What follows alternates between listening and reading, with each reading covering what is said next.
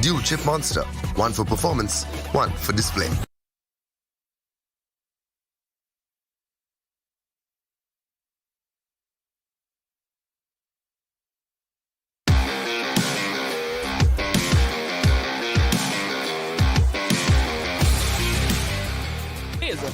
Mini के साथ tap देने की कोशिश and shadow look at that spotting skills coming in from shadow एक और प्लेयर को नॉक करा जाएगा and we are one on the back foot We are one TSM आगे मूव करते हुए नजर आ रहे प्लेयर्स देखिए डर किसी भी बात का नहीं है निंजा आगे जाएंगे एक और नॉक निकालेंगे We are one is done for काफी बेहतरीन फाइट यहाँ पर आती है TSM की तरफ से 10 फिनिशेस ऑलरेडी इनके पास आ चुके पीछे गाड़ियों की भी आवाज आ चुकी थी आप इस टीम को चैलेंज नहीं कर रहे आप अपनी यहाँ पर कवर खोद रहे हैं अगर आप TSM को चैलेंज करते हुए नजर आ रहे हैं 13 फिनिशेस ऑलरेडी इस टीम के पास आ चुके हैं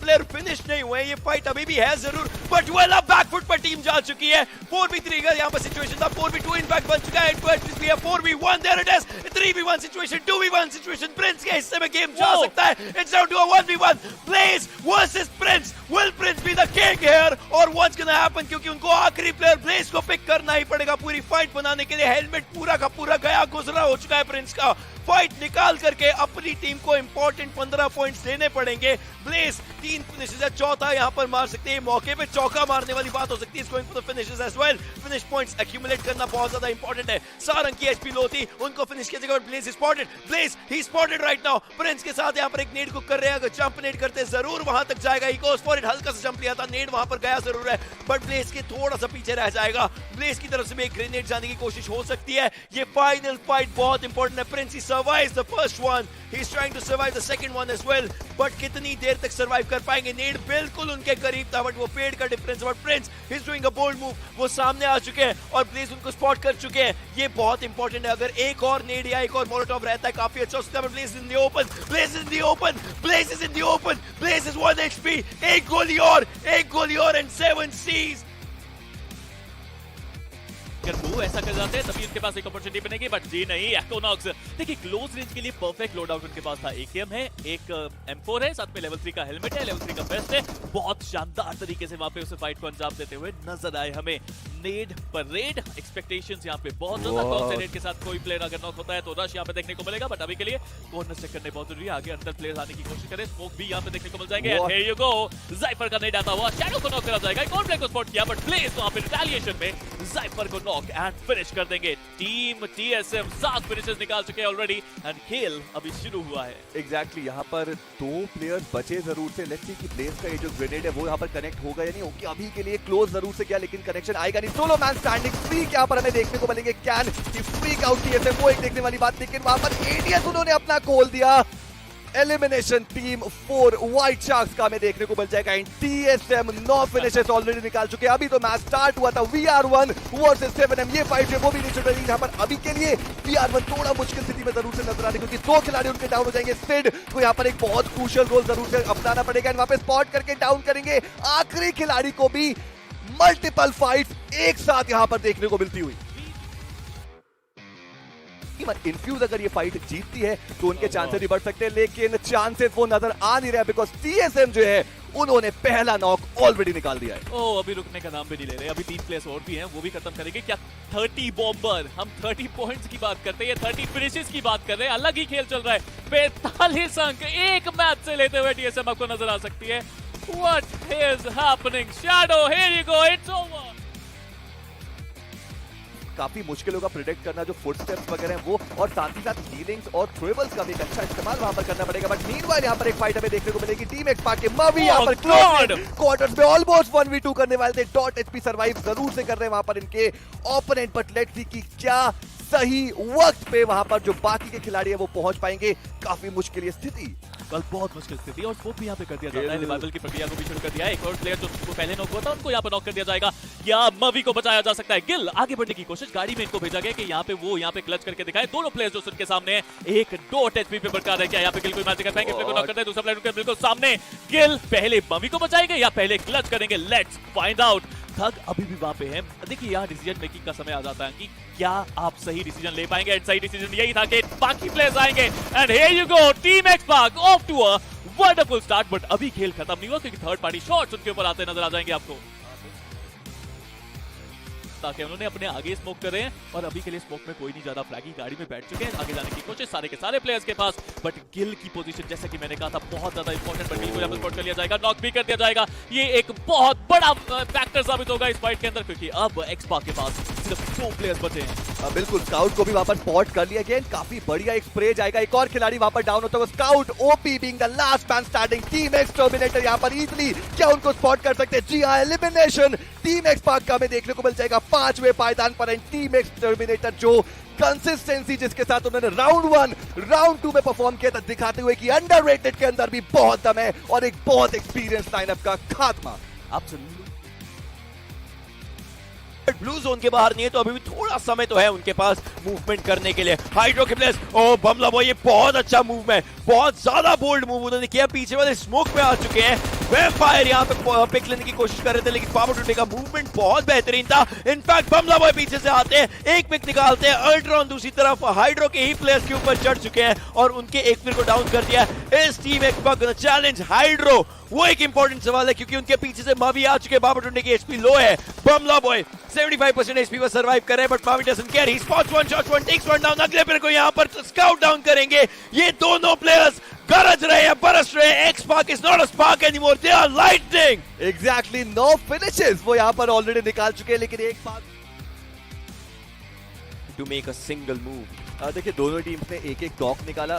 फर्क ये है कि वहां पर टीम हाइड्रो के जो खिलाड़ी थे वो नॉक हुए और फिनिश ऑफ भी हो गए, और एक बार फिर से टीम एक्सट्रैक्शन जो है वो यहाँ पर मुश्किलों में डालेंगे। बमला बॉय की बात करें तो वो हो जाएंगे नॉकआउट और उनको रिवाइव मिल पाना काफी ज्यादा मुश्किल तरफ से घिर चुके हैं। मेरे ख्याल से उनका यहाँ पे बच पाना ऑलमोस्ट नामुमकिन जरूर से रहने वाला है। वैम्पायर भी यहाँ पर आ जाएंगे। किंग यहाँ पर आते हुए पिछले मैच में जिस तरीके से पछाड़ा गया था टीम एक्सट्रैक्शन को, इस मैच में हमका चाहिए बदला, और मेरे ख्याल से वो ले भी सकते हैं। वेल जो गरजते हैं वो परस्त ended with a bang as well, and को स्पॉट किया जा चुका है। यहाँ पर शॉट्स लेने की कोशिश, काफी अच्छे शॉट्स लिए जरूर गए थे, अब तो पैर ही साक्षात दिख रहे हैं वहां पर, तो इसलिए यहाँ पर पिक किया जरूर जा सकता है। निंजा के पास एक 6-8-6 बट वेक्टर के साथ आगे जाया जाएगा, फिनिश किया जाएगा पहली टीम का सफाया।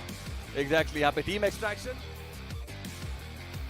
पहले आप यहां पर देखिए, लियो को रिवाइव मिल चुका है, शेर को रिवाइव मिल चुका है। ब्लाइंड के प्लेयर्स वंस अगेन को डेयर डेविल बनना ही पड़ेगा अगर फाइट्स अपने हिस्से में निकालनी है। अच्छे नेट्स किए गए थे, इनफैक्ट ओएमकेवी के 3 प्लेयर्स काफी लो एचपी पर है, चौथे को भी लो एचपी पर किया गया, लेकिन एक नॉक निकल चुका है ब्लाइंड के प्लेयर्स। इनफैक्ट 2 प्लेयर्स नॉक हो चुके हैं ब्लाइंड के, और यहीं पर ओएमकेवी के भी 2 प्लेयर्स नॉकड आउट पड़े हैं। ये फाइट कहीं ना कहीं बहुत ज्यादा मुश्किल बन जाती है। ब्लाइंड के 2 प्लेयर्स है, साई को आगे जा रहे हैं, बट गाड़ी ने दिक्कतें दे दी, गाड़ी ने दिक्कतें दे दी। यहाँ पर बियर्ड बाबा रिवाइव जरूर कर लेंगे, लेकिन वहीं पर उनके सामने प्लेयर आ चुके हैं, उनको रिवाइवल कैंसिल यहाँ पर करना पड़ेगा। सामने फाइट लेनी पड़ेगी, takes one down as well, but the off angle, he did not check it, he could not check it, he was not looking at that off angle, और वही का पूरा हर उनके माइंड में कुछ खुराफाती चल रहा है। एक इंपॉर्टेंट सवाल यहां पर बन चुका है, एक प्ले को स्पॉट किया अरमान ने आई गेस, और थोड़े बहुत शॉट्स यहां पर यूएमपी के लिए थे। अपना बैकपैक हटा चुके हैं, उनके पास अच्छा खासा एमो होगा। दूसरी साइड पर मावी को डाउन किया जाएगा आर्तो के द्वारा, wants to go for the finish, he wants to, but left hand side पर नहीं देखा, जहां पर अल्ट्रॉन नजर आ रहे हैं। अल्ट्रॉन को भी नॉक किया जाएगा। Team Xpark, team Xpark, team Xpark, what is happening? Kill आखिरी प्लेयर बचे हुए, पूरी उम्मीद है यहां पर फैंस की। तीसरी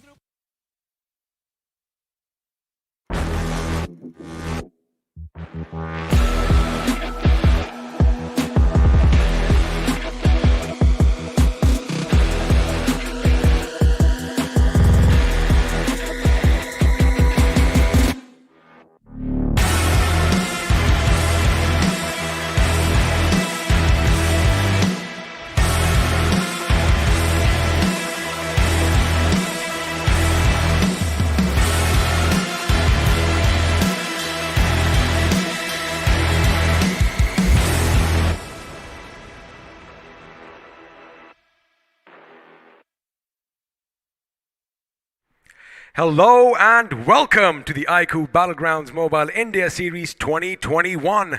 Well, things are definitely heating up over here as we now enter day 4 of round 3. My name, of course, is Angad, the Experiment Chehal, and joining me is the tactical maestro herself, Bhavna Shadow Shukeen. Bhavna, we saw yesterday records being shattered. We saw some amazing games, and what do we have in store for today? More exciting gameplay, especially from the rising teams as well as invited teams, because yesterday we saw some of the teams being on the top of the leaderboard, like Team Exterminator with I think 50 plus points or something like that. They gave a very big challenge to the invited teams, and in fact we also saw a lobby where the invited teams were pretty much dominating, like TSM, Team X Park.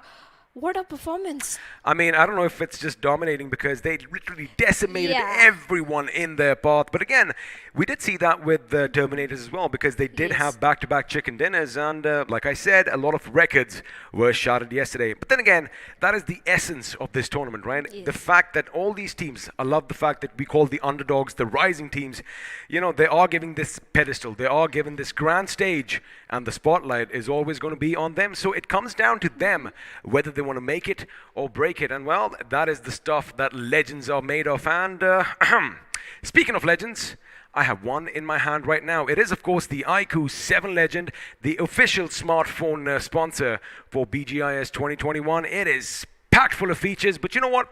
Let's not let them take our word for it. Let's have an official word from our sponsors. It's the iQOO 7 Legend.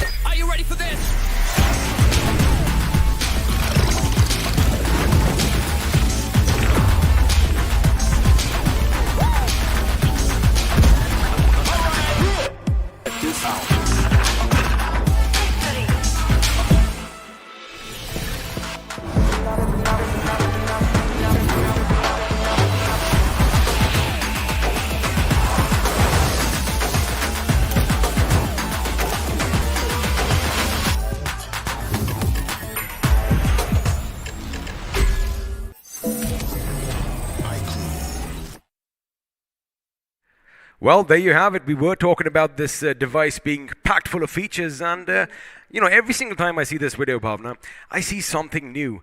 But again, let's just let the viewers know what this bad boy, this monster, has inside, because boy, it is nifty.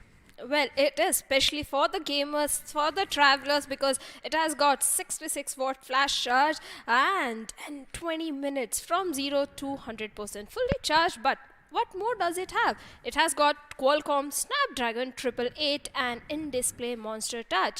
It has got almost everything if you are a gamer, if you are a traveler, or even if you are interested in those selfies or anything, because the camera is also pretty good. Well, you did mention selfies, and for someone like me who is terrible at clicking pictures, this phone definitely is a blessing in disguise. And of course, let's just talk about the fact that the monster inside has that in-display Monster Touch, because let's be honest, you know, for people like me, I mean, I'm a big boy, but I have those short, podgy, fat fingers.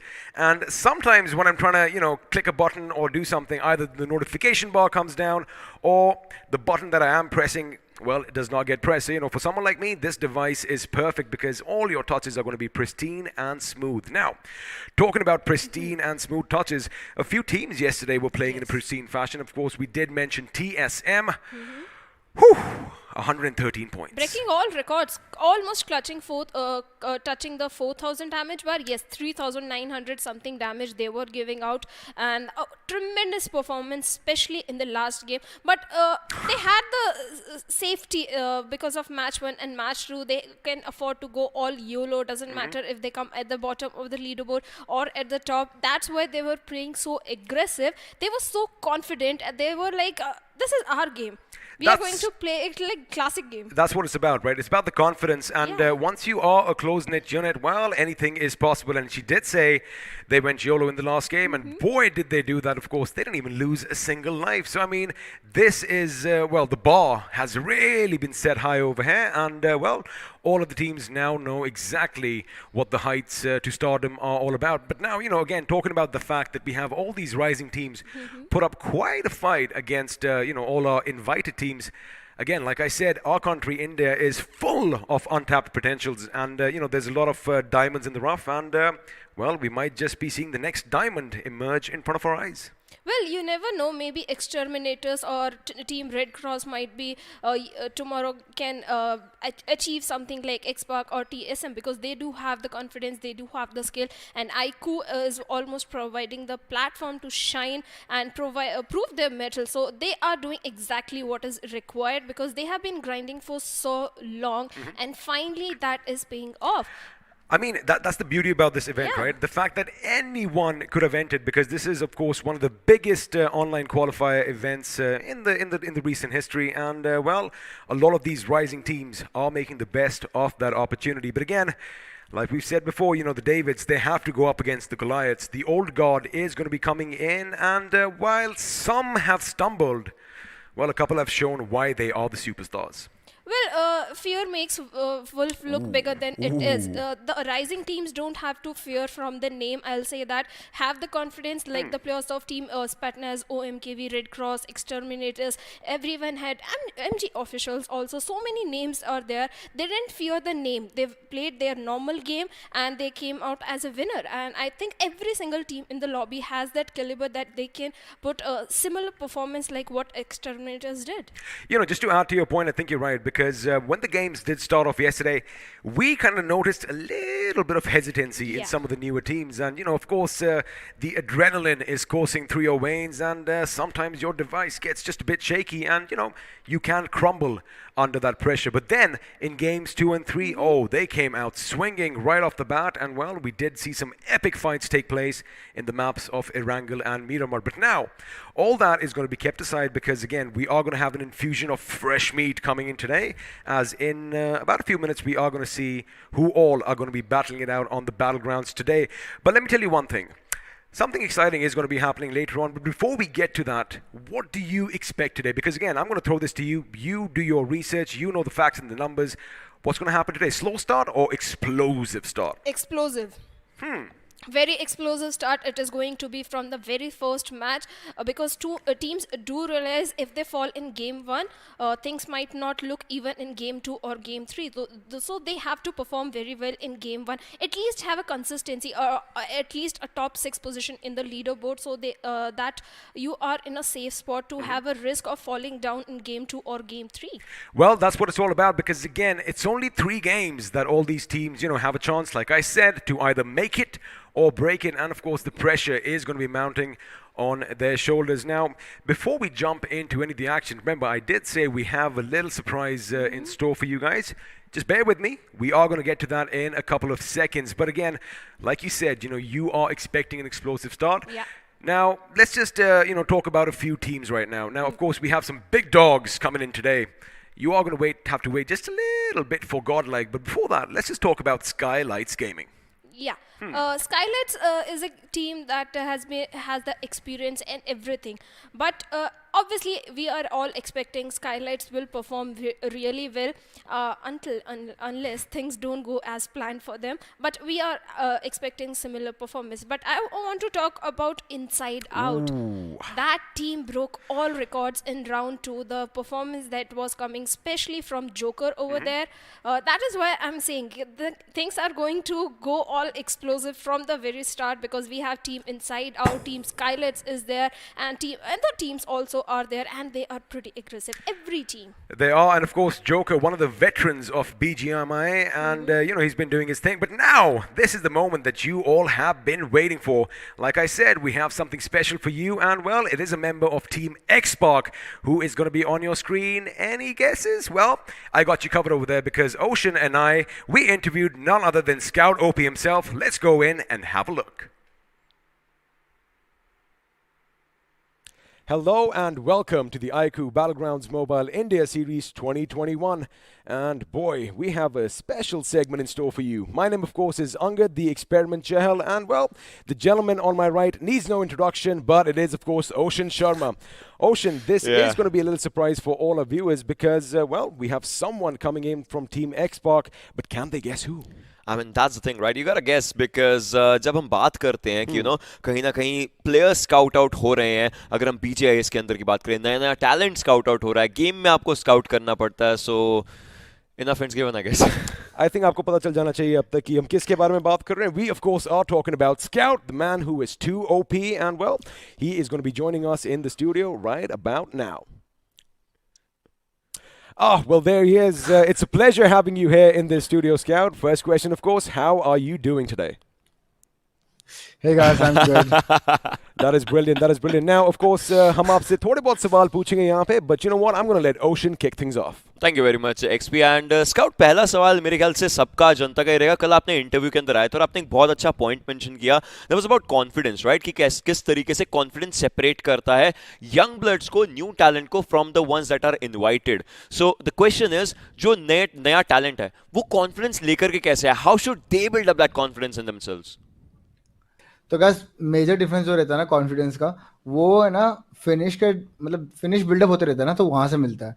क्योंकि जब नया नया player था तो मेरे को भी डर था, अरे यार ये प्लेयर है, इसको तो मैं टीवी पे देखता था.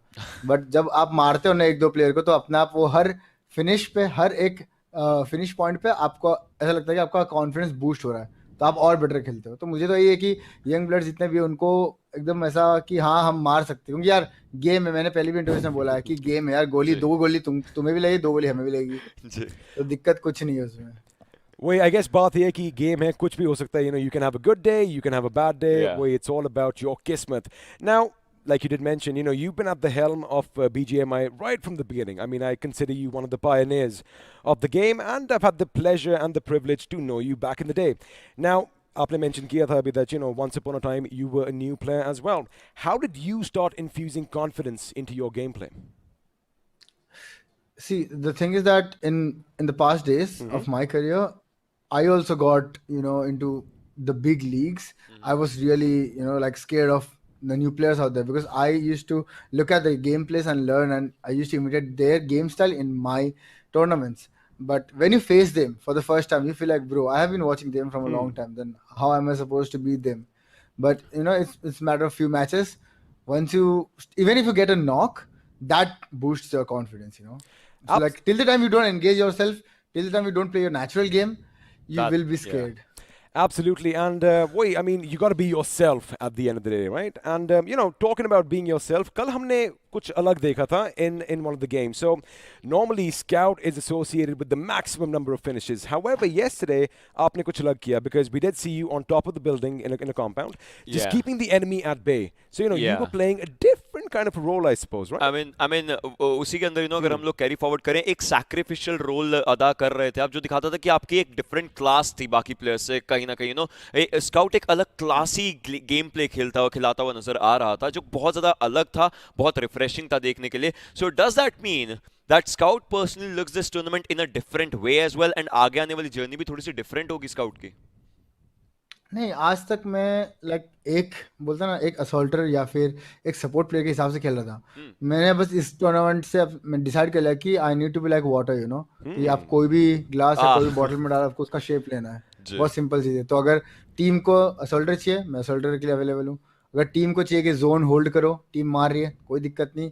At the end of the day मेरी टीम जीत रही है, मुझे अच्छा लगेगा, मैं ही टॉप पे रहूँगा.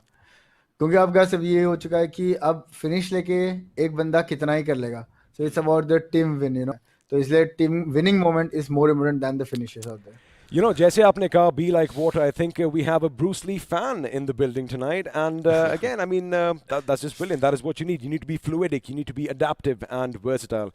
But again, thank you so much for joining us in the studio, Scout. And it was a pleasure talking to you. And well, from Ocean and I, we are going to bid you adieu and best of luck for all your endeavors in the near future. Take care.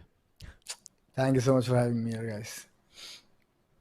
Well, there you have it. That was Scout, the man who is just too OP for you. And, well, I think we asked the right questions. You know, it's all about the confidence. This is the stage that has been set for you. And basically, the question is, are you going to grab that opportunity? लेकिन अब हम चलते हैं वापस, because we are in day 4 and we have a lot more BGIS action in store for you. Well, there you have it. That was Ocean and I having a few words with the man himself, Scout Opie from Team Xbox. Now, Shadow, if you just listen to it, it goes to show that, you know, anyone can make it. You know, you are given these opportunities, because once upon a time, Scout was just in the shoes, as, like she likes calling them, the rising teams was. So, you know, I mean, he got the opportunity, he had that pedestal, he grabbed the best thing that he could, and well, this is where he is now, which goes to show you can make it too. And well, there are going to be a few teams that are going to try and make it today, but let's just have a look and see what all this fuss is about. Why are we fighting? Because, well, a lot of money is going to be at stake as we have a look at all that moolah, and once again, no typos here, it is a whopping 1 crore rupees. Well, 1 crore, and with that, the bragging and the glory is also over there. But the first place is going to get 50 lakh rupees, second place will get 25 lakhs, third will get 10 lakh rupees. Even the 16th place is getting something. But you can increase your prize money by being the MVP, because then you will get 1 lakh Indian rupees. The Lone Ranger, Rampage Freak, most finishes by his squad, the Redeemer are also getting 50,000 rupees individually. That means you can increase your prize money, and with that, you have the platform to shine. You have the chance to go for the glory, bragging rights, and everything. Not just by being at the top or the first place, even in the individual games, also teams are shining.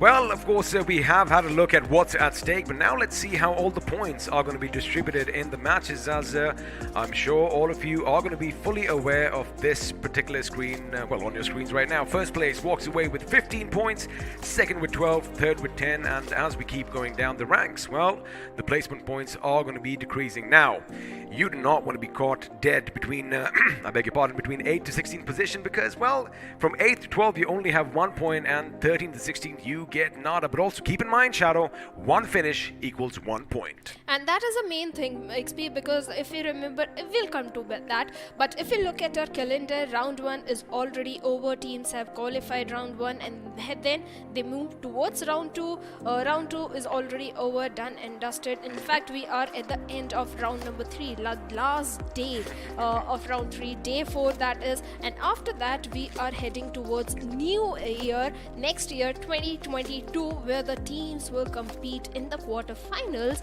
that will take place from 2nd January till 5th January.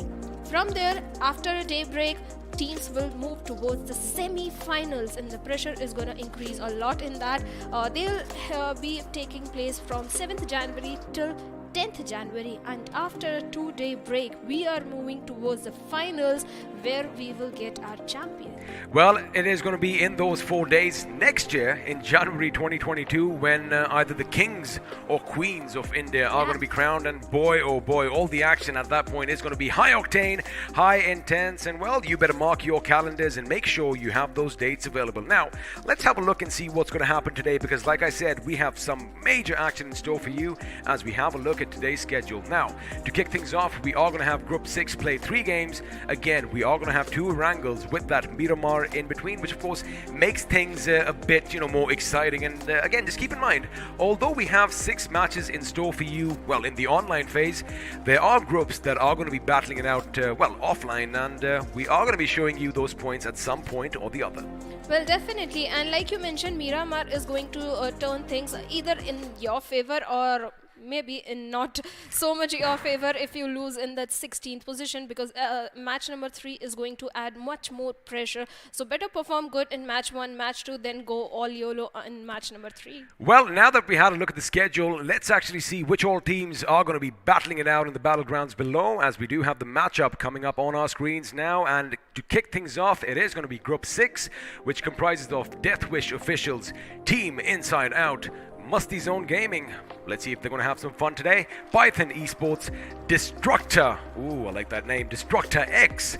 And then they are going to be joined by NE Wind Esports, KBP Jod, and Team 9 Intelligence. Oh, I beg your pardon. It's New IND. Yeah. Oh. I like the name. I like that. But moving on, we have Team SGA Esports, Team Spec, Team 3D Officials, Team Sepoy Top Players, Team GZMAV Esports, Team GGL ZVR Officials, Team Incognito, and Team Skylights Gaming. Like you mentioned, maybe there are some queens, and we do have few queens in the lobby. Well, talking of queens, all eyes are going to be on Incognito, because again, it is a monumental moment that, we have an all-female squad over here, competing for the best, against the best of the best as well. And just goes to show that, gone are the days when gaming was just considered, the boys love gaming, and it ain't true. It ain't true. Everything has changed in today's day and age. And like I said, we just might see some queens well, be crowned the Queens of India. Of course, we are going to have to wait and see if they do make it to the next round. But now that you've had a look at the teams, who are you going to be looking out for?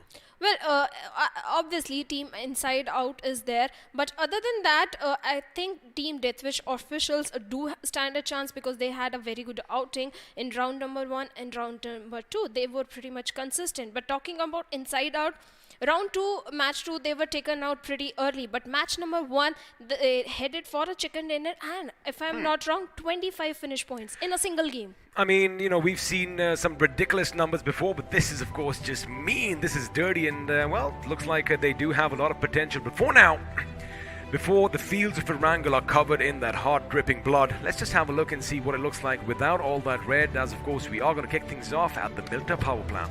Well, Milta power plant teams like dropping over there, and it offers good rotation if the zone is shifted towards the eastern side. Is going to favor you somehow. Rotations become quite easy, but right now the players are in the spawn island having fun. You and me can look at the spawn island and the way they are shooting each other.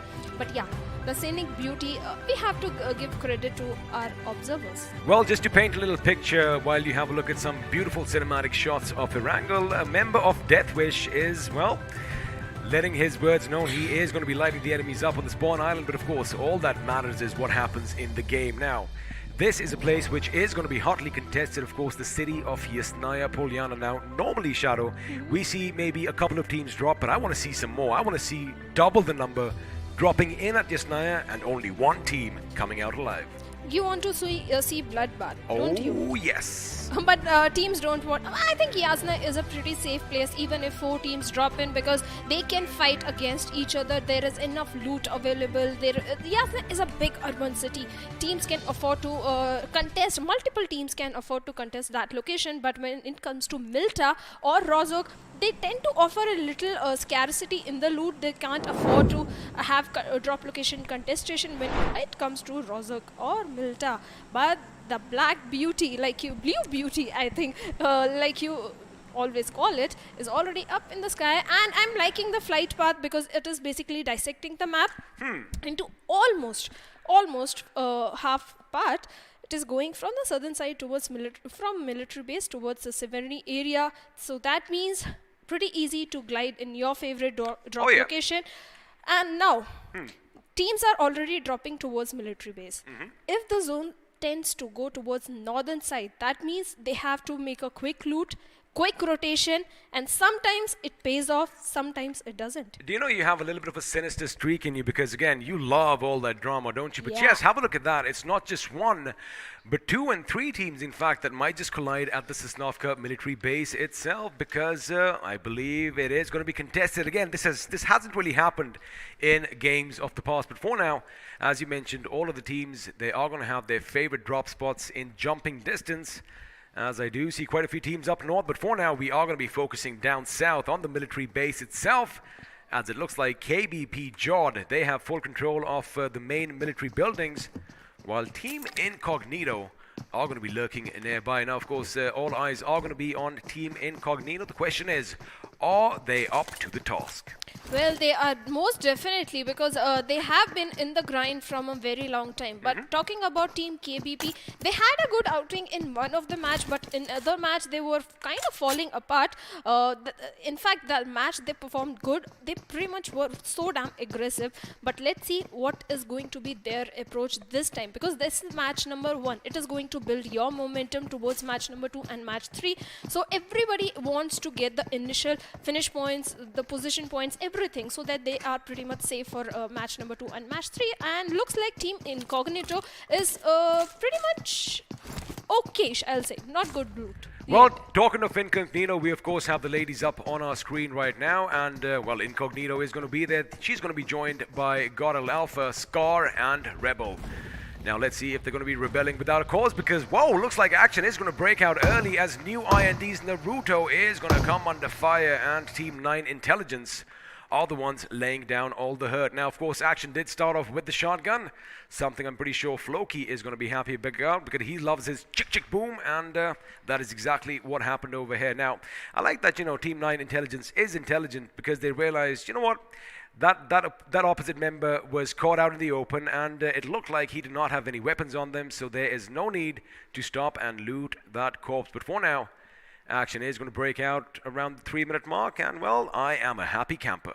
Well, Team 9 Intelligence likes to go towards the Primorsk area, but this time the team that has already beaten them up in the race is going to be Destructrix, because they're already in the Primorsk area. They have the weapons, they have everything, and Team 9 Intelligence doesn't have much loot. They don't have the guns, don't have the armor. But if we talk about the teams in the Gatka area also, they might go up against each other. And like you mentioned, this time Yasna is also pretty much contested, but Team 9 Intelligence they are walking in wrong territory. Let's see if that is going to be problematic for them, because for now the circle is going to have a bit of an eastward trend over here, as the shelter is going to be pretty much in the center of all the action to come. But now this is the team that everyone is going to be watching out for, and one man leading them, it's none other than Joker himself. Now, Team Inside Out, as you did mention, had an amazing time in round 3. In fact, I do believe they toppled Team Mayavi's highest finish record as well. So, we know that this team is heavy hitting, and the question is, do they have that balance? Because for the boys from Team Inside Out, once they smell blood, it is difficult to stop them from, taking those risky actions, and sometimes it comes to hurt them in the backside. Let's see if they are going to be balancing placement points and, well, the finish points as well. Because again, they have to give precedence to the zone, but for them, they are going to be in a lucky position as they are pretty much near the center of the circle. But it does seem like a few teams could be heading nearby, and sooner or later some action could break out. But again, on a whole, a slow start to the map of Erangel. But what worries me here, Bhavna, is the fact that, we saw so many teams head up to Georgopol. A couple of teams dropped down in Gatka. They are going to have to migrate to the new circle at some point or the other. Question is, are we going to see some Karmagate in action?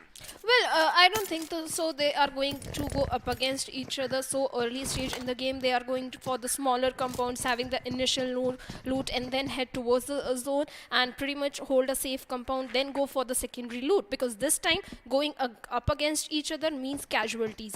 But Team 9 iQOO, they did a good thing. They went towards the Primorsk area. They heard some commotion over there, and they quickly headed over towards the northern side, and they are going to be looting somewhere on the western side of the quarry area.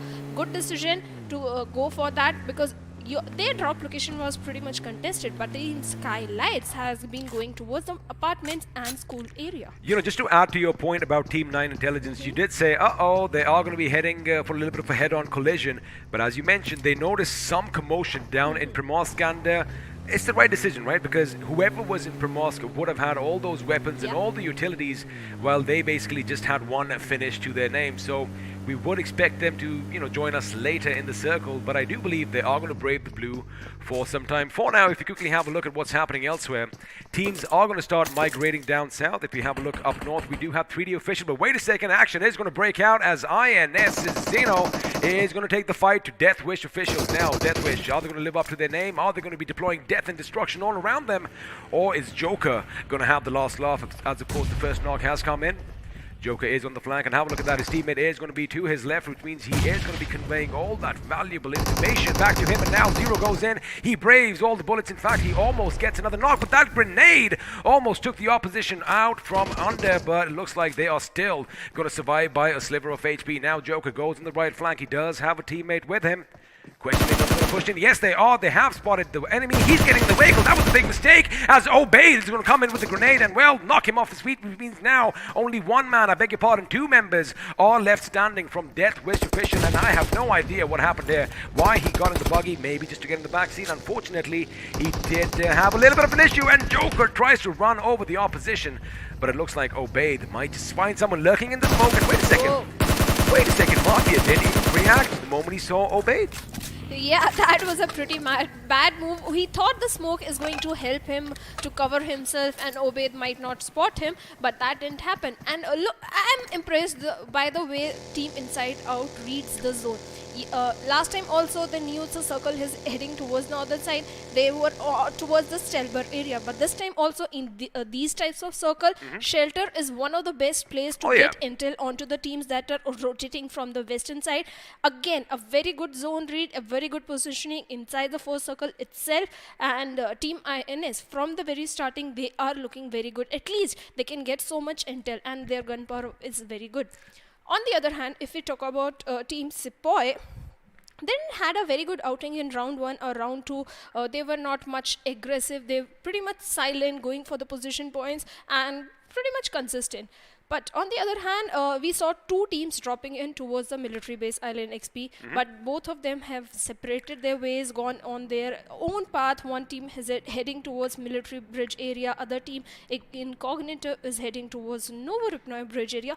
Good decision to avoid initial fight. Well, you know what it is. Initially, you don't have the loot that you want. But before we get to that point, let's just have a look at some of the action that just took place moments ago, as we do have the replay coming in. Now, have a look at this. You did kind of mention Team Inside Out, they read the zone right, but have a look at that. They are split in twos as all their flanks are secure, and this little move over there by Mafia was a bit questionable, as he did get in the vehicle. Zolo, I beg your pardon, was a bit questionable, but of course he did try to get away from harm, but that grenade thrown in from Obaid basically, well, denied him that chance. For now, we are going to join Destructor X as they are going to be traversing along the map of Erangel. And if you talk about the circle, it has kind of imploded in on itself, and Team Inside Out are going to be happy with the position, as Shelter is pretty much still in the center of all the action to come. And Team Inside Out is exactly over there. They are in the best of the position. In fact, when they went towards the rush onto the players of the enemy,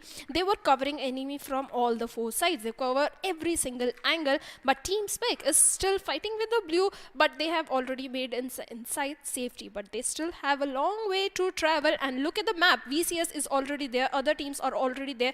They are going to collide into each other if they don't change their path of rotation. Yasnia is still empty. It's still empty, but like you mentioned, they were pretty much on a head-on collision, but looks like they did spot each other out. Ooh, I see some action breaking down by the farm as Incognito are traversing that bridge. Sooner or later, they might just meet the enemies ahead of them. And talking of enemies, we do have one member from Death Wish, and my wish is somebody goes and grabs that AWM in that airdrop.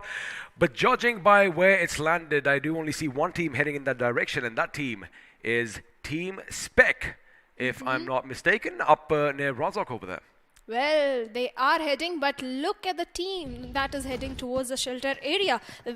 Looks like Team Inside Out has another enemy, and that is Team Destructix. How they are going to take a fight, and very good start coming play. He takes down third one also. No, his teammate helps him out, and now Destructix is left with last player. Again, that grenade just pretty much threw them off their game plan, and now Joker is going to run out. He hears that buggy. He wants to make sure he puts the other Joker in his place, but it's going to be his teammate Zeno who makes sure that Inside Out's Joker is going to have the last laugh. And with that, ladies and gentlemen, we do have the first team to be eliminated in this game, and looks like Destructor X will completely destroy it over here in the blink of an eye, as they are going to bid us adieu in the 16th position without any finishes. But on the other end of the spectrum, while some fall with 0 finishes, some rise with 7 finishes to their names already, Shadow.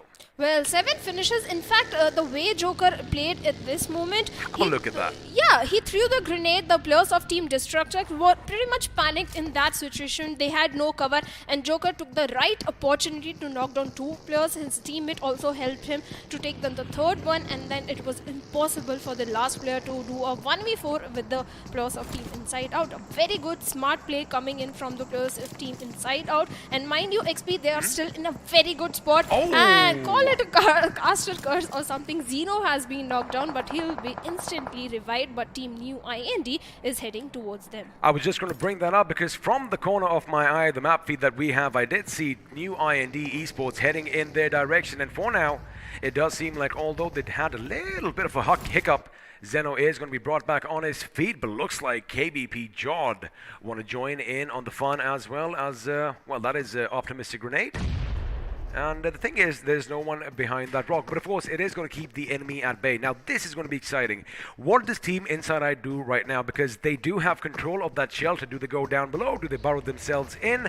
Or are they going to take the fight to the enemy outside above land? Because by the look of things, the shelter is still going to be in the circle while the prison is going to be occupied. In fact, we could expect some action breaking out sooner or later. But again, Shadow, so many teams outside the circle. Oh boy, I am going to be expecting some Mad Max Fury action over here, especially at the shelter once more, because it looks like KBP Jord are going to drive by, but they are going to be caught off guard by Team Inside Out, as Zeno lays down a few shots. Tyler comes under fire. In fact, he is going to make his way. No, he doesn't. The last second, Tyler is going to be taken down with some precision shooting over here, and well, it looks like KBP Jord are now going to be on the defensive. Well, Zeno is already deploying grenades in the direction of the enemy. Let's see if we can find the knock. No, he was not able to, but Joker OG, I believe, is on another flank, and Team Zeno is already keeping an eye on the enemy. But Team Inside Out, they are separating, covering all the angles, or they are walking away from the fight. Also, you got to keep in mind, because there are so many openings, so many angles here at the shelter, the enemy can surprise them from either end. So I think it's the right call over here to try and, centralize your position, or at least trying to make sure that all your team members are in one place at the given time. So now what they're doing is they're going to make sure this entrance to the bunkers down below is what they are going to call home, while Myth is going to be the only single mole down below. Let's see if he can get up to some mischief as well. Right next to both the teams, the BGMI gods are going to be shining down with the Mark 14 as yet another drop falls from the heavens above. Well, MK14 in the hands of INS, they are going to be deadly in this lobby if they go and grab it. But on the other hand, KBP Rax is keeping an eye onto the players of Team Inside Out. He's watching for the flanks if they are coming from Inside Out. But on the other hand, Myth is also in a very good position. If the players of Team KBP rotate from the other end, Myth is right at the perfect position to stop that flank or stop that rush from coming in. On the other hand, prison is still pretty much safe for the players of Team Musty Zone Gaming. Now, the interesting thing is, Shadow, usually, in the last few circles, you do see a couple of teams outside in the circle. Now, in this situation, barring one, Team Incognito, everybody has a nice little niche in the circle, but sooner or later, shots are going to be fired, and, well, bodies are going to be dropping, because looks like KBP Jord are finally going to make their move on Team Inside Out. Now, we did see that knock coming in earlier, but again, it does look like the revive did come through, so it is going to be a 4v4 affair in the tunnels down below. Right now, Tyler is going to be giving his position away as Obaid is going to be lying in wait. Now, again, they do have a few options over here, but if the circle shifts away from them, it could be problematic for both teams. Elsewhere, we are going to join Team Incognito as they finally make their way into the new circle, and by the look of things, Musty Zone Gaming could be their first challenge. Oh, there you have it. The circle is going to shift a bit to the southwest, and well, the boys from Inside Out and KBP Jord are still going to be happy with their positioning because they're the only ones with any cover. Of course, we do have a couple of compounds down below as well. Looks like we are going to have a mad dash for all that concrete fortification. So Team New IND Esports, oh, they better watch out.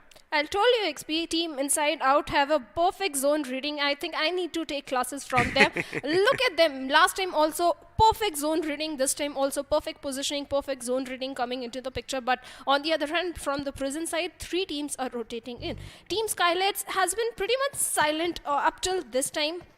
Right now, they are on the northern side of the map. They have to move inside the circle, and their path is pretty much clear. There is no restriction that they are going to face from some other team. But Team Inside Out is again in the action because another team is rotating. That is Team Spec. Well, of course, now the shelter is going to be the epicenter of all the action to come, and as expected, a lot more teams want to find some shelter down below as they are going to be charging their position. If you have a look at one end, Team 9 Intelligence is joining them. For now in the Visit Tower, it looks like GZ Mav Esports could be in trouble as Musty Zone Gaming are coming in and they are hitting hard. Now they have lost one of the members. Well, they are down on the knees. Wait a second. They're going to be shot at from elsewhere as Rex has an amazing flank set up with that UMP. And by the look of things, it looks like Mav Esports weren't even ready for this little opposition. Now they have 2 members down on their knees. One has been lost. Only one man survives. Can he do the impossible? Can he pull off a miracle from his top hat because he is cooking a grenade?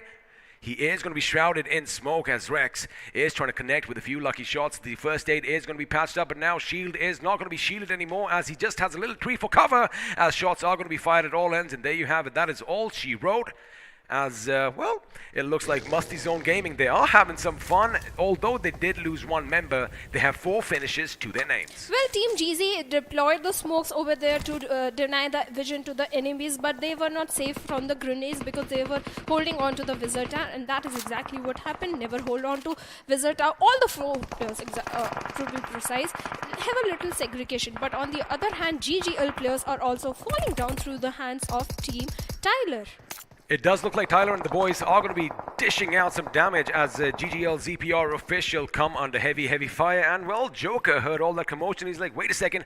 Oh, he spotted someone, and with that VSS subsonic bullets, he could be silent but deadly. As Scar is going to come under fire, but again, you've got to compensate for the bullet drop with this weapon, especially because, like I said, subsonic bullets. Now, the thing is, everyone is going to be converging in on the shelter, but it looks like some action could be breaking out due north as well. But for now, Team Incognito, they have a good position, right? They have this little flat top. Yeah. They have the higher ground, but they've got to be careful from the enemies that lie afar and not too close by, because from those long distances, they could be spotted as silhouettes against the background, and, well, shots could come their way, and well, it could spell trouble. Well, Team INS already spotted down the players of Team Incognito, There you go. but the problem is for the players of Team 9IQ. If Team Incognito decide to take a fight with the players of 9IQ, Team Inside Out can do a third party, and Team 9IQ nowhere to go. They can't survive that particular situation. And again, a very promising circle for the players of Team INS. Team New IND is pretty much happy. In fact, the path for Skylar's Gaming is also very clear to move inside. Now, the best thing is this circle has everything. We've got the high grounds near the shelter. We've got compounds down below. But for now, as you mentioned, Joker did see some commotion in the distance. Looks like one of the Dacias lost their wheels. So the ladies from Team Incognito are going to be getting down in one vehicle and getting to safety. But safety for how longer? Because Zeno has spotted them. Incognito could be in a bad position. Only a bullet shack for cover as she is going to skirt around the boundaries. And, well, she finally makes it inside. But for now, Joker is going to be taken down as it looks like Max is going to put a few shots from behind as KVP Jord are trying to make some moves as well. Again, all these teams in and around the shelter do have to be careful, because if they decide to move out right now, well, it could be trouble for them. Elsewhere, we do see Musty Zone Gaming coming in the fray, as well as Zeno is trying to scout out the opposition. And by the look of things, he just might have spotted a few members of Team 9 Intelligence. But elsewhere, another fight is going to break down. But wait a second, Musty himself has been spotted, and there you go, subsequently taken down. Well, Musty has already been down. His teammate was coming in for the revival. He did realize there is no chance that he can revive his teammate or save him. So he went on his way, and Team Musty Zone has been reduced to 3-man squad. But on the other hand, Team Skylights Gaming is sharing the compound with the players of Team Spec over there, and Team Spec better be careful of those grenades. Well, let me tell you one thing, they aren't going to be sharing it for much longer. They are going to be bad neighbors to one another, as looks like Gumla Boy from distance does spot members of Z-Boy. Top players moving around as Playboy is going to be caught in a barrage of bullets. Lucky for him, he had that little ridge for cover. Now, the thing is, Deathwitch officials are going to be eliminated in the 12th position. I guess their wish has been granted, as grenades are going to be flung from either side of the compound. And have a look at that. Z-Boy Mickey is going to be right in the thick and thin of the action, and I do believe he is going to play a part as well, as that is a long grenade. In fact, members of Team Spec are taking some heavy damage, and this is when you can expect Skylights Gaming to make their move. Elsewhere, Tyler is going to get the better of the boy from 9 Intelligence.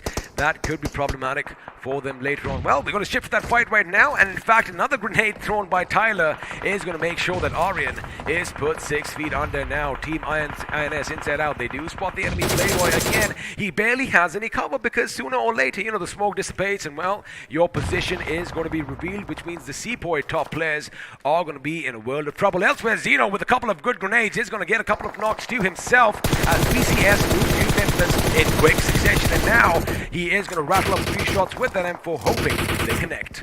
Well, Team Inside Out are still in a very good position because they have the perfect angle of the compound that is shared by not just one, multiple teams. On the other hand, Incognito goes down through the hands of Zeno. And look at Zeno, he can find so many finishes, but his main motive is to move inside the circle. But look at the northern side also, so many teams are there, and that is a single compound. They have to move out inside the circle. On western side also, there are so many teams. Oh, they're going to have to move out, but now Team Incognito, although they are in the center of the action, boy, oh boy, sooner or later it is going to be problematic as Zeno once again is going to get a knockout. Well, a finish as well on a member of Python ESP as they are going to bid us adieu in the 10th position. Now, this is what I was talking about. Inside Eye knows that there's a team in that wooden shack, and sooner or later the smoke is going to dissipate as Joker manages to get himself in the nick of cover, in the nick of time, and well, he still has a little bit of edge to make sure he is not knocked out. Now, this is when Team Incognito is going to come under heavy fire from all directions, and I was expecting that one good grenade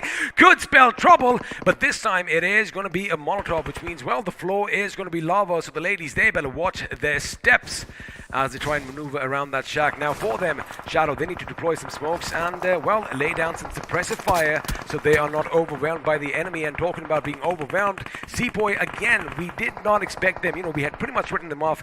They are still holding on by a couple of their members as Gumbler Boy is trying to find them. In fact, he does find a few members elsewhere. Seaboy Mickey is going to be taken down as Team Spec are making their move. Well, Team Skylights is also making their move, and Gamla Boy has his eyes set on to not just one player, or two players, and with that grenade, Joker OG goes down, and that was from Gordon Rebel from Team Incognito. They are fighting hard, but Ubaid is going to retaliate. Another player of Team Incognito goes down. On the other hand, another team is also in a big trouble, that is KBP. Now, on the other side, the action is going to break out as Team Spec are taking the fight to Skylights Gaming. Have a look at that, only a wall separates the enemies over here. Gamla Boy, he jumps, he shoots, and he connects, knocking out a couple of members of the opposition. And wait a second, is that it? That is all she wrote for Team Spec, ladies and gentlemen. It looks like Skylight Gamings are on a bit of a domination spree as they are going to knock them out of this game, and now they are going to be asserting their attention elsewhere as it does look like KBP John coming to fire. Tyler is the only man standing for his team as his teammates around him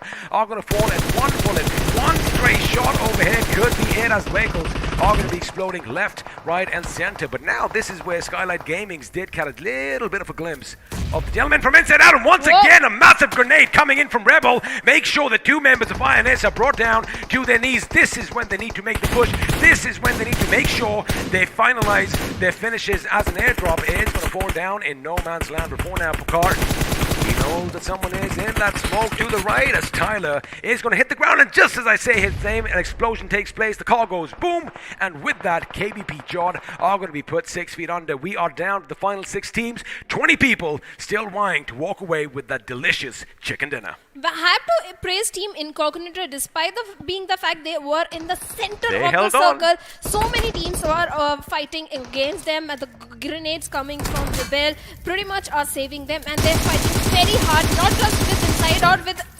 Skylight Gaming as well. Even now, Shadow, you got to keep one thing in mind. They have the only semblance of cover in the circle. Yeah. I mean, it might be a little wood wall, but let me tell you one thing. It has titanium infused in it, the way it can basically hold off against all those bullets. Now, they do have that little compound, but again, one good grenade is all it takes for the enemy to get an advantage. I like what Skylights are doing. They are trying to make sure they deploy smoke grenades to obscure the vision of the enemy as they are going to be making the move in the circle. Now, the fact is, they have some vehicles, so they can set up some makeshift fortifications as Picard does spot the enemy in the distance. Question is, are they going to survive for much longer? Because it looks like new IND esports are in a world of trouble, and Scar, you better drop, you better roll, you better put that fire out, but she is going to be taken out while 3 of her members are still alive and kicking, and Team Incognito are going to be in trouble. Looks like Gian, wait a second, Gian has come in from 3T. He is inside the shack, and well, I don't blame him as he is one of only 2 members still alive and kicking. The question is, does Team Incognito know? The enemy's right there. There you have it. Through a slit in the woodwork. They are going to get the knock, but Incognito, the leader herself, is going to go down, which means Alpha and Rebel, well, they have their work cut out for them now. Gumbler Boy, he does have a grenade in his hand. He does want to lob it. He is going to hit the deck, and Let's see if it is going to be a precision shot, because if it is, Shadow, this could be it for Team Incognito. It looks good. It goes boom, and with one grenade, Gamla Boy is going to make sure he has 3 more finishes to his name. Make that 4, because this man is on a rampage. He is on fire. 9 finishes to his name already, and now it is going to be 2 teams alive. It is going to be a 3v4 affair, and boy, oh boy, Skylight Gamings are looking good. They're not looking good, they are looking very good, because SGA is almost in a very bad position. The way the players of teams Skylight Gaming has spread themselves out, Gamla Boy has already spotted down Karan, but Maddie with that precise grenade takes down Gamla Boy over there, and now Skylights has been reduced to 2-man squad, and Karan is already making his advance. 1 grenade is all gonna take for the players of Team SGA to move the game in their favor. Well, how the tables turned for a split second, it looked like SGA did have the advantage, but now it is going to be even Steven unless Karan does get that revive. Looks like Pokar, on the other hand, could be picked up by his teammates as well. For now, we are going to have a little bit of a calm before the storm, as all the teammates are just trying to make sure they get a visual confirmation on the enemy, because, again, expect shots to be fired. In fact, the first shot that is going to be fired, and if it results in a knock, it is going to start a chain reaction of death and destruction, and only one team is going to walk out alive, as Karan is going to make his move. He does see that vehicle over there, but sooner or later that vehicle could go boom. A lot of shots are coming in, but it's going to be Somraj and AKM that is going to put him down, and there you have it. Somraj now is going to focus his attention on the other members of SGA, and now they only have 1 man to deal with. Question is Snorlax up to the task? Is he out of his slumber yet, or is he still feeling a bit sleepy because his position has been given away, as AKs are going to be rattling off, AKs are going to connect, and there you have it, as expected. Skylights Gaming getting the job done here. Winner chicken dinner right off the bat, and let me tell you one thing, all credit is going to go to Gamla Boy. I do believe he ended with 9, maybe 10 finishes. Maybe, because he was right in every single action. Though grenade from Gamla Boy onto Incognito was 3 back-to-back grenades. 3 back-to-back grenades, and of course, in that particular grenade throw, 3 members of Team Incognito went boom.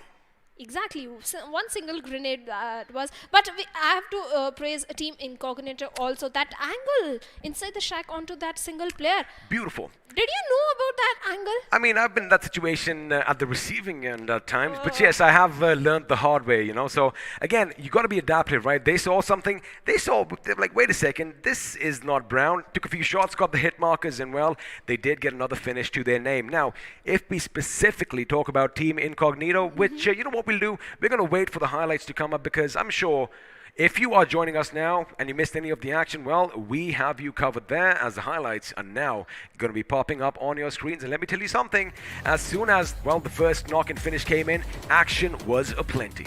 Well, they were looking for a run over there, but their shotguns spoke better, and they found a finish in the few initial seconds of the game. Yes, from the very start of the game, Team Inside Out had a perfect positioning inside the circle. Their shelter hill area was working pretty much for them. They got many finish points from that particular position, starting right from eliminating the squad of Destructive X, and later on having fight with KBP also, and there are teams also. So many teams they eliminated in that particular position, and the grenade from Joker OG, well calculated grenade. Oh yeah. And the players were pretty much on the back foot. Also, if you notice one thing, the moment he squeezed that trigger, he did not let go, because the third member could not come in his way, otherwise he would have been taken down as well. So he emptied the entire magazine, making sure there was no hope for the opposite team. The third member was taken by his teammate over there, but after that they had to move inside the circle. In fact, their positioning was also very on point when the players were holding on to that compound area, but later on the advantage, I'll say it was a disadvantage position for the players of Team Incognito, because everybody in fact spotted them down, but still they held their ground. Not many finishes to their name, and the way they eliminated the last player of 3T, Zian over there, that was quite impressive. But yes, Skyless Gaming, they were pretty much passive from the very start, but the moment they had a good positioning inside the circle and in the final circles, they were not stopping for anyone. And yes, most of the credit goes to Gamla Boy. He had so much intel. At one point he was inside the compound area from the building itself. He spotted down so many squads, and later on, in fact, Myth, the last player, he was also pretty much taken out by Gamla Boy. He was indeed. I was going to bring something up, but now of course, let's focus on the action over here. Now, INS, these grenades coming in from Rebel were pristine because she didn't do it once, she did it twice, and well, they did manage to rack up 3 finishes for themselves. But have a look at this. 3T did come in. Good thinking on their part. You know, they knew that the shack itself was what the enemy wanted. They moved out for cover, and as you mentioned, Gian, oh boy, he was spotted out through the cracks, through that little bit of a sliver, and well, he was taken out again. Incognito making sure she did all that work. But this is where Gamla Boy realized, wait a second, I've got them cornered, because they were outside the shack. They did have those Teslas nearby, but one grenade was all it took, and with that, TI was put in the ground. Now, they did realize the grenade was coming in, but it was just cooked to perfection. Again, it kind of reminds me that that shack is kind of haunted now because so many bodies lie littered around it. Well, in fact, Team Incognito, what they could have done was one of the player hold on to the shack, or like 2 players hold on to the shack area, 2 players somewhere in the nearby vicinity, exactly where the players of Team SG were there, Skylights were there. They might have had a better chance of fighting against the players of Team SG because 2 players would have gone down from that grenade. But this time, all the 3 players went down, but still a very impressive performance from all the teams: Team Incognito, Skylights, and Team Inside Out. Absolutely. And just quickly, you know, going and talking about Inside Out. Now, we knew that Inside Out knew exactly where Team Incognito was. So what happened was Joker was the first to go on that little bit of a right flank. Had his teammates come in and pushed on the shack at the same time, maybe we would have seen a different outcome. But again, I do believe Inside Out, oh boy, they racked up quite a few finishes for themselves. And I do believe they did finish somewhere in the 5th position, if I'm not wrong. But again, kudos to the winners here. Skylight Gaming's getting the job done, and well, we know who won this game. Let's have a look and see how all the other teams did, as the point standings are now going to be coming up on your screens. And well, 31 points is what Skylight Gaming's walks away with, well, thanks to the chicken dinner and those massive 16 finish points. And in fact, Inside Out also 16 finishes for them, 2nd position, total 22 points. SG Esports having a very good outing from the very start, round 1, round 2, and this time also. Not many finish points, but good placement points. They are standing at 3rd position. 3D officials. In fact, Zian wanted to get hold of that shack area, but Rebel kind of ruined his dream. But still, at a good position, 2 finish points and 12 total points. KBP also had I have to say one thing. The patience the players of KBP held at that particular point paid off because they got the position points. When they were taking a fight at the shelter area with Inside Out, they initiated the fight and later on held their ground.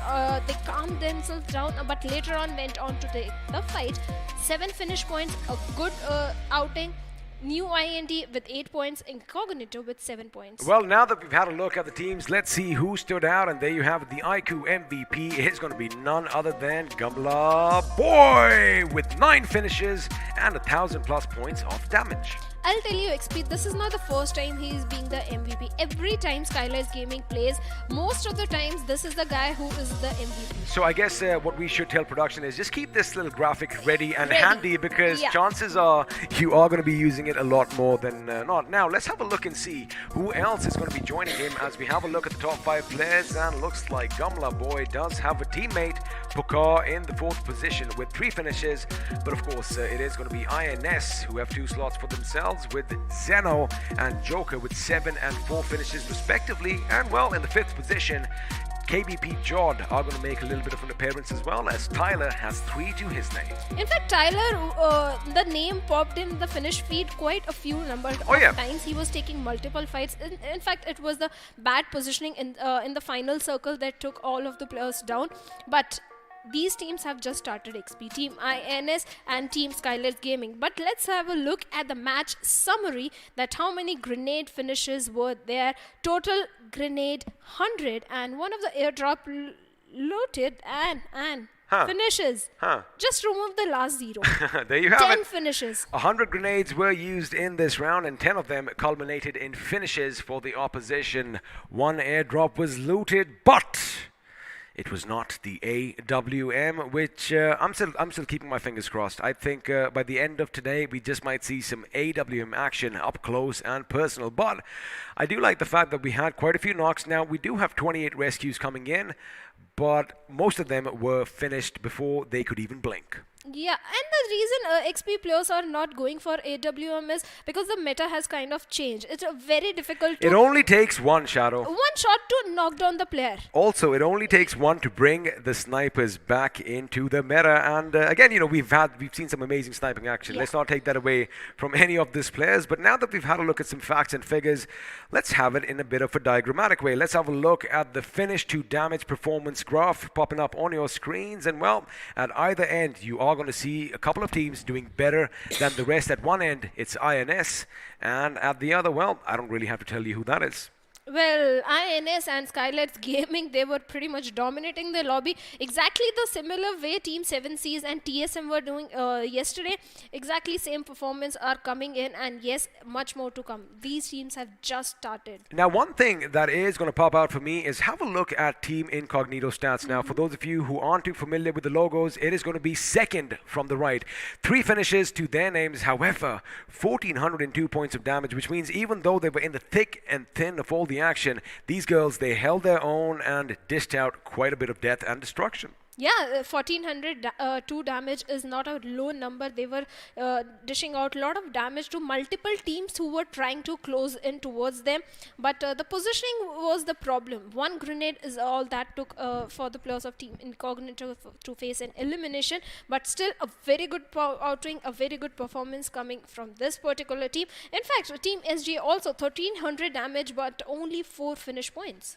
Again, I guess as far as the finishes and damage are concerned, I wouldn't say it was evenly spread out. Like 5, maybe 6 teams, they basically contributed to all the action that took place. But again, it's only game 1, and this entire group, they still have 2 more games in hand. So, they can try and readjust their strategies a bit, maybe come up with something new, maybe have a bit more confidence infused in them. But for the teams that did do good, I wonder if they are going to be carrying all that momentum forward with them.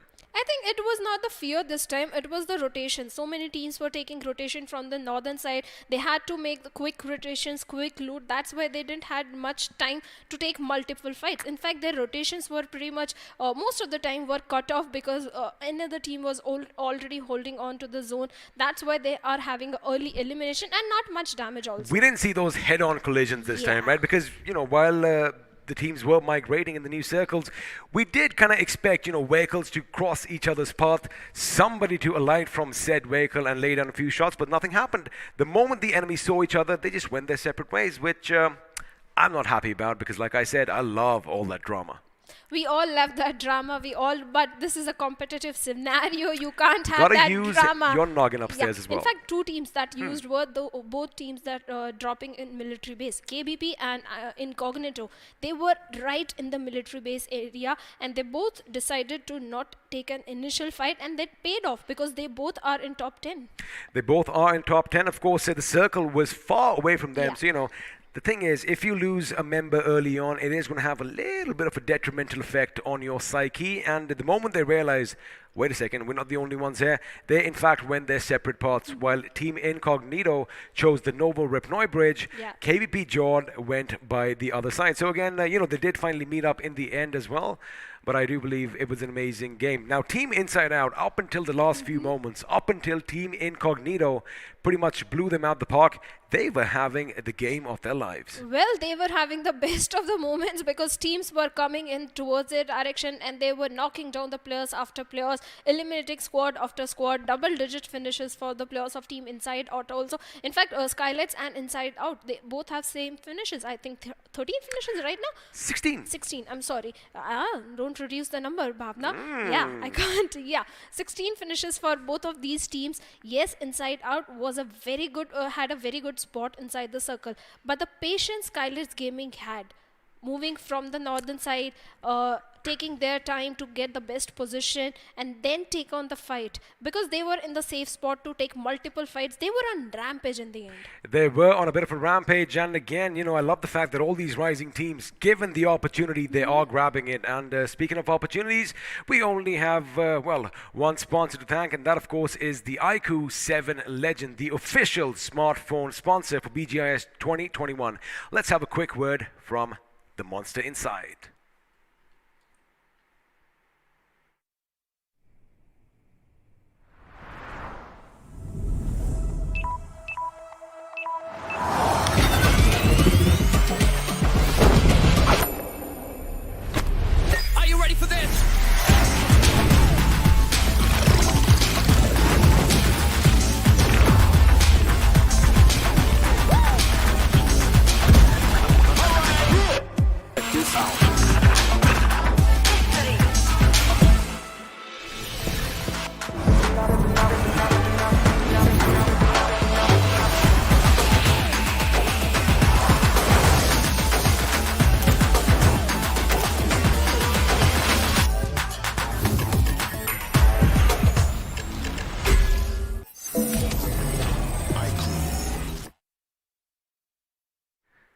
You know, Shadow, with most of the devices that I've used, right, I've had heating issues, but with the massive liquid cooling in this phone, you are never going to have that issue. In fact, with summer approaching soon, this could be something really cool in your hands. Well, it is looking very cool at least, and on performance was also it is very cool because no more heating issues. Even if you are a streamer or some gamer, your phone is never going to heat up. Speaking about things heating up, well, the competition is going to be heating up in the next couple of matches because, again, yes, a couple of teams did really good. You know, I'm talking about Inside Out, I'm talking about Skylights Gaming, 16 finishes apiece. But a few other teams, they were trying to wake up, and now it is going to be Miramar. We are going to be switching the terrain up a bit. Gone are the green, luscious fields of Erangel, and now we are going to be under the burning sun in the deserts of Miramar. How do they approach this game? How do they approach it? Because, you know, it is going to be a bit slower, and I do believe, depending on the playing path, you got to pick your spot pretty well. I think the teams are going to pretty much play their normal game, especially Inside Out and Skylar's Gaming. They are not going to change anything because it's working for them. They had a phenomenal match number 1. This time also, just play your normal game. Yes, sometimes it tends to become little difficult to go to your favorite drop location if the plane path is favoring one side, complete western, eastern, any other direction, especially in Miramar. So then also it becomes a R&D factor. Go for the vehicle. If you don't find a vehicle, then you have to go on foot or loot smaller compounds. And there is exposing yourself. Yeah, exposing yourself out in the open area. That is a very big risky factor. That is a big risky factor. But again, the higher the risk, the higher the reward. Now, I can tell you one thing, almost all the teams are pretty much ready in the lobby, so the action is going to be breaking out sooner rather than later. Just bear with us a little bit. Now, again, Miramar, as you did mention, you know, we did talk about Skylights Gaming, we talked about Inside Out. Now, if I was a rising team, as she likes calling it, I love it because, you know, well, the underdog has a little extra oomph to it as well. But talking about the underdogs, I mean, how do they approach this map? Because did you feel there was any hesitancy in the last game when they went up against the big dogs? Not at all. Especially Team INS, I didn't see any hesitancy from them. Are we going to consider Team INS an underdog? Because you got to say one thing. Joker, of course, is also one of the pioneers of BGMI, I beg your pardon. I almost forgot to English over there. And, you know, he has been at the helm of this game all those months ago, ever since BGMI came out. So I wouldn't consider them an underdog, but they have taken that path, right? Yeah. They have pretty much battled against so many teams, and they made it over here. I believe they do have the little bit extra momentum that's carrying them forward, and looks like the confidence to boot as well. Well, they have the confidence, but other teams also, like KBP, they were not hesitating. Yes, they were not in the best position to take fight with the players of Team INS. That's why they that time they decided to hold the patient side. But other teams also that were going for the shelter area, there was no hesitancy.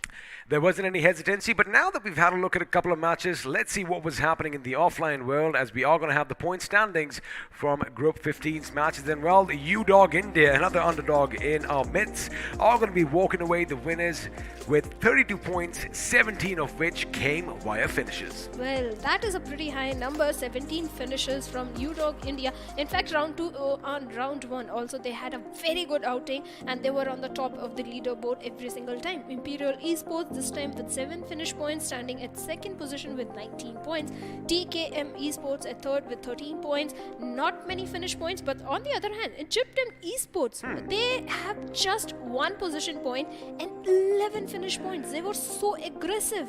And, you know, we did kind of see something similar during their group stages as well, because this is kind of different though, because 11 finished points means that, you know, they were pretty much out for blood from the beginning, because they only ended up in the 8th to the 12th position, judging by your position points. So again, a team definitely to watch out for. But now if you have a look at the other end of the table, well, you are going to see a few names here which you wouldn't expect. Now, Vicious Annihilators in the 12th position, and a couple of teams walking away with nada. Well, Vicious Annihilator were not annihilating anyone, that is clear. Only 2 finish points. In fact, in previous rounds, they had a good outing. Let's hope they are going to come back in match number 2 in Miramar, because if they don't, things are not good for them in match 3 as well. Well, it's not going to be good for them. Also, you got to keep one thing in mind that, when it's only one match that is left, that basically decides your fate. Oh boy, all that weight, just all that pressure, in fact, weighing you down on your shoulders, it can be a bit hard to, just make it. But again, that is what separates champions from the rest. Now, before we have a look at some of the action, let's remind you of all the teams that are going to be battling it out down below, as Group 6 consists of Death Wish Officials, Team Inside Out, Musty Zone Gaming, Python Esports, Destructor X, New IND Esports, they're the new kinds, KBB Jod, and of course the intelligent team, Team 9 Intelligence. Well, Team 9 Intelligence went for a slower rotation. They were pretty much intelligent, but after that, they were not in the good spot in the first circle. I think third or fourth circle, they were not in the good position. SGA Esports, a good outing. Team Spec is there. 3D Officials, good position points. Sepoy top players are there. Then we have Team GZMAV Esports, then GGL ZPR Officials, Team Incognito, and Team Skylights Gaming. Now, of course, we did kind of mention the last two teams, the invited teams, Incognito and Skylights. Skylights, of course, had an amazing game. And not only did they have 16 finish points, but they did walk away with the chicken dinner as well. Team Incognito, again, slow to the action in the beginning, but when they had to pick fights, well, they definitely chose them well. Now, we had almost written them off early when they were in that little shack, because again, yes, you do have some cover, but the roof is open, and if a grenade comes in and goes boom, all of you are going to pay a heavy price. Let's see if something similar is going to happen in this map. But the thing is, you don't really find those wooden shelters in Miramar. Usually you have all the concrete blocks. But again, before we see the bloodbath down below, let's just appreciate that, even deserts can be beautiful, as we do have a few, bird's eye views coming up from Miramar. Well, it is definitely beautiful, especially for the snipers. In fact, even if the players are using Mini 14 or any DMR, it's a very good map to put those guns into the action. But the main thing that distinguish Miramar from Erangel is the size, the compounds. There are very limited compounds in this particular map, so that means you have to take help of the ridges, or you have to expose yourself. You are pretty much exposed most of the time in the game, so that comes to the reading of the map, how much geography you know of Miramar, which position to hold on to. IGL, I think he has a lot of job to do, especially in this particular map. And talking about the map itself, of course you have a lot of mountains, a lot of ridges all around, and more often than not, teams of course prefer those higher grounds because, from miles out you can see the enemy coming, you can see all those vehicles moving around, so you can kind of, read them like a book. You can kind of just you know where they're heading, and again, once the vehicles come into rendering distance, they are going to take a few shots. So even if the players aren't up in that vehicle, chances are you can still explode that vehicle. Now, of course, as we do wait for the game to start, all things are going to come down to where that first flight path is going to be, because again, you did mention Miramar is a massive map, 8 by 8 kilometers to be precise. So if it is going to be skewed a bit to either end, and if your favorite drop spot is on the other end, it could be problematic. Like you said, the RNG factor. Are you going to find a vehicle, or is somebody else going to run you over? Well, that could happen. But talking about the zone, the past to Miramar, we have been witnessing a southern western side of the circle. In fact, the last circle also. So this time, the zone, I don't know, but the flight path is definitely towards the southern side. Well, the big bird is going to be soaring high above the deserts of Miramar once again, and you were talking about the last few games. It all ended at Via del Mar, but this time the plane path is going to be starting from that location, as a couple of teams are already dropping early. Now, we are going to fly a bit to the northeast, as Chumacera is going to be down below. Los Leones is going to be in jumping distance, while we end things just north of Impala. But again, all speculation aside, I like the fact that finally, for the first time, we do have a team heading down to that little prison island down below, and that team is GGL ZPR Official. Well, they want to play a safe game. There is no harm in that. In fact, if they have been witnessing previous game, they might have thought third time also the circle is going towards the southern side. Maybe anything could be possible. But yes, it is a safe drop location. You got a good loot on that particular island also. In fact, for rotation also, you can move from the edges of the map and you are pretty much safe because most of the teams tend to be in El Pozo, Saint Martin or El Hazar or Impala area. Speaking of El Pozo, looks like a couple of teams are going to be dropping down pretty much south of it, and we might just see action break out right at the beginning as KBP Jord are dangerously close to SGA Esports. And keep in mind, the first circle still hasn't formed, and that is gonna be a major wrench thrown in the plans for any of these teams that are going to be on the west, because, well, the circle is all the way to the east. And, well, talking about early action, we did expect something happening over here, but looks like Skylight Gaming are going to be joining the party as well, as they are going to take the fight to KBP Jord, and looks like the revive should come in. Wait a second, Shinchan does have that big monster of a weapon with the 45 ACP, and at that distance it can still do quite a lot of damage, but it looks like the revive just might come through. Well, Somraj came for the rescue at the perfect time and the player will be back again on his foot. But I'm worrying about Shinchan. He doesn't have the best of the weapon, but looks like his teammates are having good weaponry, and Skylight's Gaming has given revive to Pukar, but they have to run away from this position because few good shots and their vehicle will blast. But on the other hand, Destro is already down. Well, Destro was trying to take the fight to the enemy, but Hagemaru does get the better of him, and looks like the winners of the last game are going to be one man short right at the beginning of this game. That could be problematic, but again, when you are veterans of the game, Shadow, you must have, some contingencies in plan. But if you missed any of the action, let's have a look at the replay coming up on our screen now. There you have it. It is going to be a long distance shot from that R187 as, Pukar is going to be taken down. Now, Hagemaru did have that Uzi on hand. Again, that high rate of fire, making sure that the Skylight Gaming's Destro, well, he couldn't really do much. Well, he couldn't really do much because they had just dropped and they were not having the perfect weapons to take up a good fight. But on the other hand, Team INS, in the nearby compounds, they are already having another team, Team Spec. For Team Spec, last game didn't go very well. This is a very crucial map for them. If they don't perform in this particular game, chances are they are pretty much out of the race. But on the other hand, inside out, they are in a phenomenal position in the leaderboard. They can take a risk also, a chance also, but looks like they are in no mood to take a risk or any chance. They are going to give importance to the circle and will just head towards the circle. They have got an initial loot, might go for Los Leones or Picado for the secondary loot. I wonder if you notice what I noticed right now. Earlier, we did see them in action in rounds 1 and 2. Team Spec, they seem to have a little change in their names. Looks like a few sponsors could have come along the way. We're going to have to wait and find out later as we do address them after today. But for now, we did kind of mention Team Inside Out. They did have that little bit of a knock first all, and looks like they are going to be hungry for some blood, because it seemed like, they were moving away from Team Spec. But looks like all they were doing is just rotating around them, trying to flank them and, well, catch them by surprise.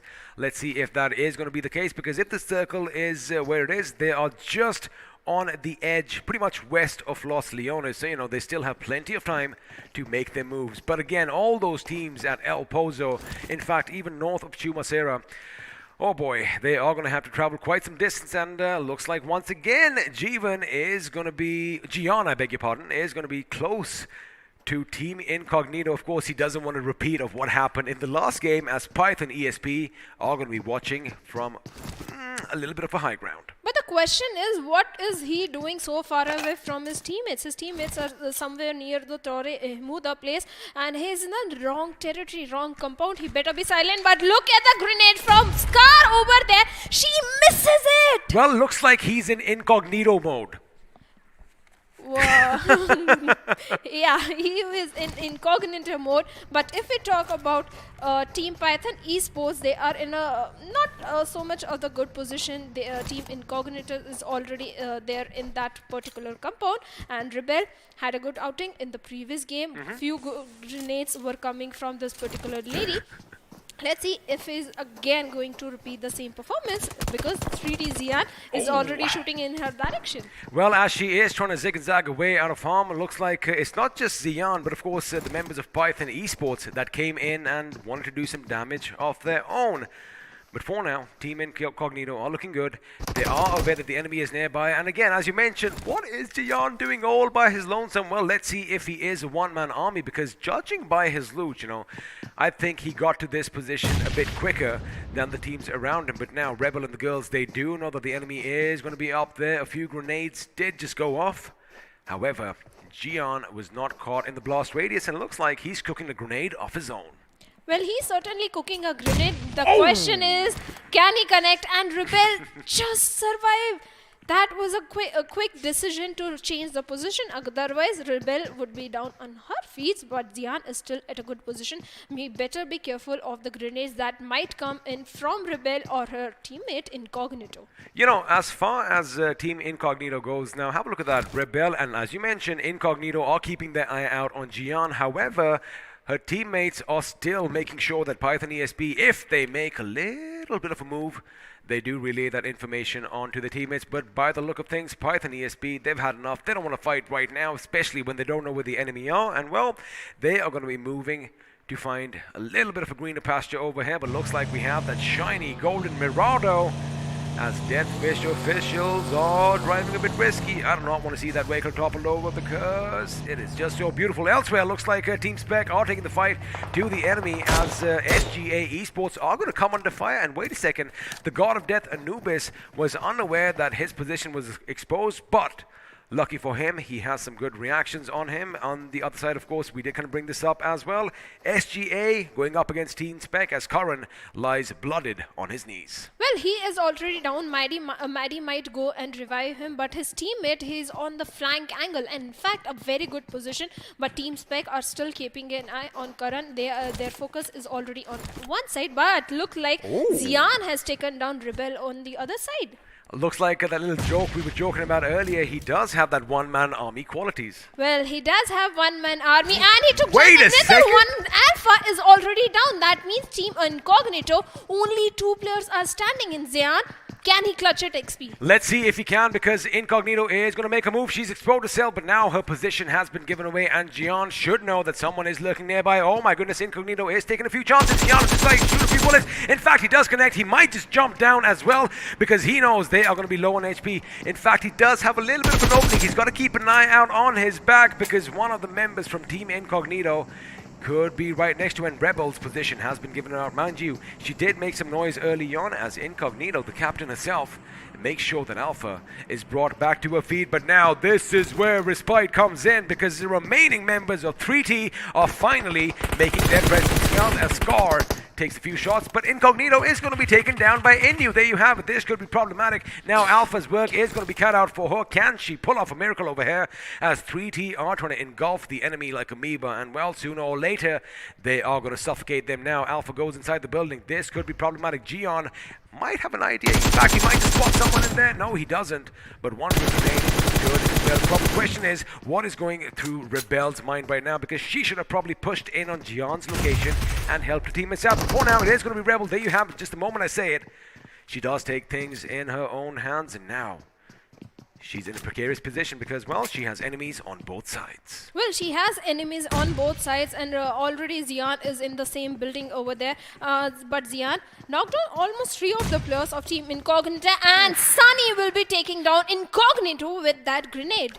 Well, Incognito is in a world of trouble, and now it all comes down to Rebel's shoulder. Let's see if Alpha is going to be helping her teammates out. But for now, 3T are moving in for the kill, as Alpha Q is going to make sure that Incognito goes down. Inu are going to move in. Looks like Rebel gets the better of one of the opposition. She goes down. She is finally taken down instead. And Inu is going to be counting his lucky stars that he is still up and standing. Almost an upset coming in from there. But for now, Alpha is going to be left all by her lonesome. Well, Alpha is going to be the last girl standing from her team, but how many position points can he go for? Because Team 3T, they are all 4 men. It's a 1v4 situation. It's not going to be so easy for her to move out of the situation because looks like the players of 3T are already hunting for her. Well, they are hunting, and they know that, you know, there is going to be crate lying in that house because that is where Incognito went down. So Alpha, she better move her position because sooner or later they are going to be coming. Oh my goodness, have a look at what is happening at Minas Generalis. Everyone is converging in on the same side. This is the Burning Man, ladies and gentlemen. But looks like Alpha is going to get the better of Sunny Jot again. They did not expect this coming, and now perfect sounds, and she goes down, almost gets another knock on Alpha. But it is going to be one Alpha taking out another, and finally the ladies from Team Incognito are going to bid us adieu in the 16th position, putting up quite a good fight, but unfortunately they only have one finish to their name. Elsewhere, New IND Esports still a 4-man squad. Well, they are still a 4-man squad, but look at Rix over there, and Boogie is also in the same compound. On the other end, all the 3 players are uphill XP.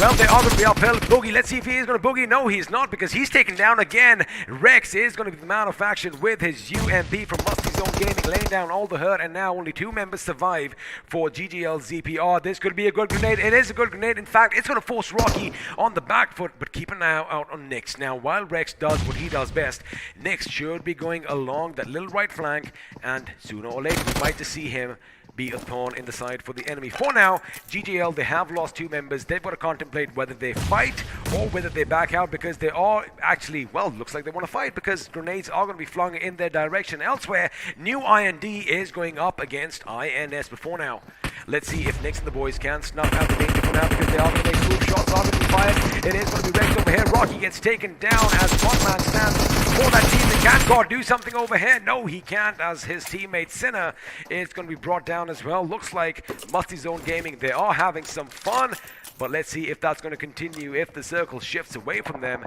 they are going to have to move, and well, they're going to be happy for now, as we are going to have a little bit of a southern shift. Well, the circle has definitely taken a southern shift. That means the team in Impala is going to be pretty happy, but looks like Team Inside Out, they are receiving damage from the players of Team IND. And talk about the damage. That is some long distance engagements coming in, and I'm surprised it is going to be the M4 with that super laser precision. And well, it does get the job done, as Myth is now a Myth himself, as he is going to bid us adieu, which means Team Inside Out are going to be reduced to a 3-man squad. But for now, even though they have lost a member, they do have the higher ground. Let's see if that is going to be an advantage for them later on. But the thing is, Zeno, well, does have a helmet, but doesn't? Well, he doesn't have a helmet, and that is going to pay him a lot of price if he's going to get a headshot. What?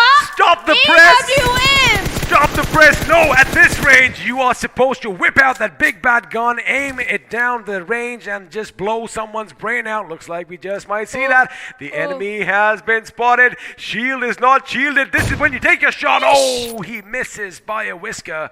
But now the follow-up shot is going to come in. At least everyone heard that little shot go off. And, well, the intimidation factor should be coming in. That could be a mistake over there, as Python ESP are getting ready for a bit of an assault. And the question is, can they hold the ground? Because 300 men are going to come in, as Mav Esports are going to push in on their position. Looks like Aryan is going to be taken down on a sliver of HP. Shield is still going to be up on his feet, which means, well, their work is going to be cut out, as Python are going to be reduced by 1 man. But have a look at how staggered they are. The question is, are they going to let the enemy make a few mistakes? Because if Mav Esports Shadow moves in that little kill zone, oh, they could set up quite a few angles. Well, they can set up quite angles. In fact, the way grenades are being deployed from both of these teams, it is going to be very crucial who is going to find the initial pick. And in fact, Miracle has to be very careful, because there is another team that is quite on the uphill area on the backside. Talking of miracles, I hope he doesn't need a miracle of his own to survive this little onslaught, because let's see what they are doing. Ooh, this is a precarious position. Divine needs a bit of divine intervention over here, as the members of Mav Esports are going to be running around making some noise. But on the other side, looks like KBP Jod are taking the fight to Death Wish officials. Well, it looks like there is only one player that is present in the compound, but look at Zolo. His position is going to be so much crucial XP. He can do so much for his team from that particular position. Oh, in fact, if he goes just a little little bit further up. He might just spot Shinchan in that little decommissioned tipper truck. What looks like from afar, he is going to be shot at because Tyler has the right idea. He is on that high ground. He's got the eagle's nest for his team, and well, that means Zolo flank is not going to bear any fruit. And Tyler, of course, let me just tell you one thing. As a sniper, as a long-range marksman, that is exactly what you are supposed to do. And now the tables are going to turn as he knows exactly where the enemy is, but with that one bandage and just 2 painkillers, I am a bit worried about his health. And well, I almost thought that was the enemy. His teammate is going to be nearby, so in case he does get taken down, it's not going to be problematical. But Hagemaru, he doesn't have any utility shuttle. He doesn't have any utility, he doesn't have any healings, but on the other hand, Mafia finds a knock onto Shinchan over there and a confirmation. Also, Drax was also pretty much gone over there, and looks like the players of Team KBP are falling apart. Oh, wait a second, the enemy is right at their feet, and for a split second, Deathwish officials could have been caught off guard as the enemy was behind enemy lines, but for now, Tyler is going to be the last man standing for KBP Jord, and I think that's the right decision here. He made sure he patched himself up with that one bandage, and well, he did have that painkiller, but now he is just left with 1 bottle of pills. Elsewhere, looks like 3T are going to be taking the fight to Team Spec as Cyborg is brought down to his metallic knees. Well, Team Deathwish officials have another enemy in that territory. That is going to be the players of Team New IND Esports. On the other hand, 3D is picking up multiple fights. They are picking up multiple fights, and it looks like the enemies are going to be falling all around them. But now, SGA, I beg your pardon, Team 9 Intelligence could face some trouble. Now, Sneak.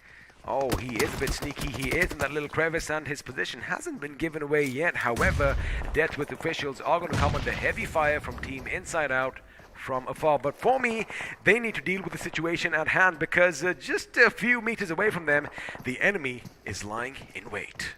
Well, they are waiting. On the other hand, Joker with his perfect VSS has spotted down the player of SGA, and he takes him down as well. Ayush goes down. Ayush does go down, and now looks like Maddie could be in a similar situation, but he zigs and zags, bobs and weaves his way through the bullets, and it looks like Joker is going to be taken down from afar, and it's going to be New IND dishing out all that damage. Question is, can they get a revive? And well, the quick answer is yes, because again, he just only had a sliver of his body, you know, out peeking out from that side of the mountain, and respite is going to come in. Now, we did kind of bring this up. Team 9 Intelligence, they have kind of given a few sound cues to Deathwish officials, and you know, we did kind of bring this up earlier, Shadow. Deathwish, before dealing with the team from afar, they need to deal with the situation at home. Meanwhile, on the other side, looks like New IND are taking the fight to Musty Zone Gaming, who've had a fun time this far, but let's see if they can keep the enemy at bay and call this compound their own.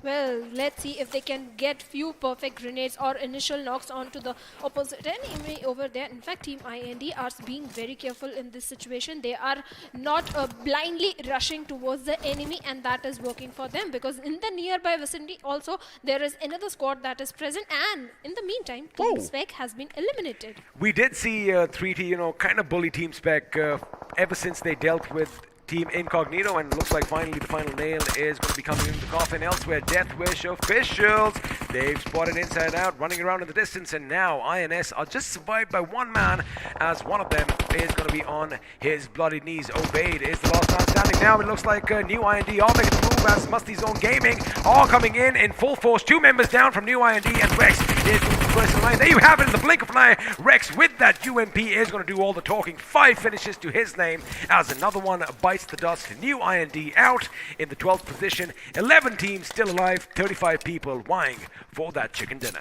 And it's the 5th circle that is going to be closing in. Another fight is breaking in XP. Looks like there's no time for respite over here as Team 9 Intelligence are going to be pushed in by Deathwish. We did see that they had the upper hand, but now Deathwish are going to be coming in. They are looking good. They are looking strong. No, you guys are the same teammates. Don't be shooting yourself. The enemy lies up ahead. It looks like the AK is going to be rattling off the shots, but now Zolo is going to be burning. It's alright. It does get knocked down elsewhere. It does look like Python are taking the fight to GC Mav Esports, and well, they do have the numerical advantage as Curse is going to be facing the enemy right about now. Miracle is going to go on the side. He does have that Tommy gun. AC going to go gangster all over the enemies. We're going to have to wait and find out. Looks like Miracle has spent most of his magazines as well. The enemy is keeping them guessing. They are moving. They are ever moving, and Shadow lurking in the shadows comes out from behind as GZ Mav get the better of their opponents, and with that, well, it looks like there's going to be no sting in this fight as Python ESP are going to exit in the 10th position. Well, on the other hand, if we look at the map, Team 3T is at a good position. They are in the centrish area of the circle. On the southern side also, there are two teams present. They might change the game for themselves. But we have some of the teams that are rotating from the northern side. In fact, Team Skylights is also in a good position. Better be careful. And on the other side, another fight broke in. Another fight, and again, it's that domino effect, right? Because there were so many teams just moments ago as another one is going to be taken down. This time, the Death Wish officials all losing their numbers one after the other, and I do believe all the weight is going to come down on one man's shoulder. That man is Zolo, but is he going to YOLO? Because he does throw a Molotov, which does connect. A grenade could be devastating with Skylights Gaming. You know what? They realized the trouble that they were in, but wait a second. Shots were fired, but Pucar is going to be on point to make sure his teammates are going to be covered. Death Wish officials, a good game, 9 finishes, but they are out in the 7th position. And boy, oh boy, had Pucar not been there, he could very well have been the last man standing for his team. Elsewhere, Destructor X, who have been pretty quiet this game, are picking a fight with GZ Mav Esports. Well, they are certainly picking up a fight, but they don't have the perfect cover to protect themselves. On the other hand, Destruct X or Teddy OP is already shooting in their direction and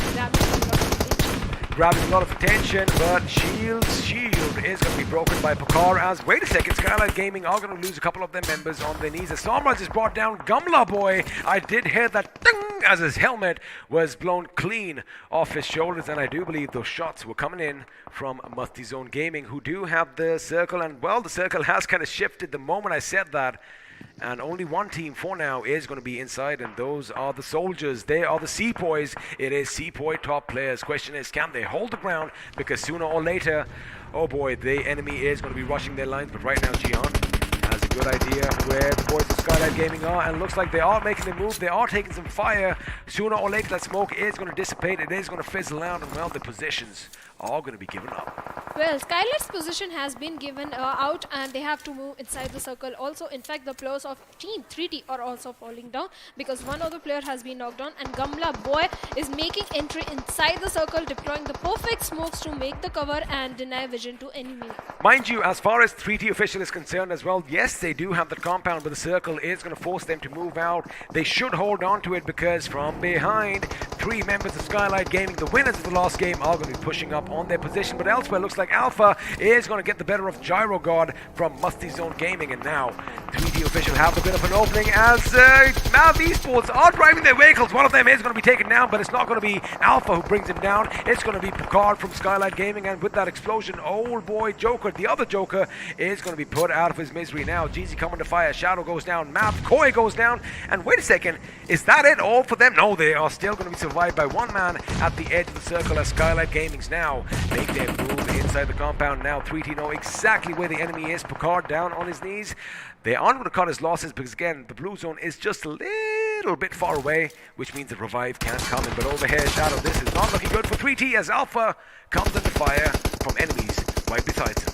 In fact, their position is also not good at all. Somraj can deploy grenades in their direction, and they're pretty Speaking much of deploying over. grenades, And they are already deploying smokes and grenades. On the other hand, team, multiple zone pillars are also falling down. They are going to be falling down. Musty Zone goes down, and now Curse is going to be the last man standing for his team. Question is it going to be a curse to himself, or are the others shooting at him going to feel a little bit of his wrath? Now, Gumla Boy doesn't have a lot of utilities. He is, well, behind cover. That is something that is going to be helpful. But Gian, again, the last man standing for his team for 3T official. But Samraj is going to go into position. Question is, he did get shot from distance. If he gets taken down, that could be problematic. But GZ Mav are going to lose their last man. That means now we are down to 4 teams, 10 people still alive. Samraj knows exactly where the enemy is, and Musty is going to be in the line of fire. That vehicle is going to go boom. He is going to be pushed back, and now grenades are going to be flung, and one good grenade is all it takes, and Pucar is going to make sure he adds a few more finishes to his name, down to the final 3 teams. Skylight Gaming Bhavna are looking good. But they have to move inside the circle. XP, the circle is not in their favor. The circle is favoring the players of Team Sepoy, and they have the numbers as well. And they have the position as well. They have the rocks, that have the terrains, higher ground as well. But on the other hand, the team that is in a bit of problem is Destructex. All it takes is one good shot, keep the enemy occupied with the revives and the smokes, and well, that is when Skylights Gaming could move in. But as you mentioned, Sepoy top players do have a good position. However, the fact that they've lost one of the members early on means, well, the numbers game is even Stevens compared to those two teams. But for now, Destructor X seems to have all the attention of Playboy, as he knows exactly where the enemy is. Again, for Destructor X, they do have to move in the circle at some point, and well, it does look like their vehicles, they could still use them. There you have it. Just as I say that, looks like Teddy is trying to bait Playboy out. That would have been the call over there, but for now, Pucar, a little bit of respite coming for him. He does have the ghillie. He has all that delicious level 3 loot, and well, a Mark 14, a weapon that I'm sure you really love. Well, I love this weapon, but look at Zach over there. He's lying prone, not providing any intel, not making any sound, but now he does. Well, Isaac has given his position away, and looks like 3 guns are going to be better than 1, as in the blink of an eye. Are you kidding me? Looks like the Sepoys all lined up, and one by one, Skylights Gaming took them out. 11 finishes to their names already. 2 of the members on their feet, but that is going to become 3 in due course. It is going to be a 3v2 between Destructor X and Skylights Gaming. Are they going to go for back-to-back chicken dinners? Looking at the momentum, looking at the way Pucar is already moving out, trying to bait the enemy towards his position. Well, I think I might have just answered my question. And even if I talk about Destructor X, they have low HP, which means utilities are going to be on the open now. They do have advantage, as it's going to be Lynx. He gets up, he springs into action. In fact, Somraj is going to be taken down, which means now the numbers are going to be even, and it is going to be a 2v2 affair. Just as I say that, the Lynx is brought down, and well, all the weight is going to come on Teddy's shoulder now. Pucar with the grenade, he knows where the enemy is. He is going to cook it, he does throw it. The grenade goes boom, and with that, Teddy is still going to be on his feet, as he was just a bit far away. Wait a second, ladies and gentlemen, it is a one-on-one. Pucar, did he make a mistake over here? No, he did. He went down in the nick of time, and maybe, just maybe, that little ghillie suit helped him. But again, with the grenade in hand, I do believe Skylight Gaming could have just slipped, or could have let that chicken dinner slip through the fingers, because Destructor X did walk away the winners in this game. Wow. Well, this was Skylight's game. Oh, my heart is pounding. This was Skylight's game. Little mistake in the end, and 3 points. I mean, did they get complacent? Were they overconfident? What happened here, Shadow? He went prone at that time. He had a grenade when the enemy had a gun. Well, there you have it. You don't want to be playing with hot potatoes when the enemies have all that lead to do all the talking. But again, kudos to Teddy from Destructor X. You got to keep one thing in mind. He did get that 1 knocks, or well, his teammate Lynx did. He was in a precarious situation, low on HP, up against 2 veterans of the game. And well, he kept his calm composure, cool as ice, got the job done, and walked away the winner. Well, he certainly walked away as a winner. He got 15 points. Not many finish points, although, but yeah, good position points are coming in. Skylights, consistent, but it was their game. A little mistake is paying the heavy price for them. Not heavy price, yes, 3 points, but still a very consistent performance. Well, if you missed any of the action, I have a couple of questions for you. A, where were you? And B, we got you covered over here because the highlights are coming up on our screen. Now, this is where we saw Skylights, in fact, right at the beginning, lose one of their members, and when you lose the destructive Destro, it is problematic. And over here we had this question about Gian. Can it be a one-man army? And I guess we just answered that for ourselves. Yes. Well, Gian was in the perfect position. He was having the intel of all the players of Team Incognito, but he still held his ground, waited for his teammates to back him up, and then he was passing on the information and intel for the players who were on the top hill, and that is exactly how they took down the players of Team Incognito. Oh yeah, because Gian, I was expecting, especially once he knocked down Incognito, or got a few shots off Honor, that he might drop down and lay down some lead. But again, as you mentioned, he still held that ground, waited for for Indu and his other teammates to come in, and I guess we've been joking about it. Teamwork does in fact make the dream work. But like you also mentioned, Rebel should have pushed on to him or Should have. done something. Shoulda, because- coulda, woulda. Yeah, she could have done something at that point to prevent her teammates from falling down. But on the other hand, multiple zone also had a good outing. In fact, this time Team Inside Out faced an early elimination. They did, but the thing is, they did face an early elimination. However, they did rack up quite a few finishes for themselves. So, as far as wait a second, did they get any finishes? I don't think Inside Out got any finishes this time. No, none Because at all. the thing is, they were in the thick and thin of the action right from the beginning, and you can only do so much when the enemy overwhelms you. But this was kind of odd because it was kind of weird that one of the members from KBP came so close to the enemy. I expected a few more shots to be rattled off, but Deathwish officials, up until the time that they were taken out, did have a pretty decent game this time around. Well, they did have a pretty decent game. On the other hand, Team Inside tried to get few finish points, but later on, entering into the zone area became a little difficult. They lost few of their players in that particular moment. In fact, multiple zone were having a good outing, but later on, entering inside the circle also became a very difficult challenge for them. I mean, talk about getting the job done, playing the game serious, and having fun. That is what Musty Zone Gaming is all about. Now, Deathwish officials, again, a better game for them as compared to the last outing in Erangel. They definitely showed a bit more aggression. Now, this fight was also something that was pivotal. Now, it did seem like Python Esports, they had the upper hand in this skirmish. But again, their lives were snuffed out because again, the numbers do count for something. Well, the numbers do count when you have more your namesake. Yeah, numbers do count in every situation. But I'm quite disappointed from the players of Team Sepoy because they had a good control of the circle, but they were so separated. No cover fire, no backup, nothing at all. Now here's the contrast. I'm sure it's going to be coming up on the replay soon enough. So you know what? I'm just going to have to wait for that moment because I want to paint a perfect picture for all our lovely viewers elsewhere. Musty Zone, again, they did have an amazing game, and I do believe they would have racked up quite a few finish points for themselves, but for that, we are going to have to wait and find out once the point standings come up on our screens. Now, Sepoy, as you mentioned, have a look at that. They had all 4 members alive till the end, right? They had a good command of the land.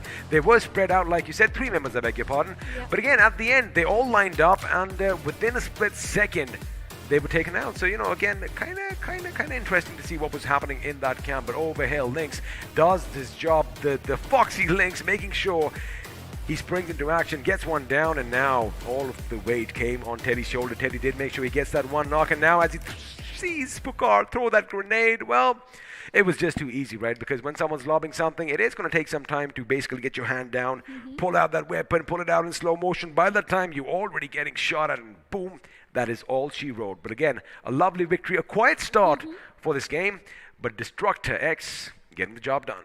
Well, in fact, Teddy is the one to claim all the glory in that situation because he is the one who took down the other players of Team SG also over there.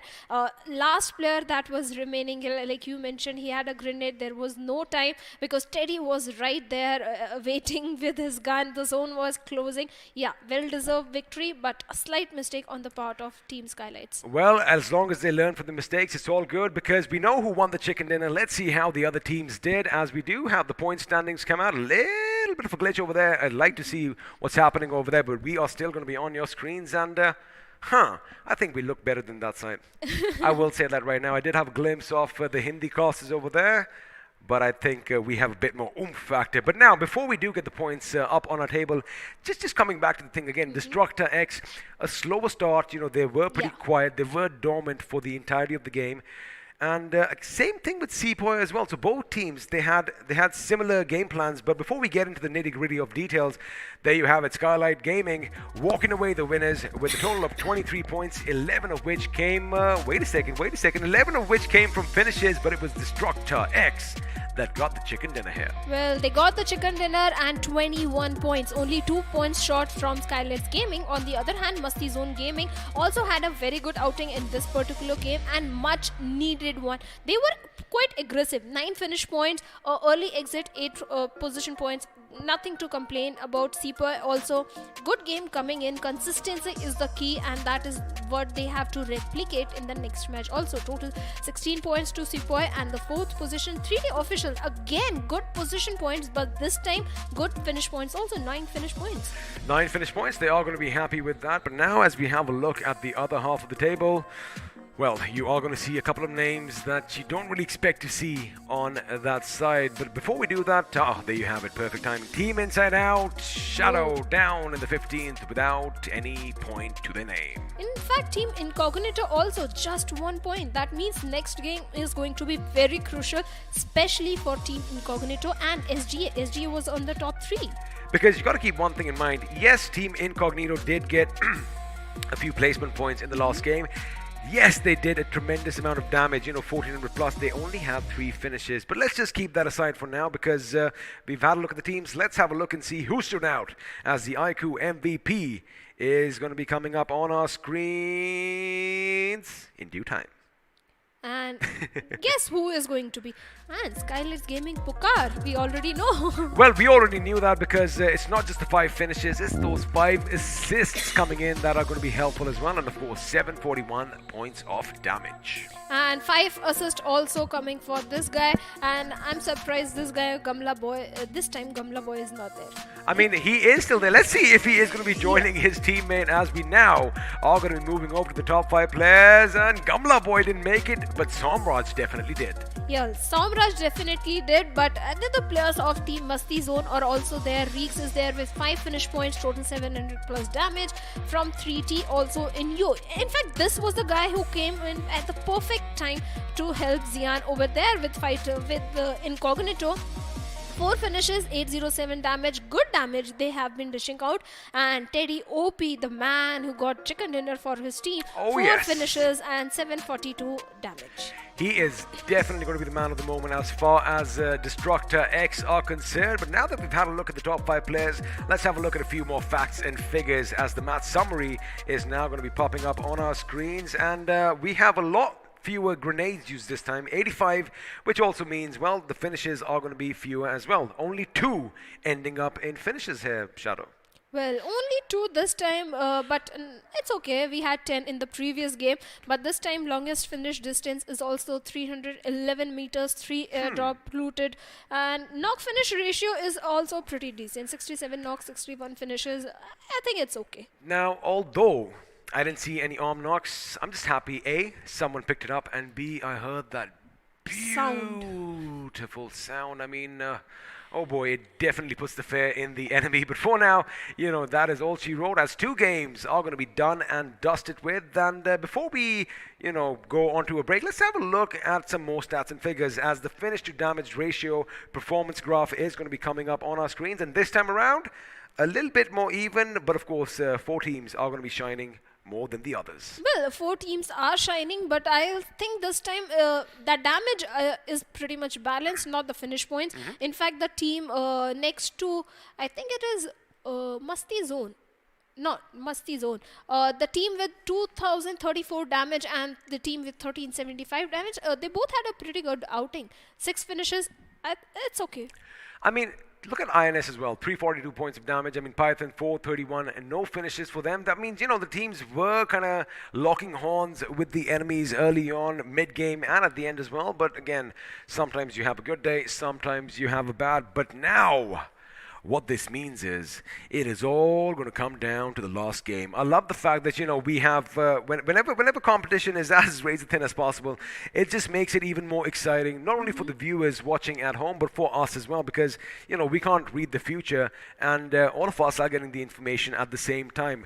Now, again, the pressure is going to be mounting. Yes, we could have said that Skylights Gaming could just scrape through unless, somebody does something major like TSM yesterday, but there is still hope for a lot of the teams to make it to the top 4, so the pressure is going to be mounting. What about targeting? It might happen. Because they're going back to Erangel. Yeah, it might happen.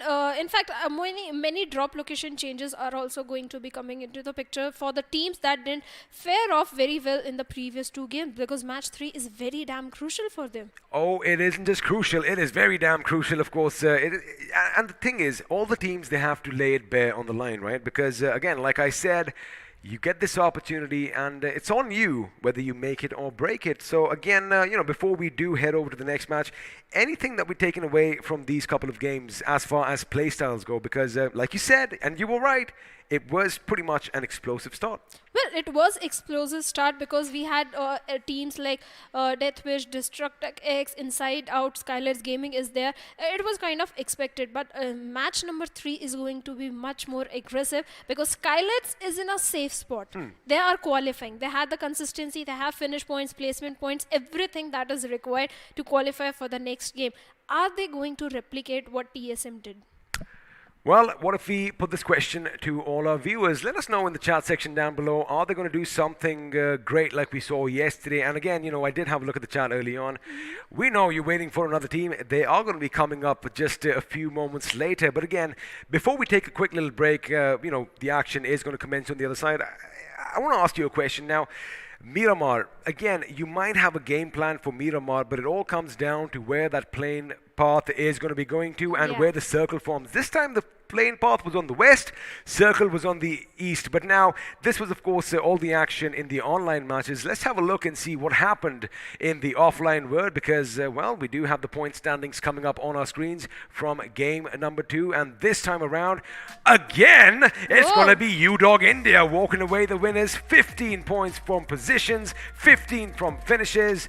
Oh boy, they really aren't the underdogs. Like you said, they are one of the new rising teams. Well, they certainly are. 30 points in a single game, that is something. On the other hand, Rage Officials also had a good outing. 7 finish points, total 19 points. But look at the point difference, 30 and 19.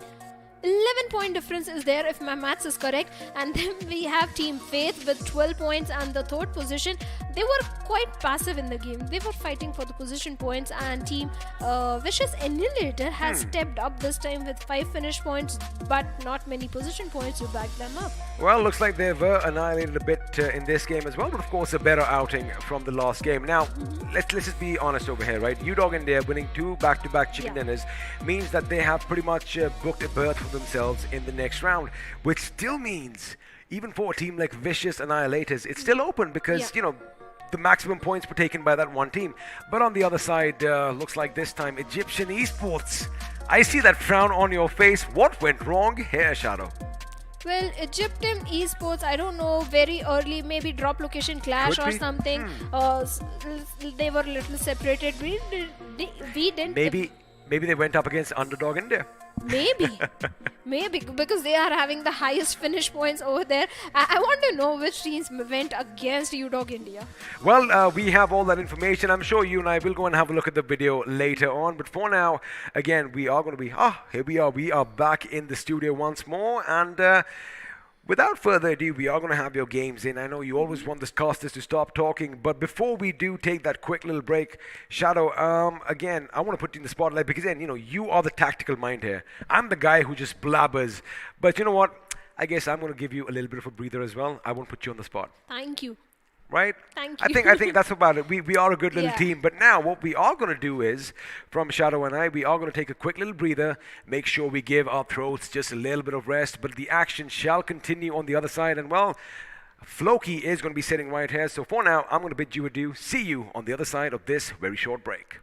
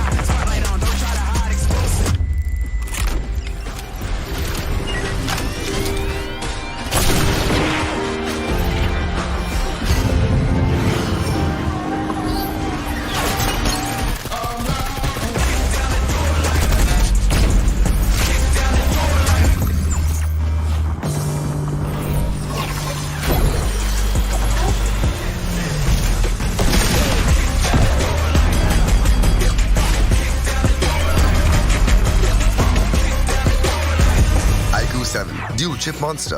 One for performance, one for display.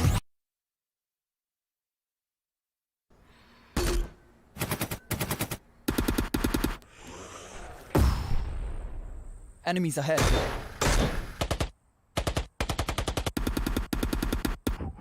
No more non-stop gaming. Introducing Battlegrounds Mobile India with OTP control, 3-hour limit, and other gaming checks. Battlegrounds Mobile India. Game responsibly.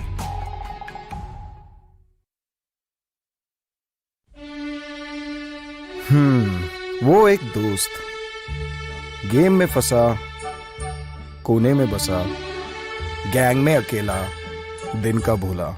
Time आ गया है for them to look up. रुक रुक रुक, pizza है यार. हाँ, ये better है. ध्यान से. ओके ओके, फोकस कर. अरे ऑसम यार. कोई नई स्ट्रैटेजी ट्राई करें. क्या बात है. श्योर, एकदम श्योर. मतलब मान गए गुरु. तो जैसा मैं कह रहा था, जब ये हद से ज्यादा हो जाता है ना, तो फन, फ्रेंड्स और लाइफ से ध्यान हट जाता है. तो कुछ भी करो, पर कैसे भी मेक देम लुक अप. अरे वाह, जल्दी समझ गए. Well done boys.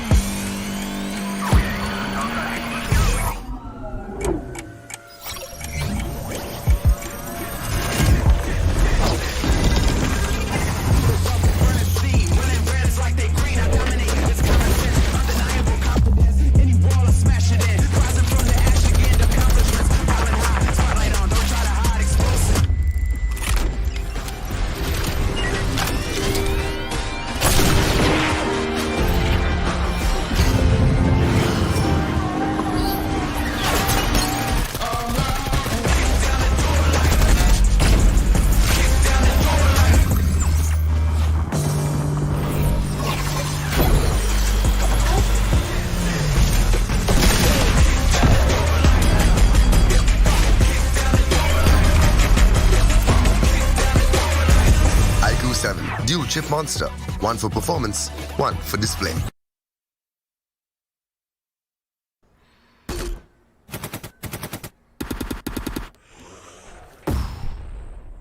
Enemies ahead.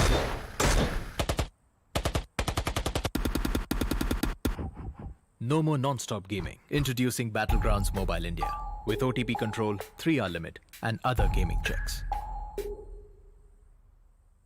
Battlegrounds Mobile India. Game responsibly.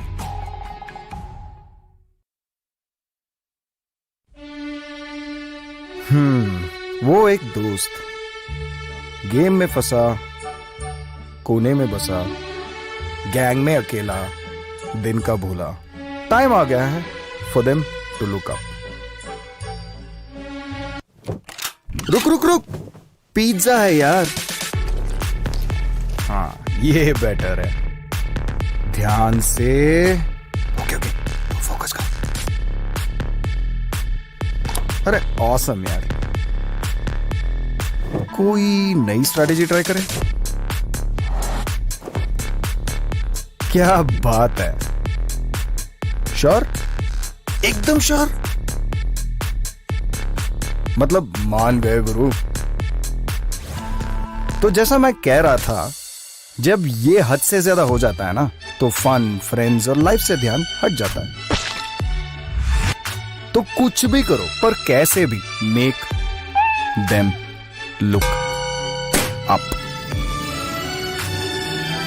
अरे वाह, जल्दी समझ गए. Well done boys.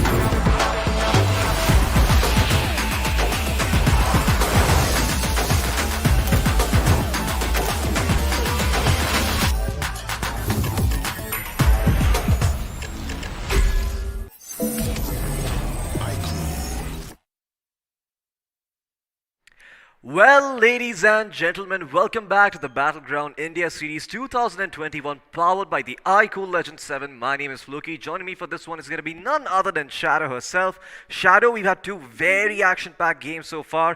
Both of these games have been rather chaotic towards the end over there. So, what do you think what we can expect coming in for Game 3?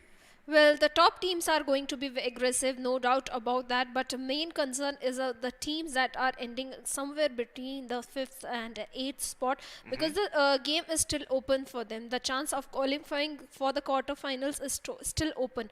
So they have to make sure they get the finish and position points enough required for the qualification to quarterfinals. Yeah, absolutely. I mean, you want to make sure you get to the quarterfinals. You don't end up in the round 3 itself. And for that, you need to place top 4.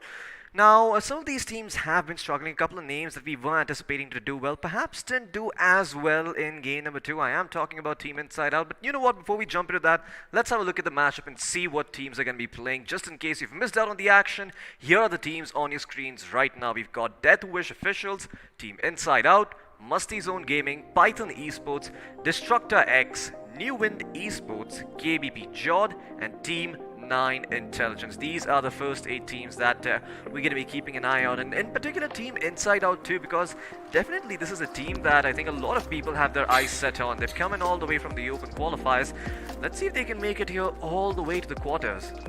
And we have Team SGA Esports, Team Spec, Team 3D Officials, a good outing in the previous game. Team Seapoid, top players, Team GZMAV Esports, Team GGLZBR Officials, Team Incognito, Team Skylights Gaming. Well, Skylights Gaming, Floki, is in a safe spot, but teams like SGA Esports, they have to make sure they get enough points in this particular game and not get an early elimination, because if they get an early elimination, chances are they might not qualify, because only the top 4 teams are making it to the quarterfinals. Absolutely, only the top 4 teams are going to be making it to the quarterfinals, and this is the last chance you get. Yeah. Now, it is still more than the earlier rounds from round 1 and round 2. We have upped the number of matches to 3, but still, it's somewhere or the other, this is the final opportunity that they have. It's not as many matches as most teams would have liked, obviously, but these are the qualifiers. It is supposed to be brutal, it is supposed to be cutthroat, so you better not mess up your chances over here of winning. But soon enough we should be jumping into the map and seeing what Erangel holds in store for us. But while we're going to be having a look at that, I want to discuss with you what went wrong with Team Inside Out, right? Because game 1, great performance, considering the fact that they were in a very bad position. The circle, it spawned in an area that they possibly could not have rotated in without taking a fight. They did well for themselves. Why did that not happen on Miramar? Well, Erangel is one of the strong point of Team Inside Out. Their zone reading in Erangel is always on point, but in Miramar they had to make it into the zone, and there were already players present, so it became a little challenging for them. But still, the game is still open for them, because match number 1 they had enough position and the finish points to back them up, so they can afford to have one bad game. I think they ended up somewhere at 13th position. They got 0 points in the last game. 0 finish points, yeah. Yeah. They were in the 13th spot, no points at all. But this time the Erangel is there. That means they are strong point. They can play their game style, and Joker can do pretty much in Erangel. I'm hoping Inside Out is going to give a very dominating performance in this one.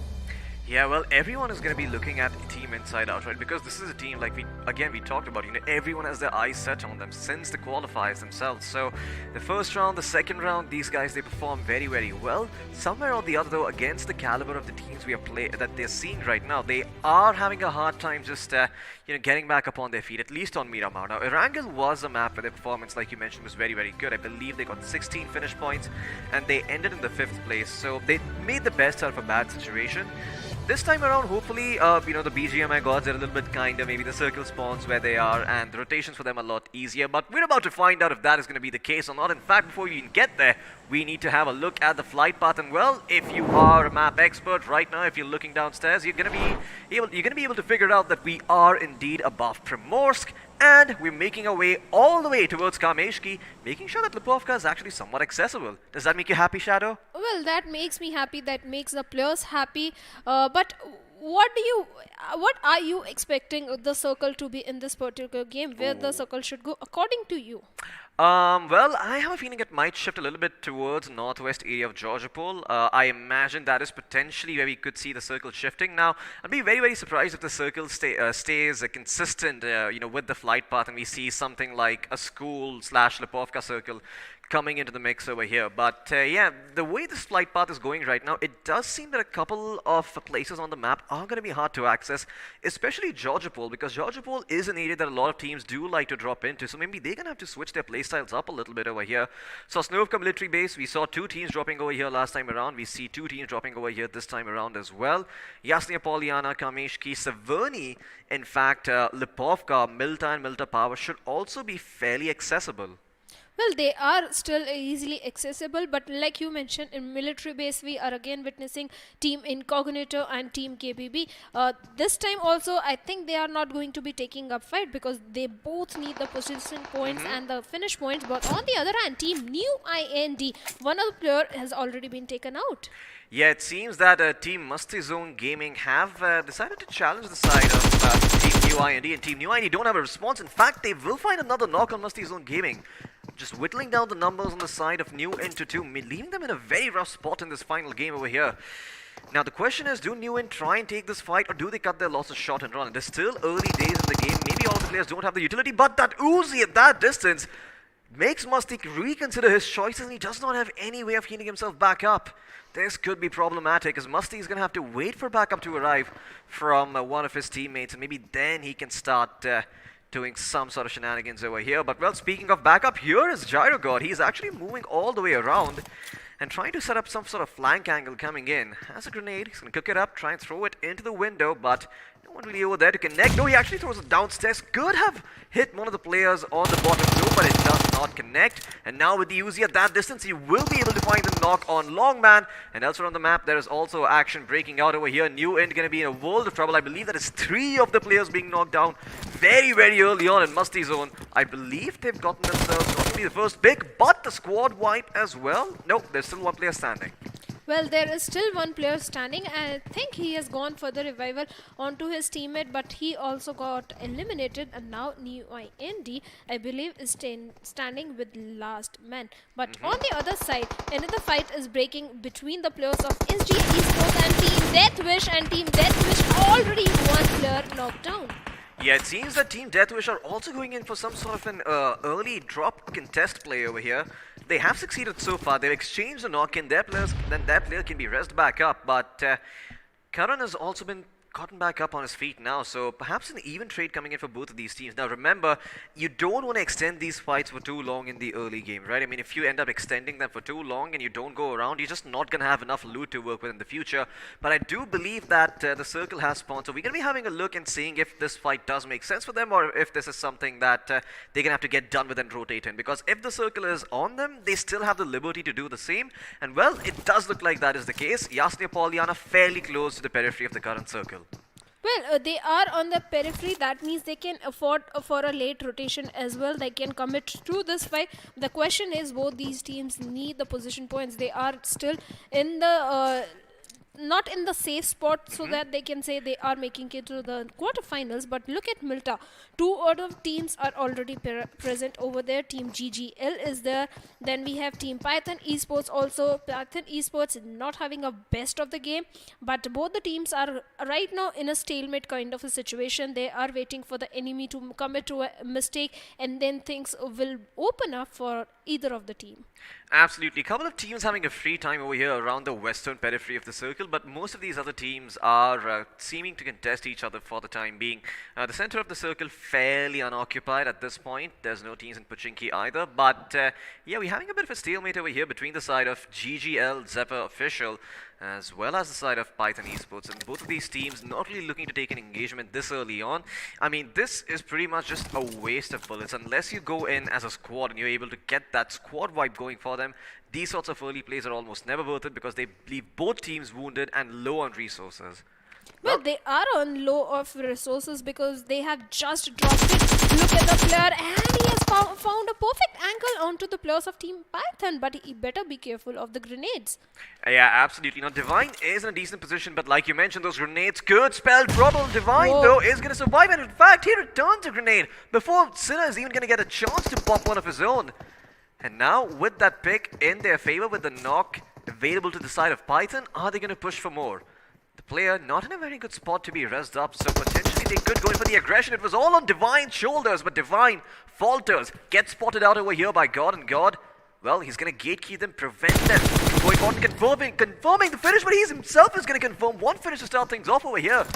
And GGL Zephyr, this might just end up going really, really well for them. Rocky baiting his teammate out, trying to figure out where the rotation is coming from the other members on the side of Python. And Python, much like the name suggests, are struggling around over here. They're trying to find some angles from where they can slither and maybe choke their enemies out, but it'll be hard to do so. Well, it looks like they will be able to find one more knock coming in on Rocky. That was the player sent on the resurrection mission over here for Karan, and Karan also on his feet now, making sure that GGL Zephyr, well, they're going to be in a world of trouble. Looks like they're both going to be exchanging a knock each as of now, but can they confirm that pick on Karan? I think he will bleed out eventually.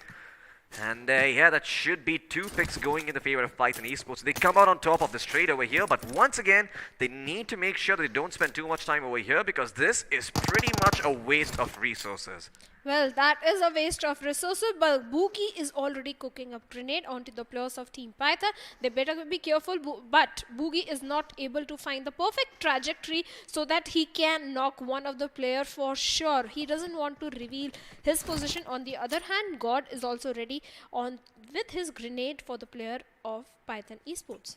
Yeah, look at that. Mark might be in a little bit of trouble over here. No, he ducks and covers. He does not get hit by the nade, so that he's going to be able to stay alive for a little bit longer over here. And GGL Zephyr, now they've sort of got in an awkward position. They have revealed their position on God, and God soon enough going to be swarmed by multiple members coming in from the side of Python Esports. How many players can he find out? He spots one out, he tries to go for the knock, but is unable to find it. And now GGL Zephyr only have one player standing who most certainly is going to ducktail and run. Python Esports finally, 7.5 minutes in, come out on top of this engagement in Milta, and they will have control of this area. Boogie probably will be forced to rotate out on a buggy. No coincidence over there. And Python Esports are going to take this moment to rest, recover, and reload. Well, Boogie, the only thing he can do in this situation is just run away, fight for the position points, make sure he ends up till this final circles at the second or the third position, because that is only thing that is going to help him, because he has no utilities, no first aids, and he can't even back up, retreat from the situation because the push is already in. Yeah, absolutely. A lot of teams lose a lot of members early on over here. Boogie is not going to be long for this world, as Python Esports will put him 6 feet under, getting the first squad wipe of the game, and 4 finishes to the name as well, avenging Divine's early demise. And now they're going to try and make sure they live a little bit longer, so those finish points carry them just a little bit extra. Because at this point, with this round remaining over here to determine which teams will be making it to the quarterfinals, you need to make sure you stay alive as long as possible. Speaking of which, let's have a look at the circle, the northern part of the map. Well, it is fairly dense with a bunch of teams in the mix.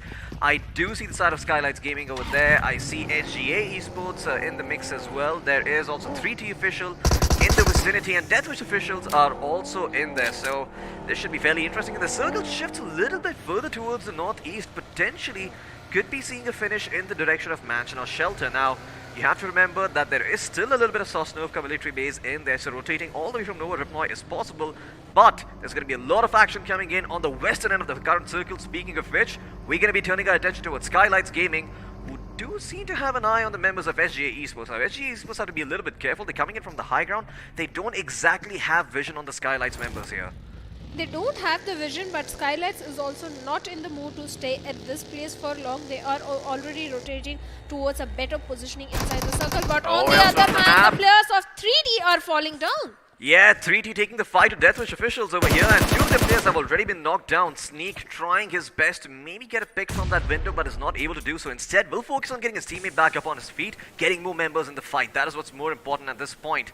But 3T official, they're not doing the same thing. They could be at a man disadvantage over here potentially, but no, they still got 3 members up and running, and now the res will come through. Do they continue taking this fight, or do they call it quits? Because you have to remember, it seems that these teams are in close proximity of each other. They could attract attention from someone like Skylights Gaming, who are also closing in on that same position. But in the meantime, 3T officials, they're going to start pouring in a couple of nades in these houses, clearing them out and flushing them down, making sure that there's not enough real estate to work with for all of the players. And guess what? It does result in a knock. Daksh is going to be on his feet, on all fours, crawling around, and the rest is going to come through as well. The Molly, a little bit off the mark over here, and the smoke being spammed from Inu. Great awareness coming out by him, but not able to connect. And well, 3D Alpha, he's also going to find a knock on one of the members of the side of Deathwish over here, and Deathwish might just have their wish granted at this rate. 2 of the players still standing. A res, it does look like it has come through, so they will be able to get them back up on their feet, but elsewhere on the map, it does seem the team Incognito is also in the middle of a fight. In the meantime, we are going to be focusing on 3D official, and 3D official, they're going to wrap all the way around and put Deathwish 6 feet under as well. Deathwish have been eliminated in 14th place, not the way they imagined going out, Shadow. Well, not the position to get an elimination, because you are getting nothing at all at this position, but Team 3D are still in the race. They had a good game in the Miramar. This time also a good head start with 4 finish points. Let's see how far they can go in this particular game, because it's a very crucial game for all the teams who are between somewhere like 4th to 10th position, because they can either make it or break it. On the other hand, on the players of Team SGA official, they have a good compound for their name. They are still inside the circle, and I guess they have spotted on the players of Team Destructor X. Yeah, Team Destructor X definitely going to have a lot of eyes set on them, especially after their performance in the last match. So we'll see if they get taken out early over here, or if they live to see the dawn of light, the dawn of a new day. In the meantime, Maddie at this distance is trying to spray down with the M4. Will not connect on those shots, but could have potentially done a little bit of damage there to the Jeep. So not in vain just yet. But elsewhere, it does seem like the side of Team 9 Intelligence are looking to make something happen on the back of the information they've just received. They've got backup coming in the form of other players as well. And Aryan, who was doing the scouting for the team, well, he's relayed that information over to them, and we'll see if they decide to take a fight here or not. As of now, there is no real incentive for the side of Team 9 Intelligence to take this fight, but who knows, maybe they're just going to push anyway and try to get up those finish points going for themselves. Well, the circle is once again going to shift a little bit towards the center over here. Farm is going to be the area where we're going to be seeing the majority of the action breaking out soon enough. And look at that, both the western and the eastern peripheries of the circle, well, they are going to be fairly contested. I do see an AWM in there. Somewhere or the other, I hear some noises being made by Experiment Gaming, and yeah, I'm quite sure he's going to be pleased to see the weapon in the supply drop. But yeah, so far it does seem that after the early aggression that we've seen, everyone has seemed to calm down a little bit. No more fights breaking out just yet. Well, for now, teams are busy rotating inside the circle, making towards the safety. In fact, on the other side, towards the southern side, another fight is breaking between the players of Destruct X and Team Python. Team Python are pretty much having a control of the warehouse. On the other hand, Destruct X have better positioning. They have better control of the area. Yeah, Python Esports, they did lose one of their members early on over here, so it's going to be a little bit hard for them to take a head-on engagement, which is why they are choosing to hold on for the meantime, not really going ahead and pushing and taking up a lot more real estate than they can handle, because they could easily get flanked. Elsewhere on the map, though, it does seem there's more action breaking out as Musty Zone Gaming are taking the fight over to the members of Team Spec, and Team Spec just going to ducktail and run. They have no business staying over here. They are more than happy to just say goodbye, adieu, au revoir, and maybe next time around they're going to take the fight when the zone and the area does favor them a little bit more. Back towards farm though, it does seem that Python have found themselves in a bit of a stalemate over here and attracted the attention of KBP Jods. Shadow, how do they approach this fight? Because it doesn't seem like they have a lot of easy ways to take these engagements. Better stick to just one single fight, because if you are picking multiple fights, then chances of being third-partied are going to be very much. And yes, the way Aryan is keeping the players of KBP at bay, that is a good decision, because if maybe they would have rushed into their compound, but Aryan better not overpeak, because he himself might be down any minute. He is like right now, but this grenade can be very deadly. It could have been, but the cover was available over there. And guess what? Destructor X, they are sort of capitalizing on the fact that there is KBP Jod in the vicinity. I do see another nade popping off. Didn't really connect on any of the members of Python though, so they will be A-okay for the time being. But with all of these members wrapping around in the circle and the blue zone closing in as well, things are not going to be easy for them. They either need to rotate out or find some other way of making these teams clash while not being in the middle of the line of fire themselves. Grenade's going to be popped a little bit off the mark, but that's okay.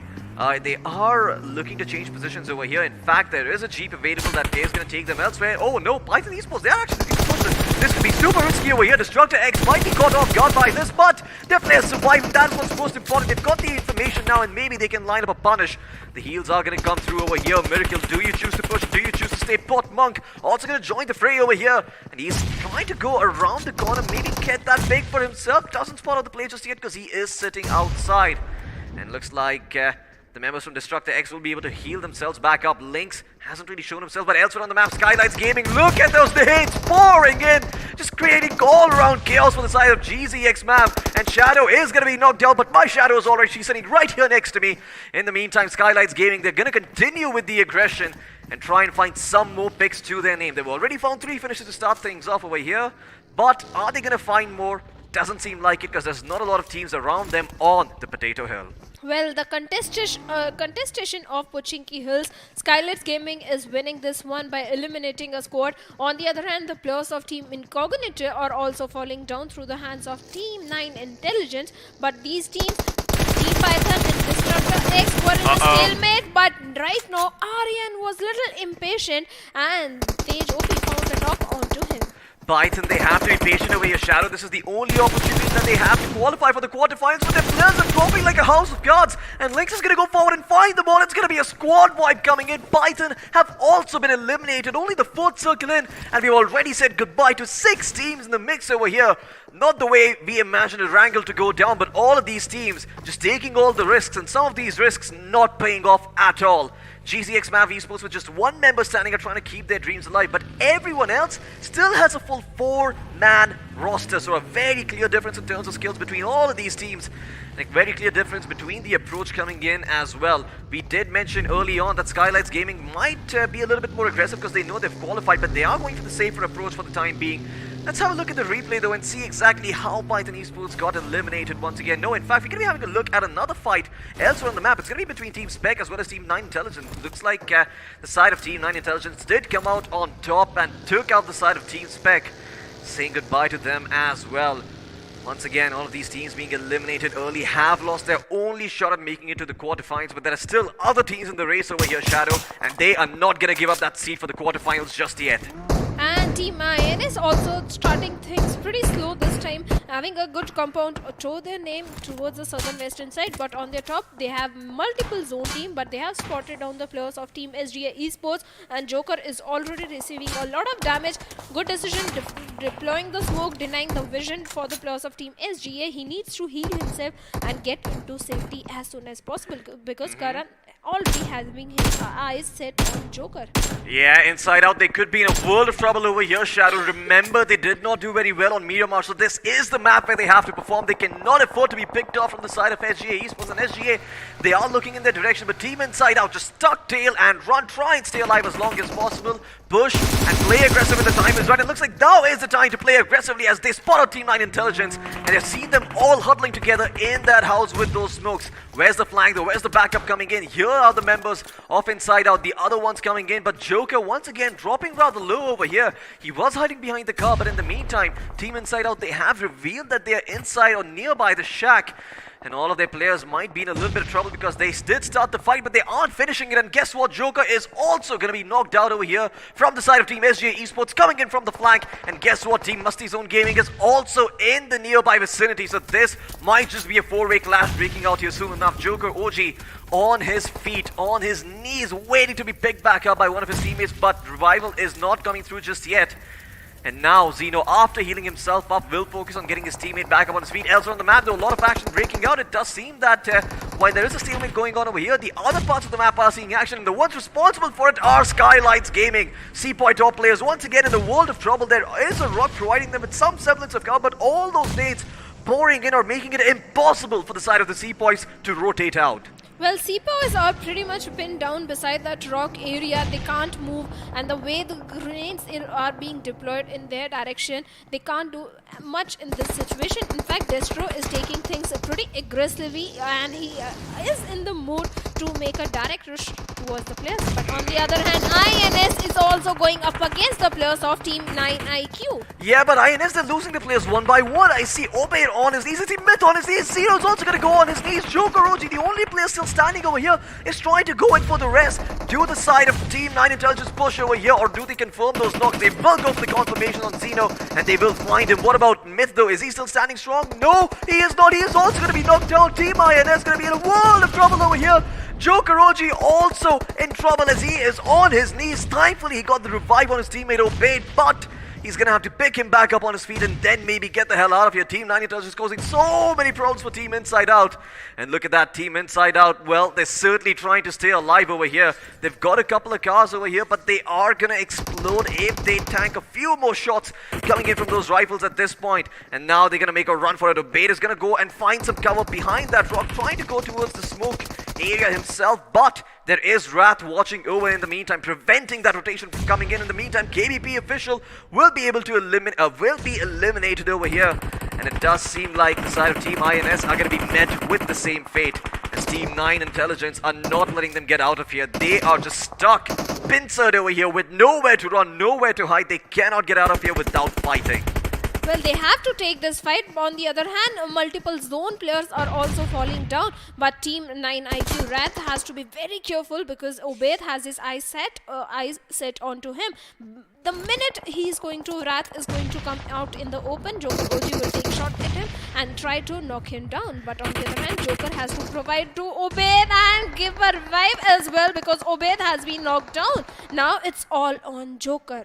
Yeah, Team Inside Out, they've only got one player in the mix over here. Joker OG going to be in a war, probably sees players pushing in, but he will not be able to deliver. Team Inside Out will be eliminated in 8th place with nothing to show for, as they are now at the mercy of all of these other teams not playing well for their chance in the quarterfinals. In the meantime, there's still 7 teams remaining in the mix over here. KBP Jot still standing strong along with Team 9 Intelligence, who are still in the mix. Musty Zone Gaming and SGA Esports as well, with 3 members up on their feet. Destructor X, Sepoy, Skylights, though with only 1 pony in the race, it's going to be hard for them to find those sorts of beneficial engagement that they could have found had they a full roster. But that is not going to be the case. In fact, the circle is also going to shift further down south, and it's going to mean that all of these teams, well, they're going to have to come into the crosses of Team 9 Intelligence. Is going to be very, very comfortable just sitting around the edge and gatekeeping everyone because their backstab is completely clear. They only need to make sure that the right flank does not get a bit too heavy on them, because that is the only way they end up losing this game.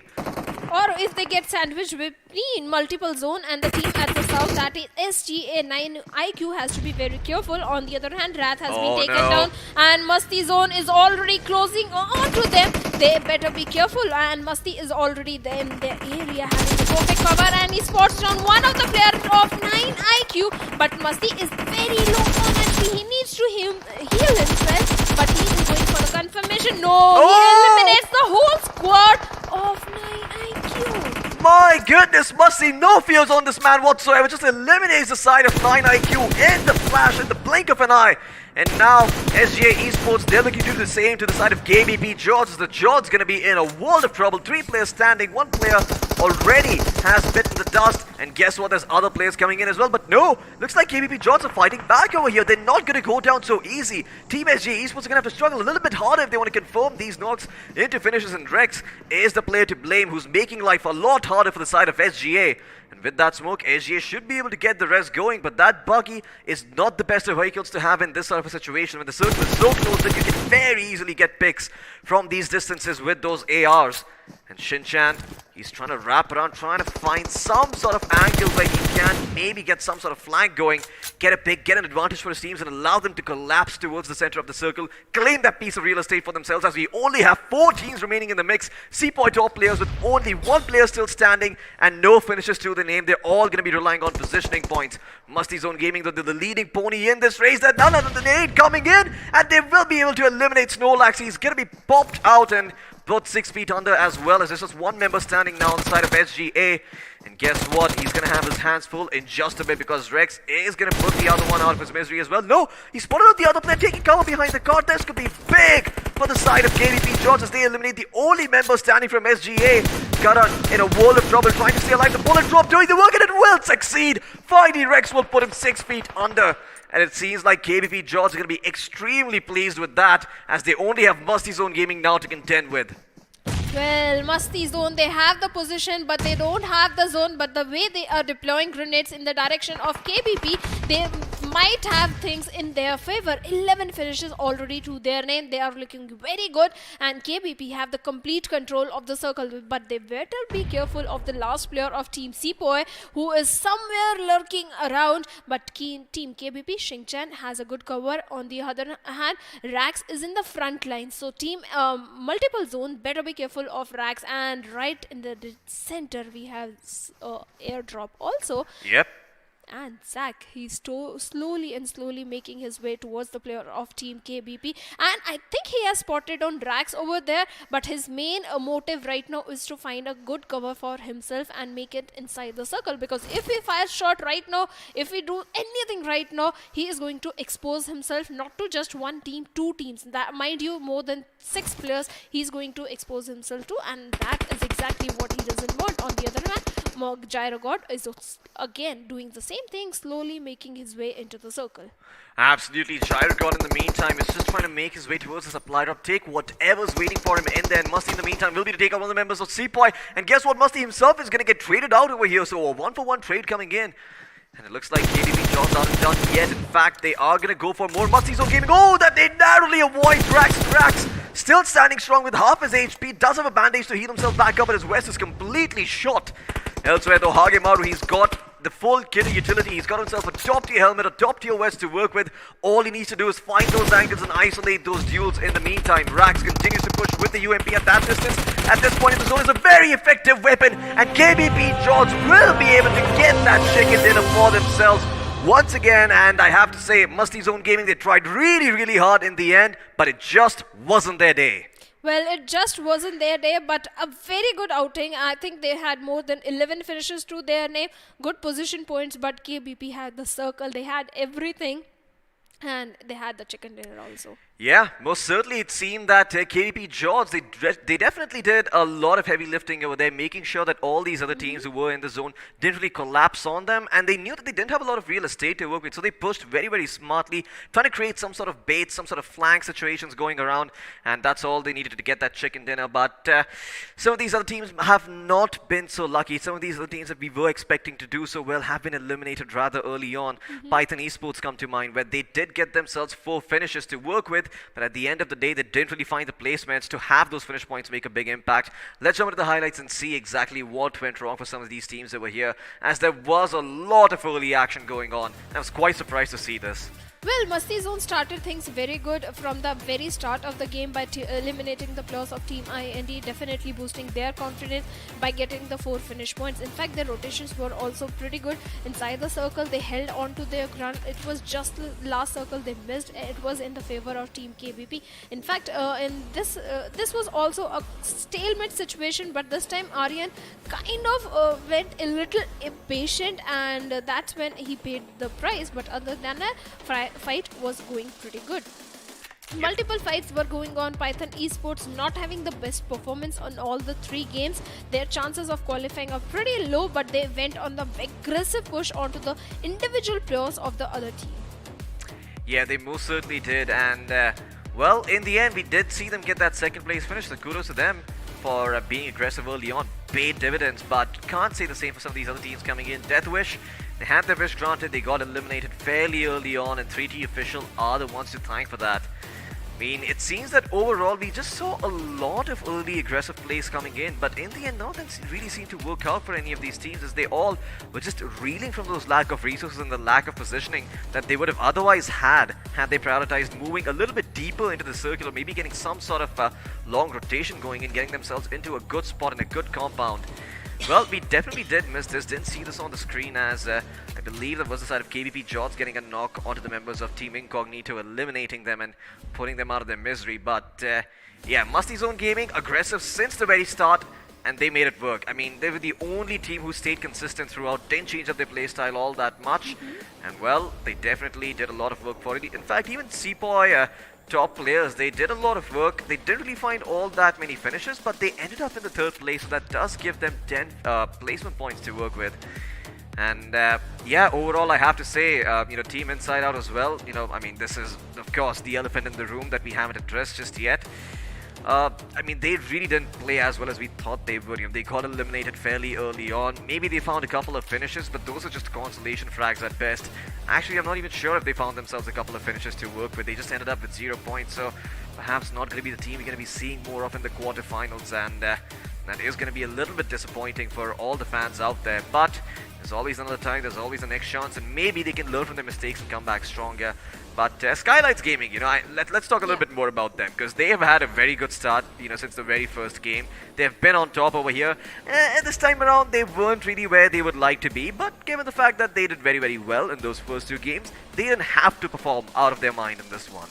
Well, the fact that Skylights and INS didn't have a very good outing in this particular game. Skylights, yes, in a good spot, but not all aggressive. They could have gone all aggressive. They had safety numbers to back them up for qualification, but other teams chimed in, like KBP is their team 9 IQ. In fact, in the fight against INS had the height advantage, but they couldn't resist the grenades that were coming in, molotovs that were coming in from the players of team 9 IQ at the lower ground. But KBP Jord, they were not stopping for anyone. This game was very crucial for the players of team SGA also, because team SGA had a good outing in the match number 1. This match was very crucial, but KBP Jord aggressively threw grenades, eliminated the players of team SGA also. But team KBP, how many finishes do they even have? I think they eliminated so many squads. They have double-digit finishes, if I'm not wrong, but multiple zone. In fact, KBP, the way they are spread out, look, Floki, they were picking individual players of multiple zone. It was last player Nick who was remaining. Absolutely. It just comes down to that little amount of extra distance that you have at the periphery compared to these other teams, right? They were just that little tiny bit ahead, and that's all they needed to push the advantage. Coming in from all these separate angles, isolating their fights, finding all those pickoffs and making life very, very difficult for Must Zone Gaming. Once again, goes to show that in the late game, if you're the team that prioritizes rotating into the circle early on, you will be rewarded with better positioning. And on top of that, you're going to be able to capitalize on it and sort of go in for these sorts of aggressive plays that teams who rotate a little bit late might not have the luxury to do. Well, they might not have the luxury to do. It all depends on the terrains also, the position also. Even if you are outside the circle, you have a terrain, you can back it up. But that's all done and dusted. Let's have a look at the point standings where each team stands. And KBP Jord right at the top with 15 finish points and total 30 points.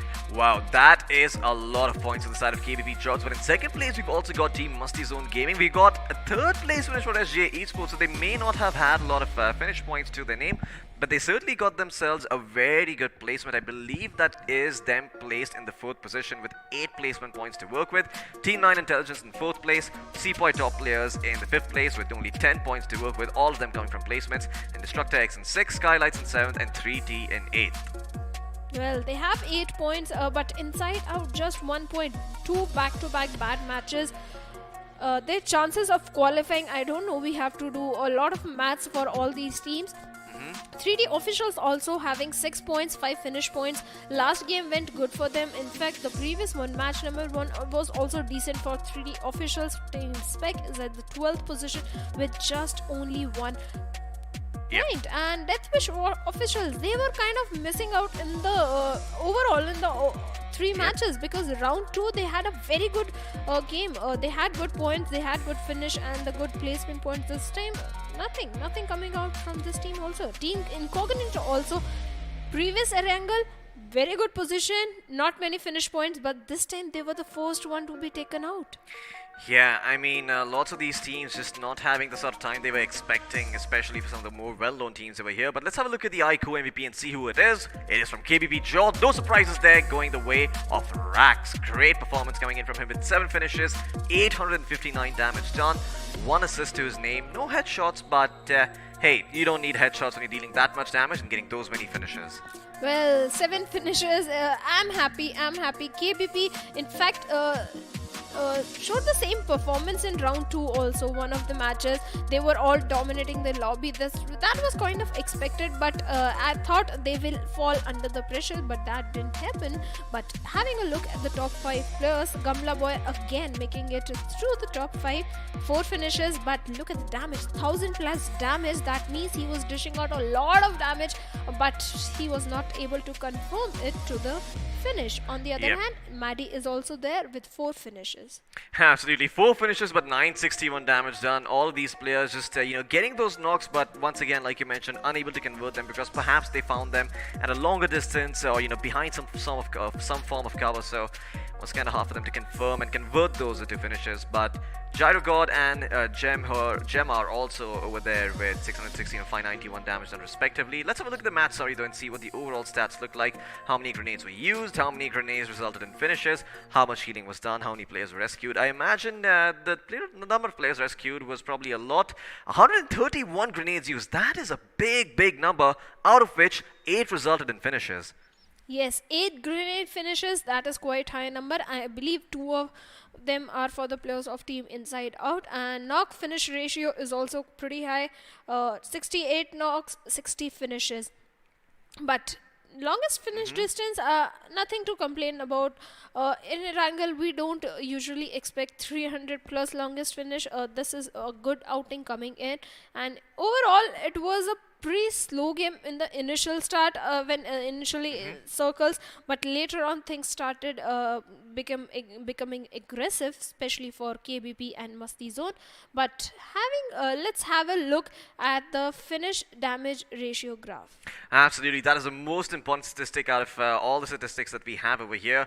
We can clearly see that a couple of teams are leading the charge in this one. KBP Jod in particular with 2,249 points of damage and 15 finishes, stand head and shoulders above the rest. But there are a couple of teams coming in close, namely Masti Zone Gaming, SJ Esports and Skylights as well, with a fair amount of damage done but only 6 finishes found out of 1,671 damage dealt. Well, that is a pretty high damage. In fact, only team, look at the last team Skylights. They were dishing out so much damage over there, but only 6 finishes for their name. Yeah, most certainly. I mean, Skylights Gaming, they did a lot of damage once again, but weren't able to convert them into finishes. 3T Official also having done a little bit less damage in comparison, but having more conversions. And I think somewhere or the other, this is going to be a recurring problem for these teams. So they are able to get these knocks, but securing them and converting them into finishes is not something that happens all that often. And once again, Erangel, we weren't expecting to see a lot of early action. I personally wasn't. I was thinking that maybe, okay, the teams who are not doing as great are going to go for it, are going to be a little bit more aggressive. They did, but a lot of them ended up being punished. I remember Python Esports biting the dust early on. I remember 3T Official as well eliminating someone else from the server. A lot of teams just being taken out right off the bat. Even Incognito, I think they bit the dust when I believe it was KBP Jod themselves that eliminated them on the bridge. I think it was 9 Intelligence. Or was it 9 Intelligence? I think it was KBP Jod, wasn't, because it was team number 7, green color, on Sosnovka military base, and KBP drops probably KBP. But yeah, I mean, all these early fights not really resulting in a lot of good finishes for some of these teams. They were hoping that maybe it'd be a little bit different, but it wasn't. And we do know who's going to be making it into the quarterfinals. At least we can take an accurate guess on 1 or 2 of these teams. But I think you're going to have to wait and watch to see if your favorite team has made it in there or not. If they're not Skylights Gaming and if they're not KBP, well, you're going to have to sort of scratch your head, do a little bit more math and figure out where they're going to be placed. Or you can just follow us on our Instagram. We're going to be posting the results there soon enough when the next week rolls around, and you're going to know if your favorite team made it or if they have been eliminated here from the 3rd round. But with that out of the way, this group done and dusted. We are all over. This is a little bit heartbreaking for some of the fans out there, of course, with Inside Out not putting up as great of a performance as they would have liked to. Skylights Gaming, though, kudos to them. They performed really, really well. They played out of their minds. And a lot of new teams are going to be making their way into the quarterfinals. So I'm excited to see what they bring to the table against some of these more well-recognized teams who have been invited over here. Speaking of which, in the next group, we are going to be having some pretty recognizable names. So make sure you keep an eye out for those. Make sure you're able to chip in when those matches come around. But there is just one thing, or rather one phone responsible for making this all happen, and that is the iQOO 7 Legend. They have been kind enough to sponsor this tournament, give it a big chunky prize pool of 1 crore rupees, and guess what, it would not be possible without them. The iQOO 7 Legend, it is one of the best gaming phones out there. If you want to make sure that you have a phone that can charge really quickly, has a great gaming performance, grab yourself one of those iQOO phones, and guess what, we're going to learn more about them right now.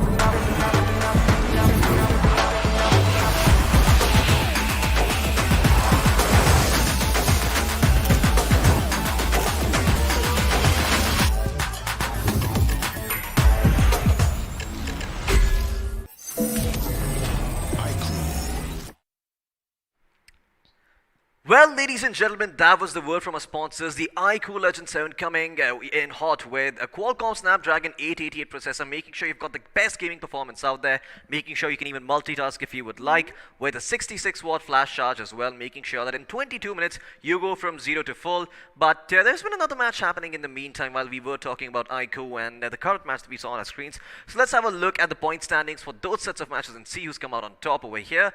As we jump into the points table right away, I do believe a lot of these teams are going to be a little bit disappointed if they didn't make it. But UDOG India, this is a it's a triple first place finish. It's a hat trick for them. Congratulations. And have they reached the 100 point mark? I think they might have.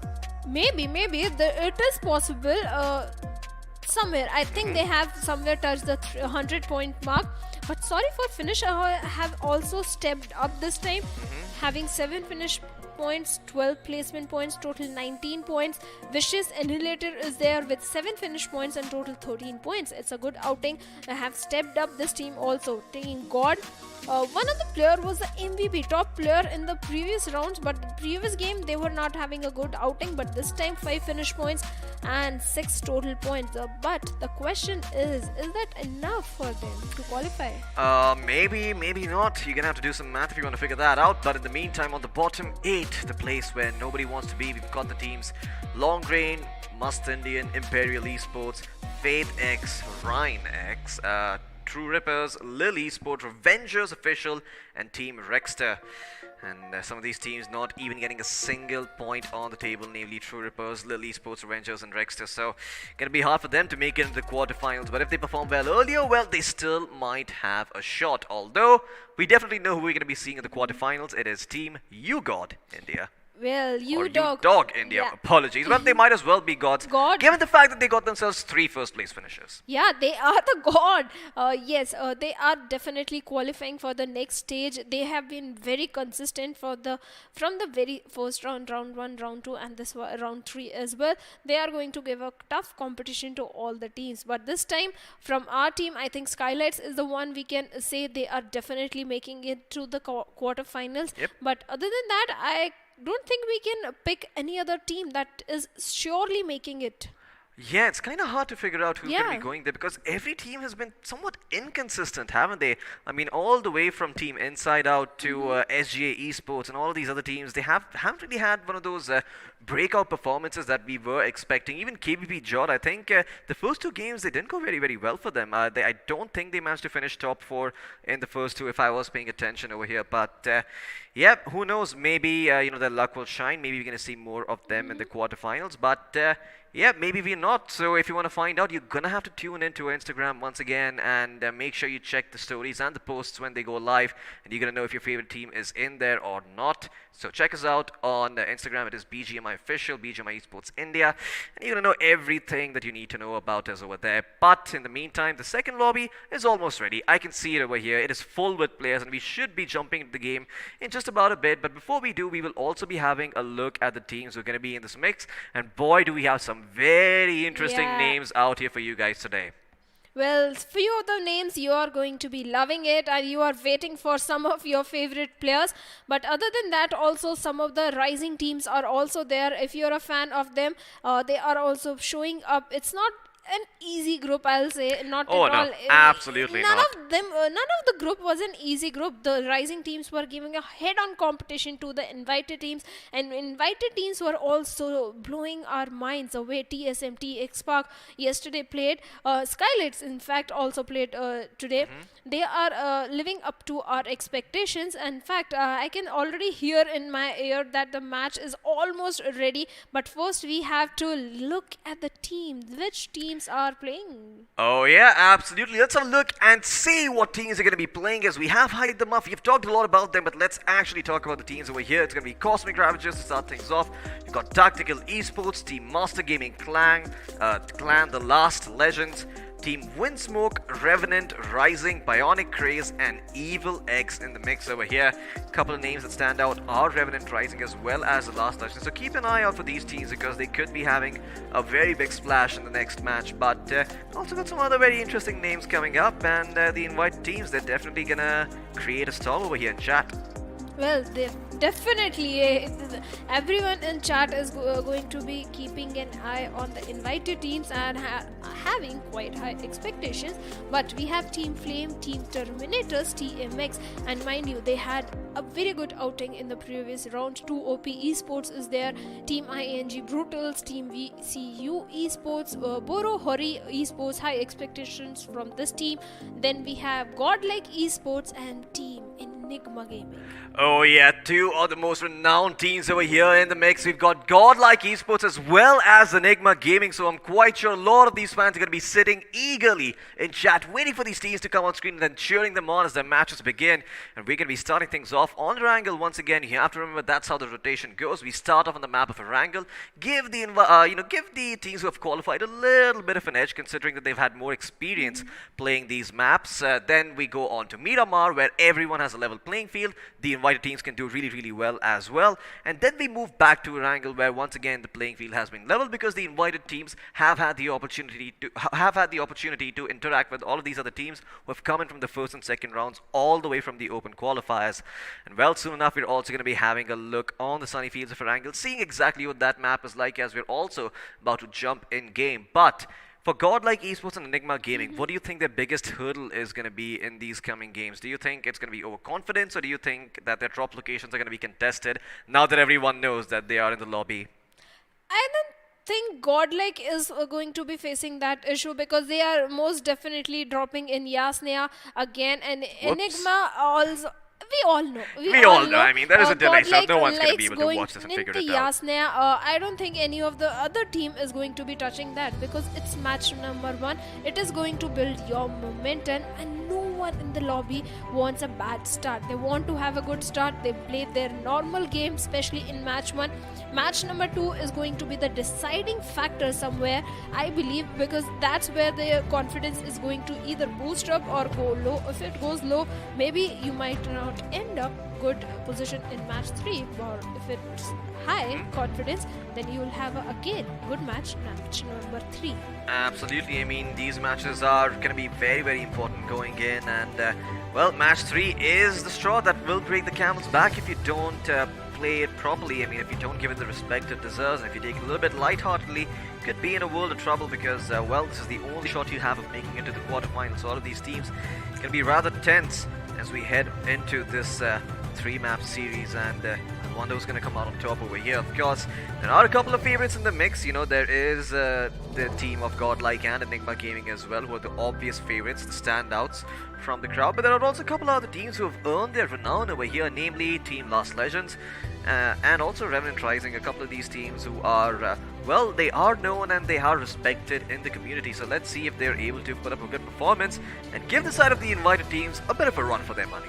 Well, better they better do it, because we all love seeing a tough competition. Even the invited teams also like the fact that these teams who are grinding from so long are giving tough competition. But let's see if they are going to do something similar or not. Well, we're going to be jumping into the map of Erangel once again, as the flight path is going to be starting over the sunny, well, not so sunny actually, rather the dull areas of Hospital, because hospitals are not a very bright place to be in, are they?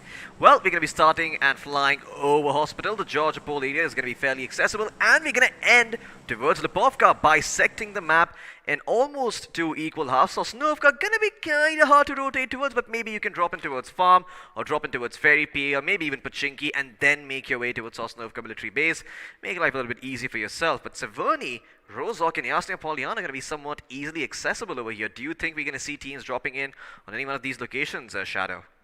Well, let's see where the teams are heading. I can already see a few of the teams heading towards North Georgiapol area, and a few of the teams heading towards the hospital area also.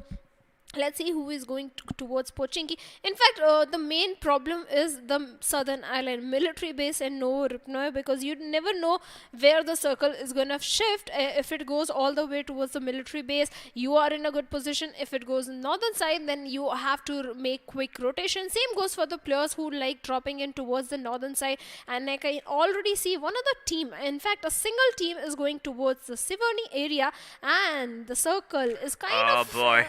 favoring everyone. I think It it's, is. yeah. It is favoring everyone, to be honest. I mean, that oh boy was more of a rhetorical thing over there. Just to sort of rattle a couple of people and, maybe make them think, oh my god, what's going to happen with the circle? Nah, it's pretty common. Don't worry about this. There's nothing to be afraid of. All these teams dropping into these different areas. Yasnia Poliana, of course, going to be the place where Godlike make their home. And Savoni is also going to be occupied by the members of Team MGC, that is Team Master Gaming Clan. And, well, that is the only team making their way towards Savoni. Well, that is the only team that is in Siverny. It's a good thing because there is no contestation. There is no enemy. You can loot around the area peacefully, make your rotation, and you are already having a good start. And like, imagine no one is touching Gyas now because there is Godlike over there. And this is a team no one wants to mess up initially when you are when you have the scarcity of the loot, of the weapons and the healings.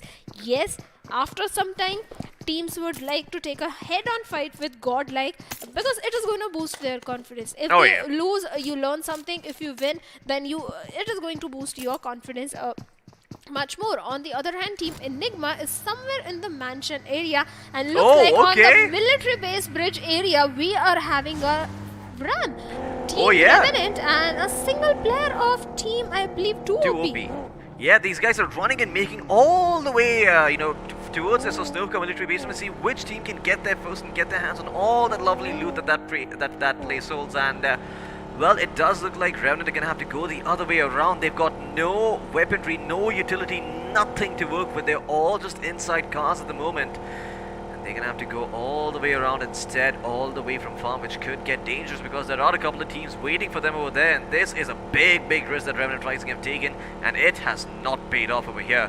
Looks like Suved is going to be picking up one of his teammates in the meantime, while two OP officials, they are going to very easily, very calmly make their way towards Osnovka military base and have access to the entire island, making sure that every single piece of loot that they find in there is to their own name.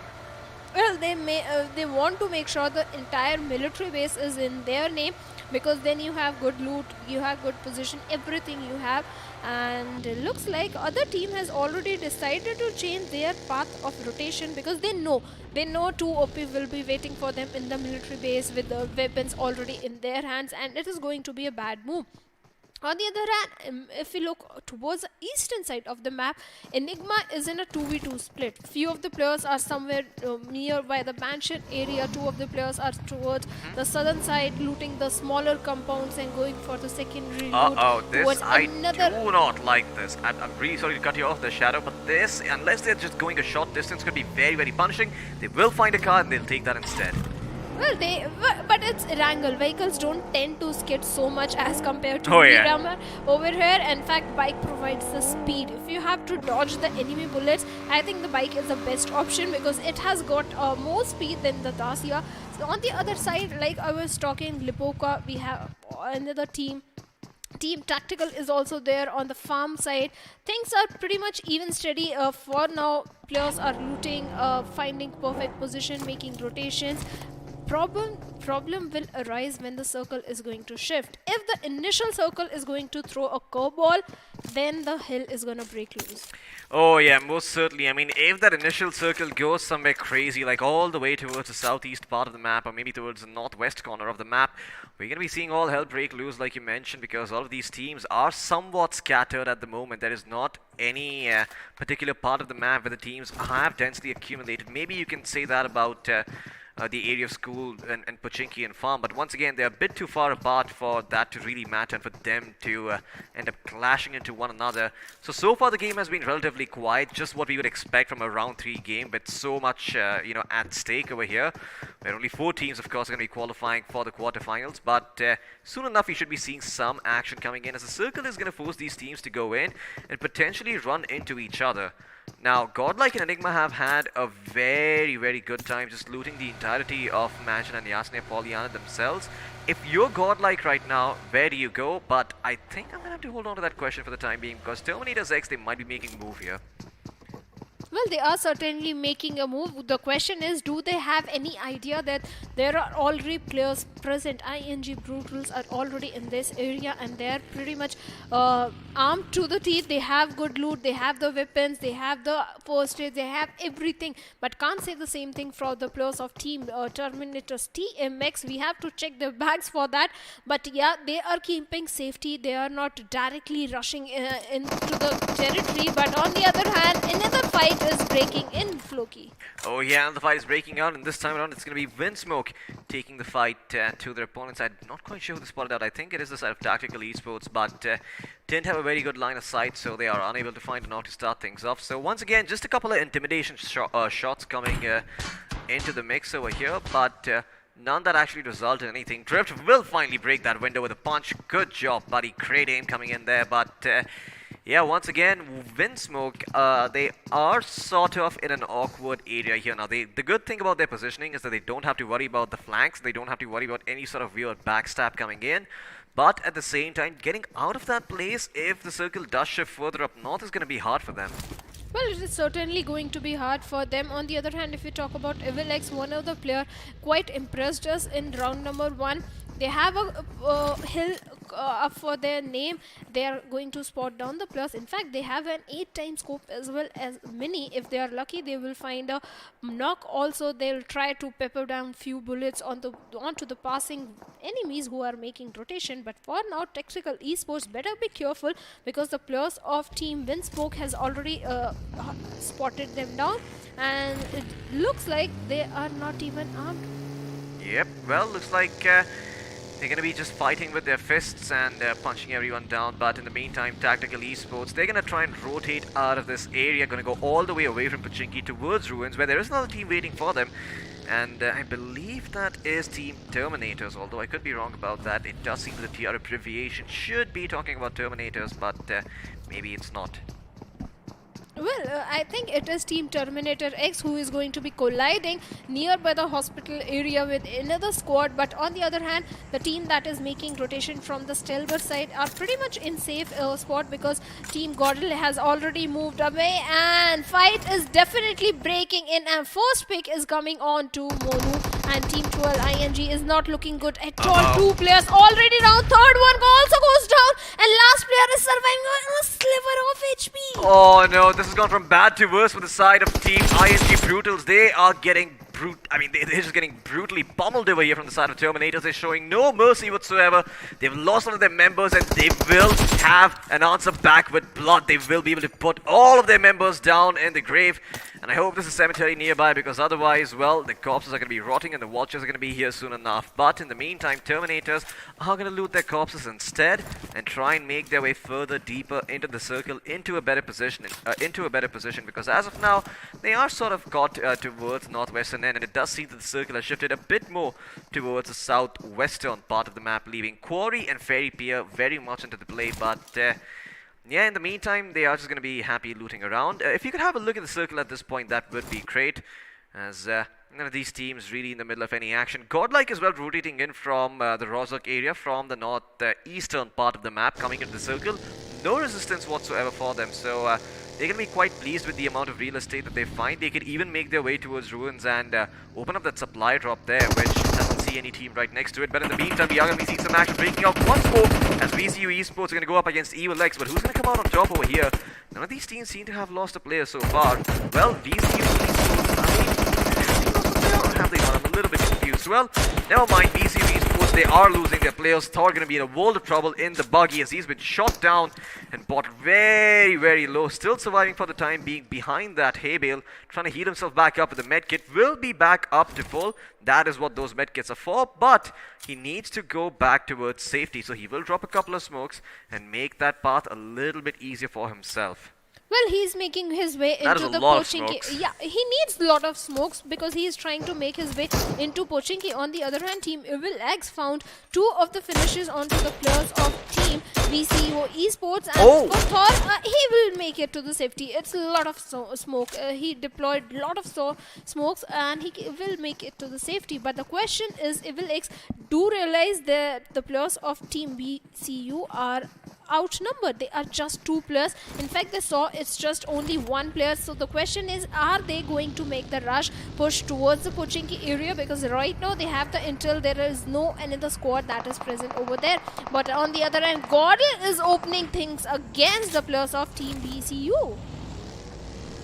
And look like VCU players are still in the safety, because none of the player has received any damage from Godlike. But Godlike, being the careful ones, are making sure how many players are still inside the compound area, or the player has already moved on towards the safety, and they do realize the players have moved towards the safety. But on the other hand, Last Legend making late rotations. In fact, Team VS also making late rotations from the farm area, but maximum cluster is around the southern side of the quarry area, up Someone towards just the run Pochinki over one of area. the spot, like, where the hell did they lose all that HP from? Yeah, they did. I mean, there was a buggy, a little bit of a drive-by coming in. It was the VCU player who went and whizzed past, I believe it was Neo, and just sort of fractured his leg, forced him to use that first aid kit and heal himself back up. But he's going to be okay for now. No knocks being resulted coming in from that drive-by once again. But the circle should be shifting soon enough and providing us with a lot more context to which team is strong and which team isn't.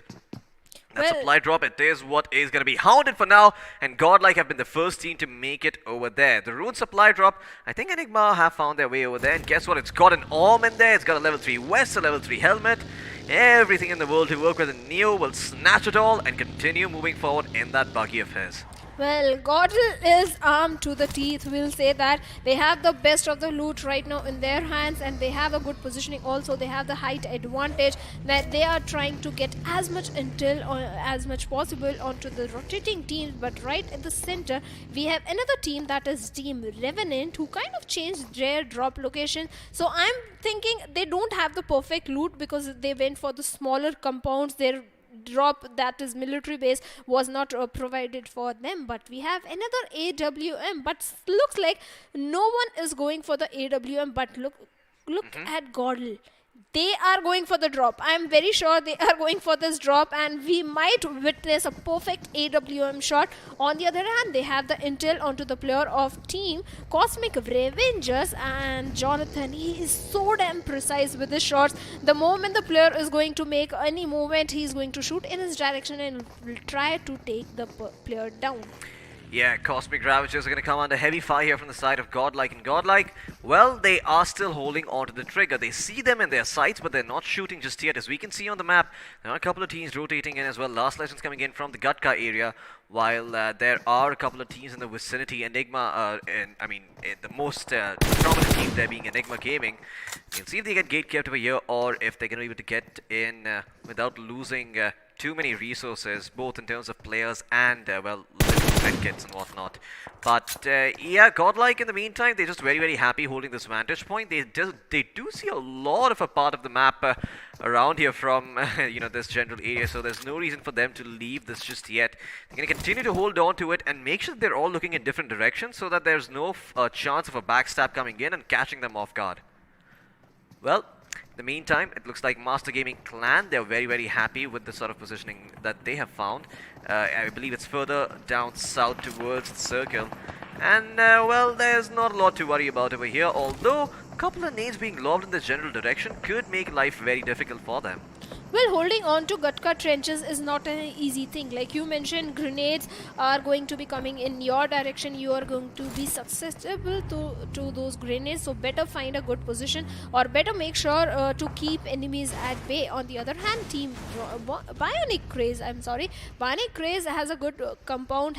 They have good position, but Team MG better be careful, because if they make any move, Master Gaming, there is a possibility that a fight might erupt between these two teams. And look at the circle, it is favoring the players of Team Gordle over there. And Gordle right now, Floki witnessed, have the height advantage. They have the perfect position. On the other hand, Team Evil X is also in a good position, and we have seen Evil X do good things inside the game. Even their single players are also capable of delivering good performance, but God, yeah, they are going to have so much intel from this position. Yeah, they most certainly can have a lot of intel to work with in the meantime. They have spotted out the members from Cosmic Ravagers as well, like we talked about earlier. Still haven't taken the liberty to push them and eliminate them, but soon enough, if the circle forces their hand, they will most certainly be happy, you know, putting a couple of bullets into their heads and getting all those finish points in the distance. But in the meantime, it looks like one of the members from the side of Bionic Craze is just ramming his buggy forward out in the open. Not really afraid whatsoever. Jonathan is going to spot out another member from the opposite team. He will be able to blow up the car, but no, this is actually a member from the side of Cosmic Ravagers who's going to get the credit for that finish. And that is not going to be something that Godlike is going to be super happy about. Well, there's still more than this of Bionic Craze to take out, and Jonathan will take it upon himself to gatekeep them. Is sitting down there in the grass, invisible to the naked eye, and just firing off a lot of shots, creating lots of problems for the side of Bionic Craze. Hasn't converted that knock into a finish just yet, but can wrap around and try and get the other players knocked down as well, making sure that he's going to get all 3 finishes to his name and to the credit of his team. Well, he's going to look to push forward over here. He's looking for some sort of a better angle. Will spot out one of those players, will fire a couple of shots as well, but doesn't really connect. And now Jonathan is a little bit out in the open, also has to worry about the members from Cosmic Ravagers catching him from the side. On the other hand, tactical esports player are also finding knocks onto the players of team 2 OP who are making rotation from the southern side, and 2 OP Ankit has already been eliminated, and another grenade are also coming in, and within few seconds 2 OP esports has been eliminated from the game at 15th position. Not a good position to get an elimination, but Godlike, like I mentioned, having so much intel but not picking up unnecessary bad fights, but the minute they are going to start picking fights, they are not stopping for anyone. On the other hand, multiple finishes are coming into the finish feed as well. Tactical has spotted out the players of team Master Gaming Clan. Yeah, Master Gaming Clan, I do believe one of the players' legs were visible from that little rock here. Drain YT going to be coming under heavy fire. The vehicle's going to blow up and knock him down on his feet, but he will be alive for the time being. They need to convert that knock into a finish, and in the meantime, Tactical Esports, well, they're coming in from a different flank angle as well.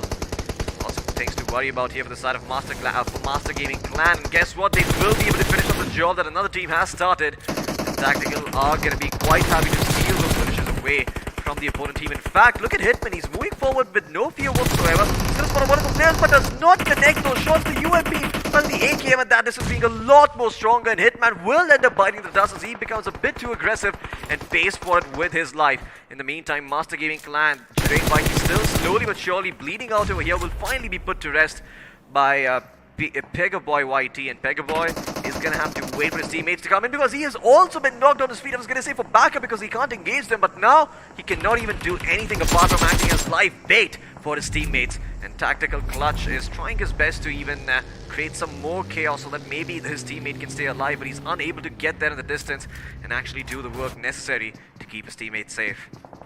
Revenant Rising though, comes on the map, are looking to join in on the action themselves. Do they spot out anyone from the distance? No, they don't. That hay being, those fields of feet being a little bit too much to, look over, as they don't really have the vantage point to work with. And looks like VCU Esports in the meantime have been eliminated by Enigma Gaming as well. So Enigma Gaming getting a couple of finishes on board. Godlike, they've done a fair amount of damage so far, but all of the knocks that they find have been stolen from other players. Maybe this time around they can blow up the members from Cosmic Ravagers, or at the very least blow up their cars if nothing else. Well, they're going to turn their attention towards them. Jonathan prepping up another nade. Isn't going to find its mark. He's actually going to throw it towards the smoke. And other players are over there just yet. Oh, in fact, where did that nade go from Jonathan? He throws it out in an entirely separate direction. I believe that had to be a bit of a miscalculation coming in from him, as might have spiked in the wrong direction. But now he's going to get back in the car and try to rotate in towards the circle, get into a better position and help his team out. Well, Jonathan do realize there is a possibility that the players will rush in towards them, and we'll come to that. But in the meantime, another squad has been eliminated. That is Bionic Craze by Cosmic Revengers, but Cosmic Revengers not in a good position at all. They have to move inside the circle, and the team that is going to be stopping them is most definitely Gordon is there, and another squad, Cosmic Revengers, is also present there. Team X. Yeah, Team Terminators X coming in hot over here from the western or the northwestern corner of the current zone. They need to make it inside the circle, but at the help stand, Cosmic Ravagers preventing them from doing so, preventing them from having their way. But Godlike Esports also joining the mix over here, looking at the third party and pick up a few finishes for themselves. They've got one to start things off, but can they find more? Clutch God is going to be able to find a couple of players with that grenade, and now he's going to go forward to convert that knock into a finishing spot. Out Kratos, the grenade is going to be lobbed, and he's going to turn his attention towards the other members. In fact, Z-God is going to take matters into his own hands to take down one of the last surviving members from the side of Cosmic Ravagers. I believe it's Mega OP who's standing behind that tree and is now in a buggy, trying to go out of the blue. Did he get a rotation going? No! Clutch God, can he find the finish? Yes, he can. Great shot coming in straight to the dome as he eliminates him. And now Cosmic Ravagers, they have been taken out of the fight over here. Godlike with 4 finishes to the name are now looking to continue with the aggression. In the meantime, elsewhere on the map, Enigma Gaming going to take the fight against the side of VCU, and VCU going to lose one of the members to start things off over here. Saggy going to go in for the flank, and he's got a couple of his teammates to back him up. Another nade comes through, and another knock is converted over here. They're going to find another knock as well. 3 people locked down from the side of VC, from the side of EvilX, apologies. And EvilX are going to be in a world of trouble when these players cross the hill and spot them on their knees. They're all going to be finished up over here. In fact, just one member standing, and EvilX will also be eliminated over here by the hands of Enigma. Elsewhere on the map, some more action breaking out. Revenant Rising going to be in a world of trouble as Godlike group up and start pushing them forward. No fear whatsoever. Jonathan survives with a tiny 7 of HP. He's going to be able to heal himself back up and stay alive in the meantime. Revenant are making this fight very, very costly over here for the members of Godel. And Godel, well, they're certainly trying to push forward regardless, but there is another team behind them. Windsmoke standing behind the smoke, poetic as ever, are going to be able to come in and maybe clutch out against the members of Godlike Esports if they're reeling after their fight from Revenant Rising. So Godlike gonna have to be a little bit careful with how aggressive they go. Now they're not in a very good position, so their only way in is to fight or maybe go for a long rotate.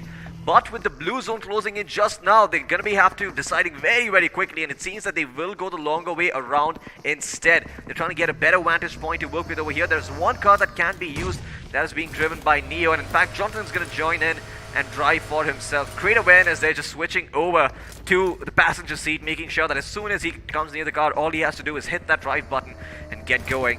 Clutch God in the meantime acting like the scout for his team is going to go forward and try and see what he can spot out. He does know that there are a couple of teams and a couple of members ahead on the opposite hill. He even gets the buggy going off, and he will fire a couple of shots. Saggy could be in a world of trouble, but no. Stays alive, takes cover behind the house. It's going to be okay for the time being, but Tactical Esports caught between a rock and a hard place. Looks like the side of Windsmoke are finally bouncing over here, and Tactical Esports going to be in a world of trouble because there's Godlike Esports as well on the other side, making sure that they don't have a lot of room to work with. And Revenant Rising have also been caught in the mix over here as one of their players is just trying to make sure that he does not get discounted and can't find placement points for his team. But Godlike Esports, they're the ones going in forward. They're the ones coming in with the aggression. With 4 players still standing, they want to take this fight to Enigma, but can they finish it as well? Well, the question is, can they finish it? But I'm liking the rotation of Godless.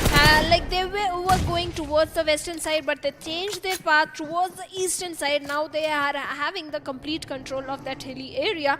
Enigma is also contesting for that place, and now the question is who is having more grenades, who is having the more precise accuracy with those grenades. In Enigma Gaming, Saggy is still protecting the flank that could be coming in from that particular direction. Rex is ready to throw Molotovs onto the direction of Clutch God over there, but the teams at the bottom, Revenant is there. They can do a third party, but on the other hand, Rex not being very lucky with that Molotov, finds no damage whatsoever onto the players of Godel. Yeah, and Godel with 4 of the members still standing once again. They are on the hilly area, so they have some form of cover to work with against the members from Enigma, but Enigma are also careful to not step a bit too forward and maybe cause maybe find themselves in a bit of an awkward position where there are multiple teams looking in the direction and multiple shots to worry about. Godlike Esports, they also understand this, so they're going to try and go all the way back towards the airdrop because it is in a very good position. But guess what? Both Revenant Rising and Tactical Esports have this underway. In fact, so it can maybe just bait out that supply drop, wait for all these teams to come in and maybe find some finishes if he's a little bit more patient. But in the meantime, Enigma Gaming have turned their attention over towards the members of Windsmoke, and Windsmoke can be in a world of trouble as there's only 2 members still alive over here. It's going to be Drift as well as, I believe, Thieves, who is on his knees at this point, and he will be eliminated. Saggy on a bit of a rampage coming in from the side of Enigma, and Enigma will not stop. They found one of the members from Godlike. Neo has bit the dust over here, and Z-God and Jonathan are going to try and maybe avenge their fallen comrade, but for that, they need to get into a better position for now. And they are caught between, well, an awkward place once again, because there's wind smoke looking in their direction and there's also Enigma members watching the flank. So Godlike not going to have an easy entryway into the line of sight of Enigma and maybe, try and take a fight around that. But Jonathan is keeping an eye out for all of the members from Revenant as well as Tactical Esports. So it looks like even though they were coming under heavy fire, they still somehow managed to survive. Enigma, Godlike, Revenant, as well as Tactical Esports are a couple of those final teams remaining, with one member from Windsmoke also staying alive. And Saggy, in fact, going to be knocked down over here by Zegot. Zegot taking the initiative upon himself, finding a couple of shots in the smoke and getting that knock, but can he convert that into a finish? Nate's coming in from Enigma to provide some cover, but look at Zegot. He is so aggressive over here. He wants to find those finishes. Enigma a little bit preoccupied with another fight in the meantime, and can Zegot convert? No, he cannot. He's trying to look in the direction, and now Enigma knows there is another member from Godlike in this general area, but look at that. He's playing with the terrain so beautifully. He's not spotted out. Just he's going to try and pull up the pickup truck instead. Or rather, the Jeep is going to be successful. No, he's not. A grenade comes in his general direction, and he's going to be knocked on his feet as well. Zegot, he's found A to start things off, but he will be finished off before Jonathan can come in and get him back up on his feet. Clutch got in the area as well, but where the hell are the other members? It looks like Enigma are going to be able to get their other members back on their feet. Well, they will be able to, but Jonathan is not stopping for anyone. He's aggressively going for the players of Team Revenant Rising, and looks like he's going to finally put the bullet onto the last player, and Team Revenant Rising has been eliminated and Jonathan is on a rampage. Team Enigma still standing very strong with all the 4 players. On the other hand, Godlike has only 2 players, but they have the position advantage. They have a good position inside the circle. Even the last player of Tactical Esports can't do much from that particular situation. Even if he's going to make any noise, he's going to grab the attention of Enigma and Godl, both the teams. But looks like Team Godl is still in a good position. They have a good position, but Team Enigma, like I mentioned, they have the numbers advantage. They are going to be deploy some of the smokes and get a little close up towards the players of Team Godl. Yeah, and guess what? The last member from Tactical Esports is also going to be eliminated to make sure that Enigma have only one enemy to worry about, and it is their arch nemesis. It is going to be the members from Godlike. Clutch God and Jonathan still standing strong on the other side of this hill, but Enigma are on the low ground over here, so they're going to have to be careful with how they approach this. One big misstep, and Jonathan could start lining them up and isolating those 1v1s, getting those picks that he needs to kind of make sure that Godlike can make it to the top spot in that first place and get those 15 placement points to work with. Eggy, maybe the first one to be spotted up, but Jonathan does not actually connect, and now with his position being revealed, he's going to be in a world of trouble. That helmet saves him for the time being, but now it has been completely shot, and it's not good for any more shots. Clutch God is also going to be spotted out and be taken down over here. Eggy is going to do all the work for Enigma, and there you go. Enigma will claim the chicken dinner, putting Godlike in that second place once again, as Godlike unable to find that first place finish. And Enigma, well, they do all the work. They're able to convert, the very good start into a first place finish. Well, first place finish and good finish points also to back them up. Yes, Godlike had good finish points. 12 position points, not a bad start at all. Even for the players of Tactical Esports, the last guy is surviving. He is having good position points. A good outing coming from all the 3 teams. Most certainly. I mean, good outing coming in from all the 3 teams. And I have to say, this is, courtesy of the very good starts that they have. Godlike dropped in Yasnia Polyana, uncontested. Enigma, same story. They dropped a little bit more towards the eastern part of the map, uncontested. No one really to stop them from getting what they want. And yeah, they just had a bit too much and rotated into the circle early on. Let's have a look at the highlights and see how they did that once again, as I'm quite sure a lot of these fans in chat are going to be super happy that the top 2 teams in this game are, of course, Godlike and Enigma, the 2 invited teams. I was about to say that invited teams making it as the top 2. TMX also started really good, eliminating a squad, then went I think they dropped nearby the Gatka area, if I'm not wrong here. They eliminated another squad that was present in that territory, but Godl, from the very start, they were going for the good positioning inside the circle. Initially, in the very start, they were somewhere in the Pochinki area, having a height advantage. They had the intel of around almost all teams that were rotating in. But in the last, that position advantage was with the players of Team Enigma. But in fact, Team MGC was also, Master Gaming Clan was also doing really good.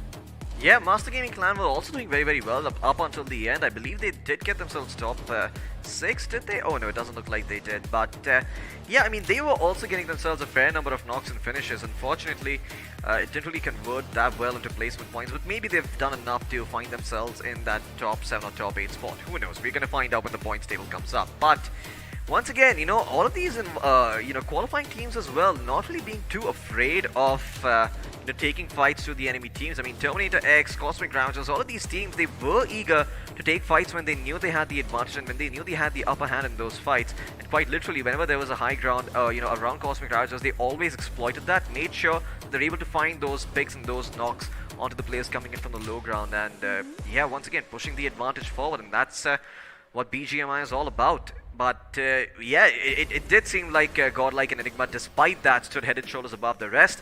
They were able to make sure that all these other teams know that these guys are built a little bit different, and if they want to take them down, then, well, they're going to have to adapt and overcome, because it's not going to be so easy to just take out the members from Godlike. Of course, very, very experienced players. So are the members of Enigma.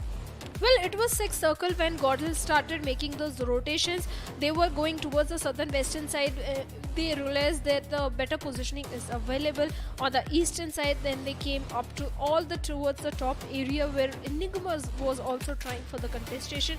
Initially, Godel found few knocks onto the players of Team Enigma, but Team Enigma, coming the better team this time, gets the victory, gets the chicken dinner. But Team Tactical also good finish points and position points as well. Absolutely. I mean, Tactical Esports once again making a name for themselves, sort of, and I have to say, all these teams who have qualified, they're certainly making it a little bit harder for the invited teams to, have their way around the map. Of course, the drop spots haven't been contested so far, but even though they haven't been contested, these teams aren't afraid to take fights, and that's always very refreshing to see a team that is not afraid of big names and will come in and take those fights and will play a little bit aggressively. Even though Enigma and Godlike made it to the top 2, I'm quite sure the next match is not going to have that same fate. I'm quite sure there's going to be a little bit more of a tussle going on. But let's have a look at the point standings and see exactly where all these teams stand.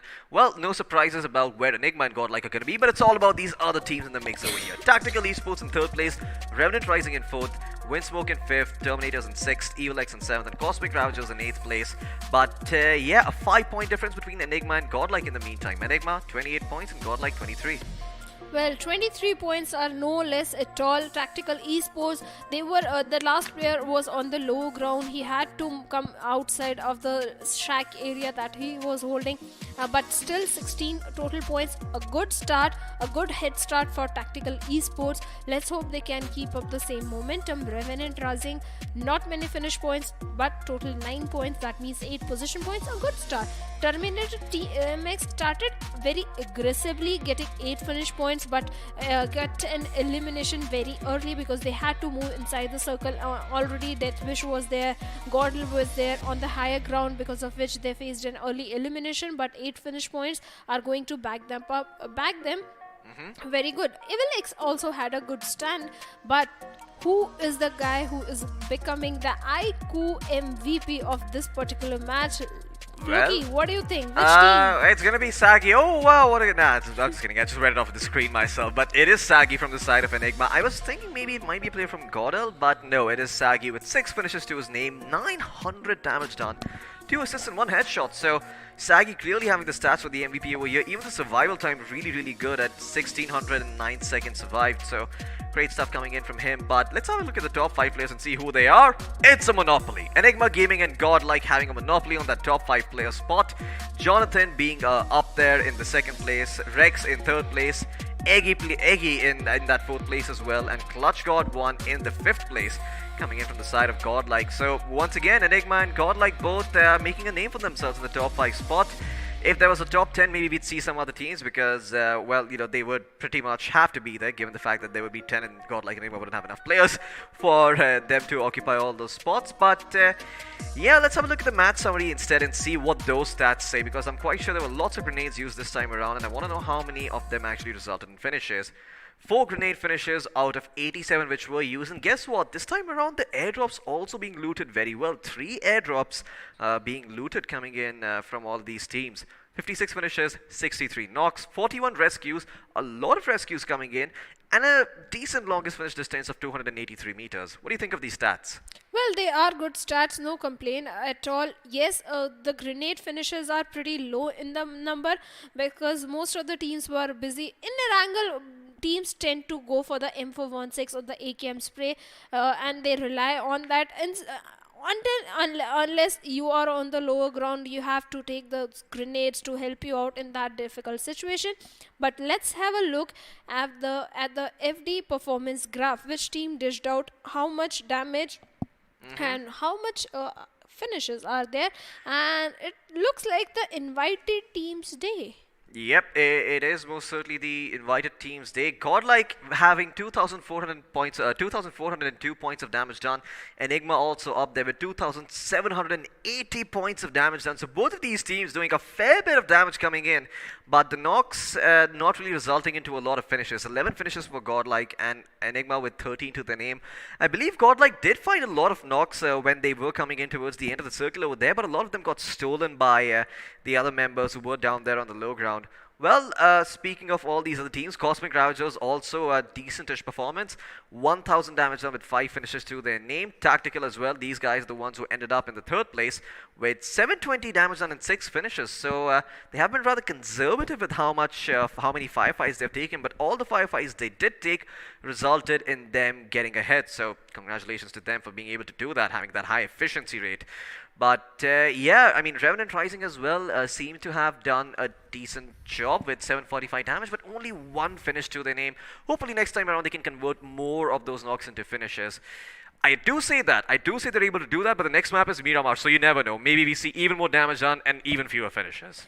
Yeah, that is a possibility because match number 2 tends to change things around. It did change in the previous lobby also, previous group also, but this time Windsmoke was also having a good outing. They are having 1,000 plus damage, but very low finish over there. That means this is also team that is capable of converting damage to finish. Let's hope if they can do it in the next round.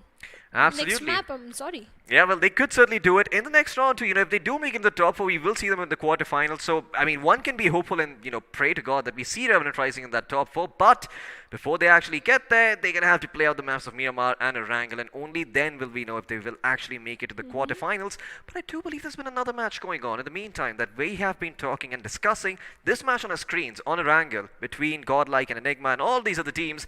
There's been another match going on with some other, cool names over there as well. Yeah. So we're going to be having that points table coming up as well as soon as it's ready.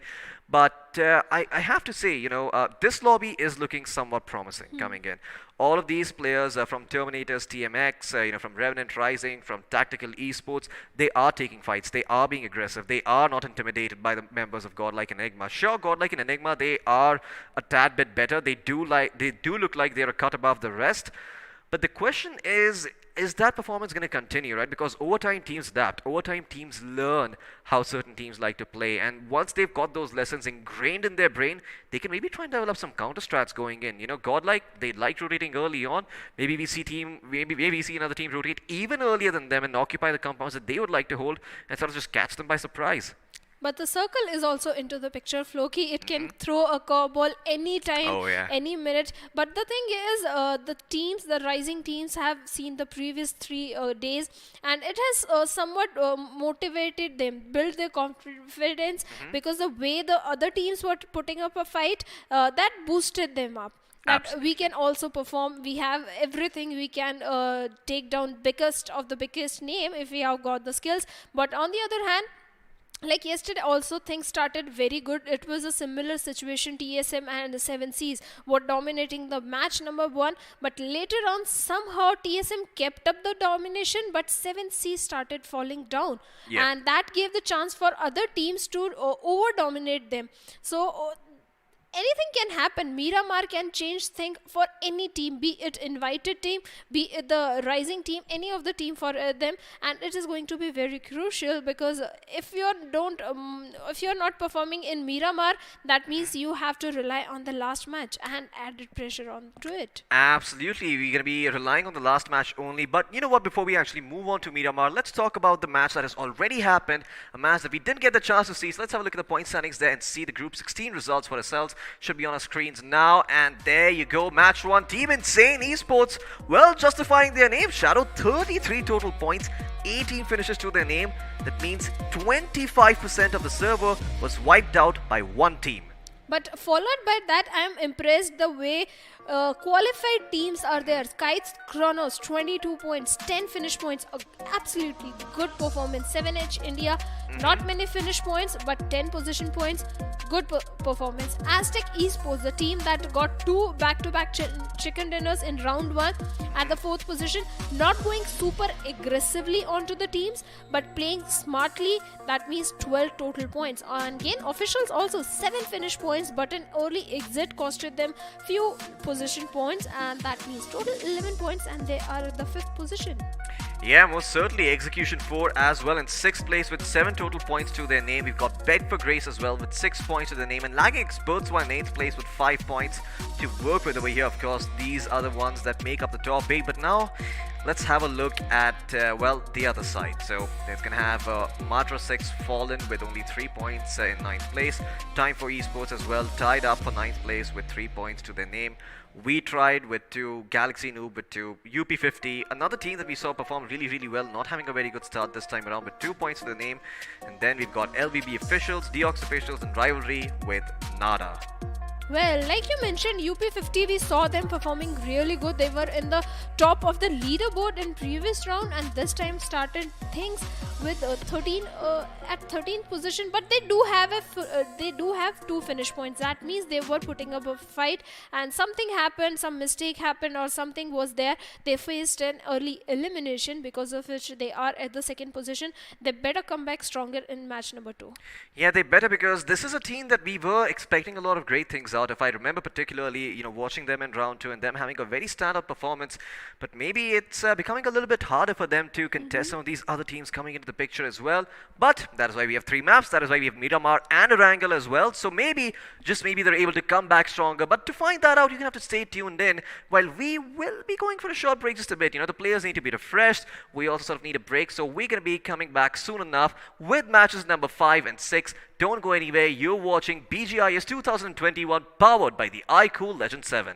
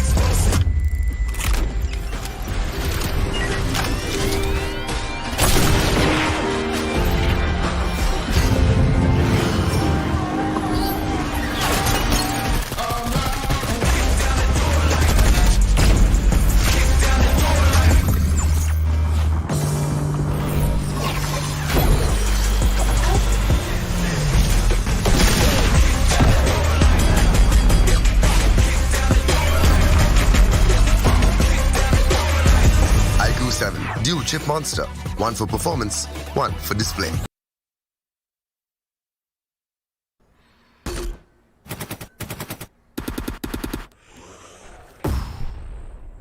Enemies ahead.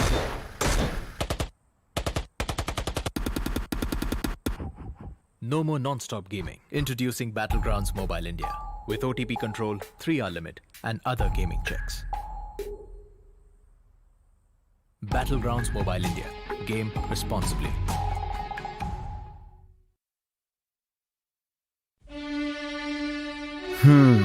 वो एक दोस्त game में फंसा, कोने में बसा, gang में अकेला, दिन का भूला. टाइम आ गया है for them to look up. रुक रुक रुक, पिज्जा है यार. हाँ, ये बेटर है.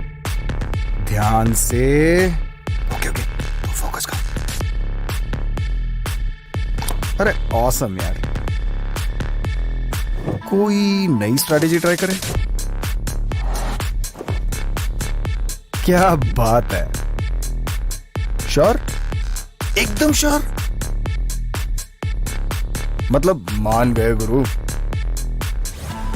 तो जैसा मैं कह रहा था, जब ये हद से ज्यादा हो जाता है ना, तो फन, फ्रेंड्स और लाइफ से ध्यान हट जाता है। तो कुछ भी करो, पर कैसे भी मेक देम लुक अप। अरे वाह, जल्दी समझ गए। Well done boys.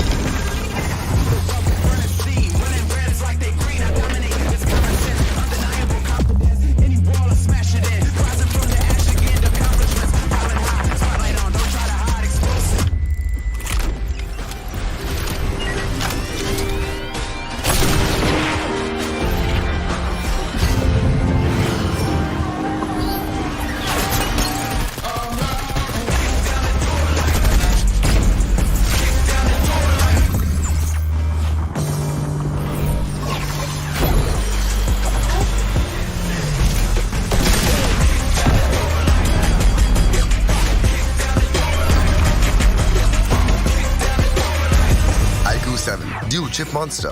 One for performance, one for display.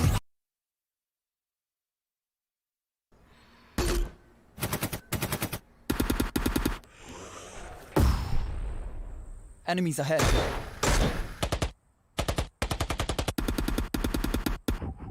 No more non-stop gaming. Introducing Battlegrounds Mobile India with OTP control, 3-hour limit and other gaming tricks.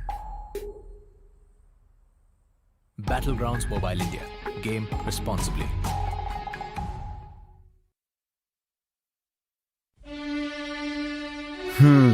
वो एक दोस्त गेम में फंसा, कोने में बसा, गैंग में अकेला, दिन का भूला.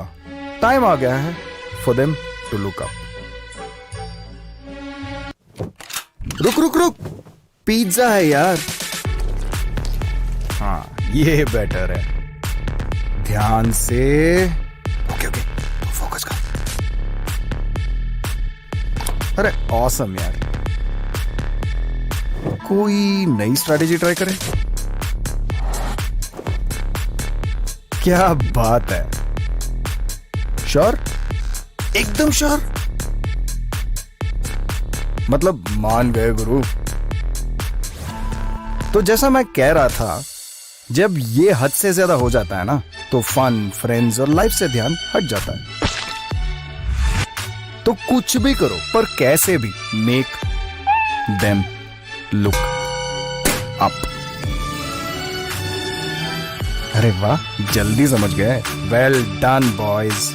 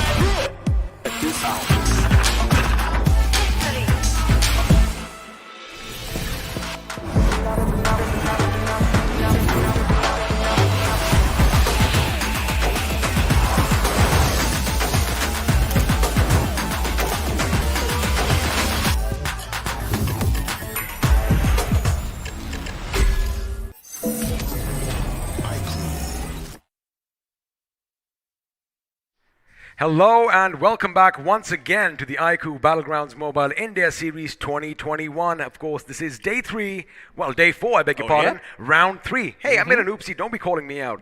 Now, mine, of course, is Angad, the Experiment Chehal, and I found someone lurking in the shadows earlier.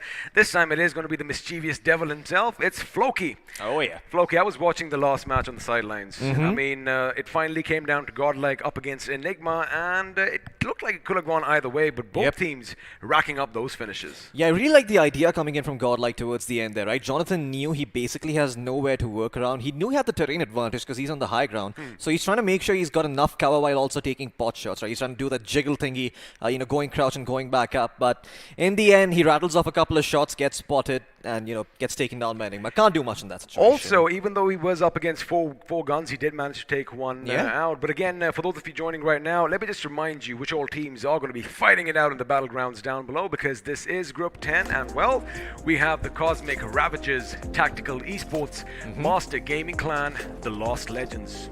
The Lost Legends. The Lost Legends. Kind of a dark side to that name. Oh, yeah. Windsmoke, Revenant Rising, Bionic Craze, and of course, Evil X. Absolutely. Some of these teams have put up a good performance in this match so far, but Tactical Esports in particular stand out. Well, on the other side, we also got Team X-Flame, Team Terminators, TMX, 2OP Esports, ING Brutals, VCU Esports, Borohari Esports, Godlike Esports, and Enigma Gaming. Once again, lots of esports today. A lot of esports. Again, looks like we are in the right place, because had it not been esports, I guess you and I would have been in a sticky situation. But again, it is going to be a lot of esports action in store for you today. And, let's just come down to the brass tacks. All eyes, of course, are going to be on Godlike and Enigma Esports themselves. And, I think the viewers aren't really going to be disappointed. Oh, yeah. I mean, I certainly am not. Just seeing the fact that Godlike and Enigma managed to make it it to that top 2 spot, completely justifying their invites once again. This is actually going to allow them to be a little bit more crazy on Miramar, just go with something unorthodox that we might not see coming.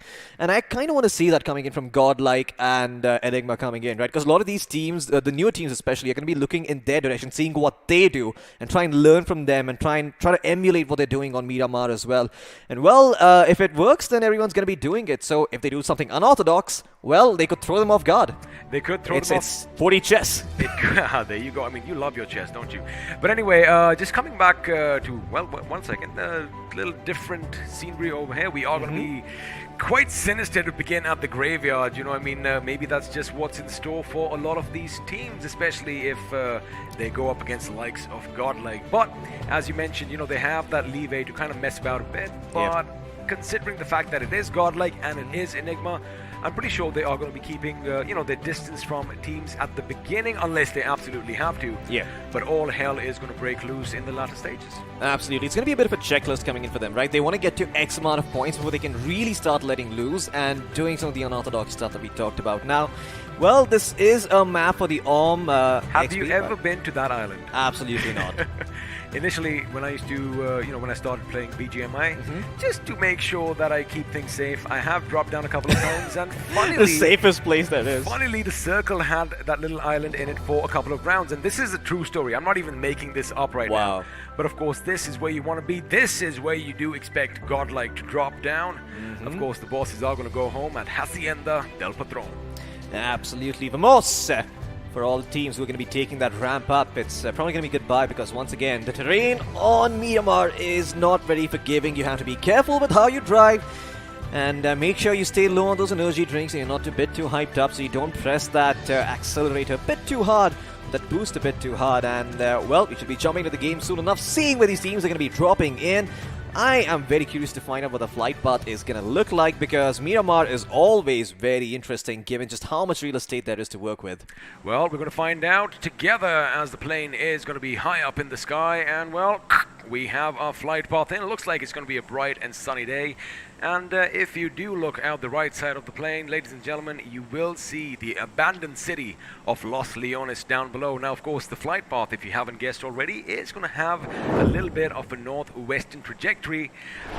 It is going to be skewed a bit to the left of the map as we do fly over Monte Nuevo and El Pozo, and things are going to end just north of the ruins. Absolutely. Now, we could see potentially a couple of fights breaking out early on, because a lot of these teams, to get to their favorite drop locations, they're going to have to maybe drop in a little bit earlier, because you look at El Azahar, you look at Cruz del Val, Tierra Bronca, it's going to be a little bit hard to access these parts of the map given the trajectory of the flight. Now, you could potentially drop into its Picado, Graveyard, Power Grid, make your way there. But if you do not drop into any one of these places, instead drop into no man's land, you could be in a world of trouble. You might find vehicles there, you might be able to rotate out as well, but another team that has the high ground and has the weaponry ready could gatekeep you. What's interesting here is we have 1, 2, 3, 4 teams heading towards Chumacera. Possibly some of them could glide even further to Villa del Mar, which means, well, action is going to be breaking out early here in Miramar. In fact, if you have a look, the biggest cities are going to be occupied by multiple teams. El Pozo has a few dropping in, but for now,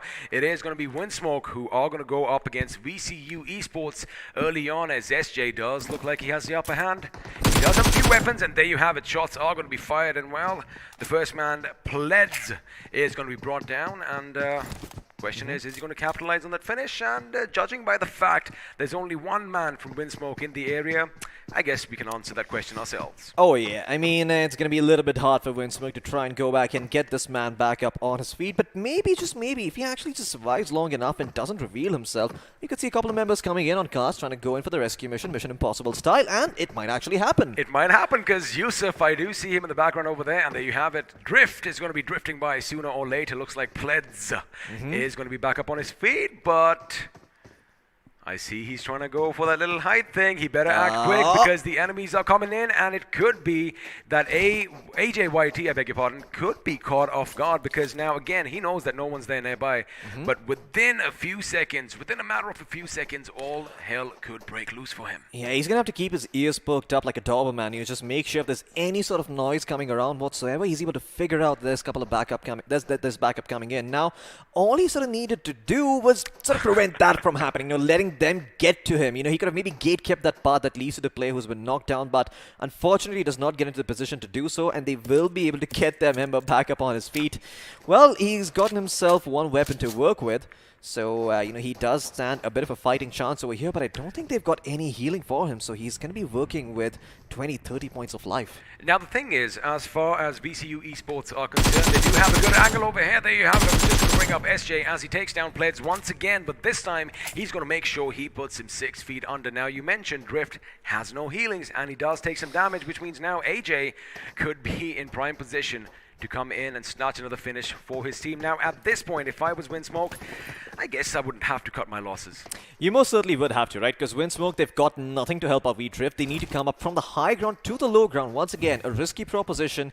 And it's going to be kind of hard for them to, you know, take this fight against the members of VCU, because VCU are all spread out very well, and they're watching all these different angles. They're not all together trying to push any particular part of the map. The problem for Drift here is he has no escape, because the only way to get out is, well, left or right of these giant tubes that you see in front of you. And if he does make a move, well, it could be problematic, because we have SJ at one end, AJ at the other. But on the other side, we have a fight breaking out between Master Gaming Clan and the Lost Legends. Well, if they want to go down in Legend, they better put up one heck of a fight, because they do have the advantage. They have that high ground, and the fact that they are spread out could be problematic for Master Gaming Clan, as Hitman is going to go in. He does spot the enemy. Jerain is going to be weaving and bobbing his way amongst those bullets, but that smoke is going to cover his thing. But look at that bunny from atop. Again, I was talking about this flank. He is going to be precise with his shooting, and well, he gets a knock to his name. He gets a knock to his name, that too with the UMP at that distance, accounting for the bullet drop and everything, so kudos to him for actually hitting those shots. Hitman 45 though, I think he's heard or rather seen King go around the corner over there from that little gap. Now, if he had a need, you could have flushed him out, but instead he's going to wait for some backup to come in. A little bit of bait and switch could be in play. I hear a couple of Uzis being rattled off in the distance, so King realizes that this is not the best case option for him to just stick close and maybe try and take a head-on engagement, even though he himself has an Uzi, because it's going to be a 2v1, so he's backing off and baiting them into the rest of his team. He is trying to do that. In fact, he realized that, you know, there are two gentlemen in front of him because two guns went off, and, well, had they come out in tandem, it could have been problematic for King. So I do believe that is the right call. Elsewhere, looks like Drift's drifting days are over, as he's going to be put in, which means I do believe it was Windsmoke who did all the hurt, and VCU Esports, no, I beg your pardon, VCU Esports are going to accumulate another finish to their names. But for now, for Master Gaming Clan, Jerain is the only one who is going to be down under, as it looks like a grenade could find its way in. But Deathlock suddenly realizes, you know what? I don't have the angle. I'm going to whip out my M249 and let my bullets do all the talking. Absolutely. Who needs to aim when you've got an M249, right? No ADS needed. Just aim, I mean, just, you know, hold it, hip fire it all the way around. You're probably going to get a knock, even if, well, your fingers don't work and you're blind at the same time. But in the meantime, Last Legends, they've pulled out a couple of Uzis. They're going to go forward and try and take this last member out. The boy went to moving anywhere. He has been knocked out, but no, he's actually still standing strong. Hitman 45 is the one who's been knocked out instead, and Last Legends could be the world problem. Look at that kick is going to come, and he's going to try to convert those knocks into finishes. And MGC finally answer back, and how? And look at that. They did try to, you know, corner him with that Molotov. They should have come in together, let loose some bullets, but they came in one by one, and, well, Drax is a bit too OP for them, as he's going to put them down on his knees, and then, well, he's going to send them packing home. But for now, MGC all looking good. 3 finishes to their names, and, well, their enemies looks like they aren't really going to go down as legends. Most certainly. I mean, the Last Legends will indeed be the last of the Legends there are, because, well, they had the advantage. They could have pushed together. The last of their kind, huh? The last of their kind, yeah. The last of the legendary kind, as we see the circle once again, right in the smack dab center with Picardo at, well, the Circum Center. So let's see if any of these things are going to be rotating in just yet, or if they're going to be very happy with the fact that they've got control of the peripheries. The funny thing is, just moments ago, right, except maybe Godlike, who do, of course, end up in Hacienda del Patron, most of the teams were pretty close to each other. In fact, a bit too close for comfort, and that's why we have these early skirmishes breaking out. But Bunny, again, he's got a good position. He sees them move. He is going to hold his fire. Again, he does have that UMP, so, you know, at that distance, it could be problematic. However, this is crucial information being conveyed to, well, not his teammates, he's the last man standing. So again, the question is Bunny trying to take a fight over here because looks like he's not one to back out. He just wants to secure zone Oh, rotation. Now, he what takes the a hell are you few doing? Buddy, what? What? This is a madman. This is an absolute madman right here. Look at MGC. They are angry. How dare you? How dare you fire at us? We have destroyed 3 of your teammates and you still believe you can fight us? No way, punk. But MGC can be a bit more merciful today and get the hell out. Instead, they know that it is better to move into the circle instead of taking a fight against a lone member. You know, you just said punk. All I could remember was feeling lucky yet.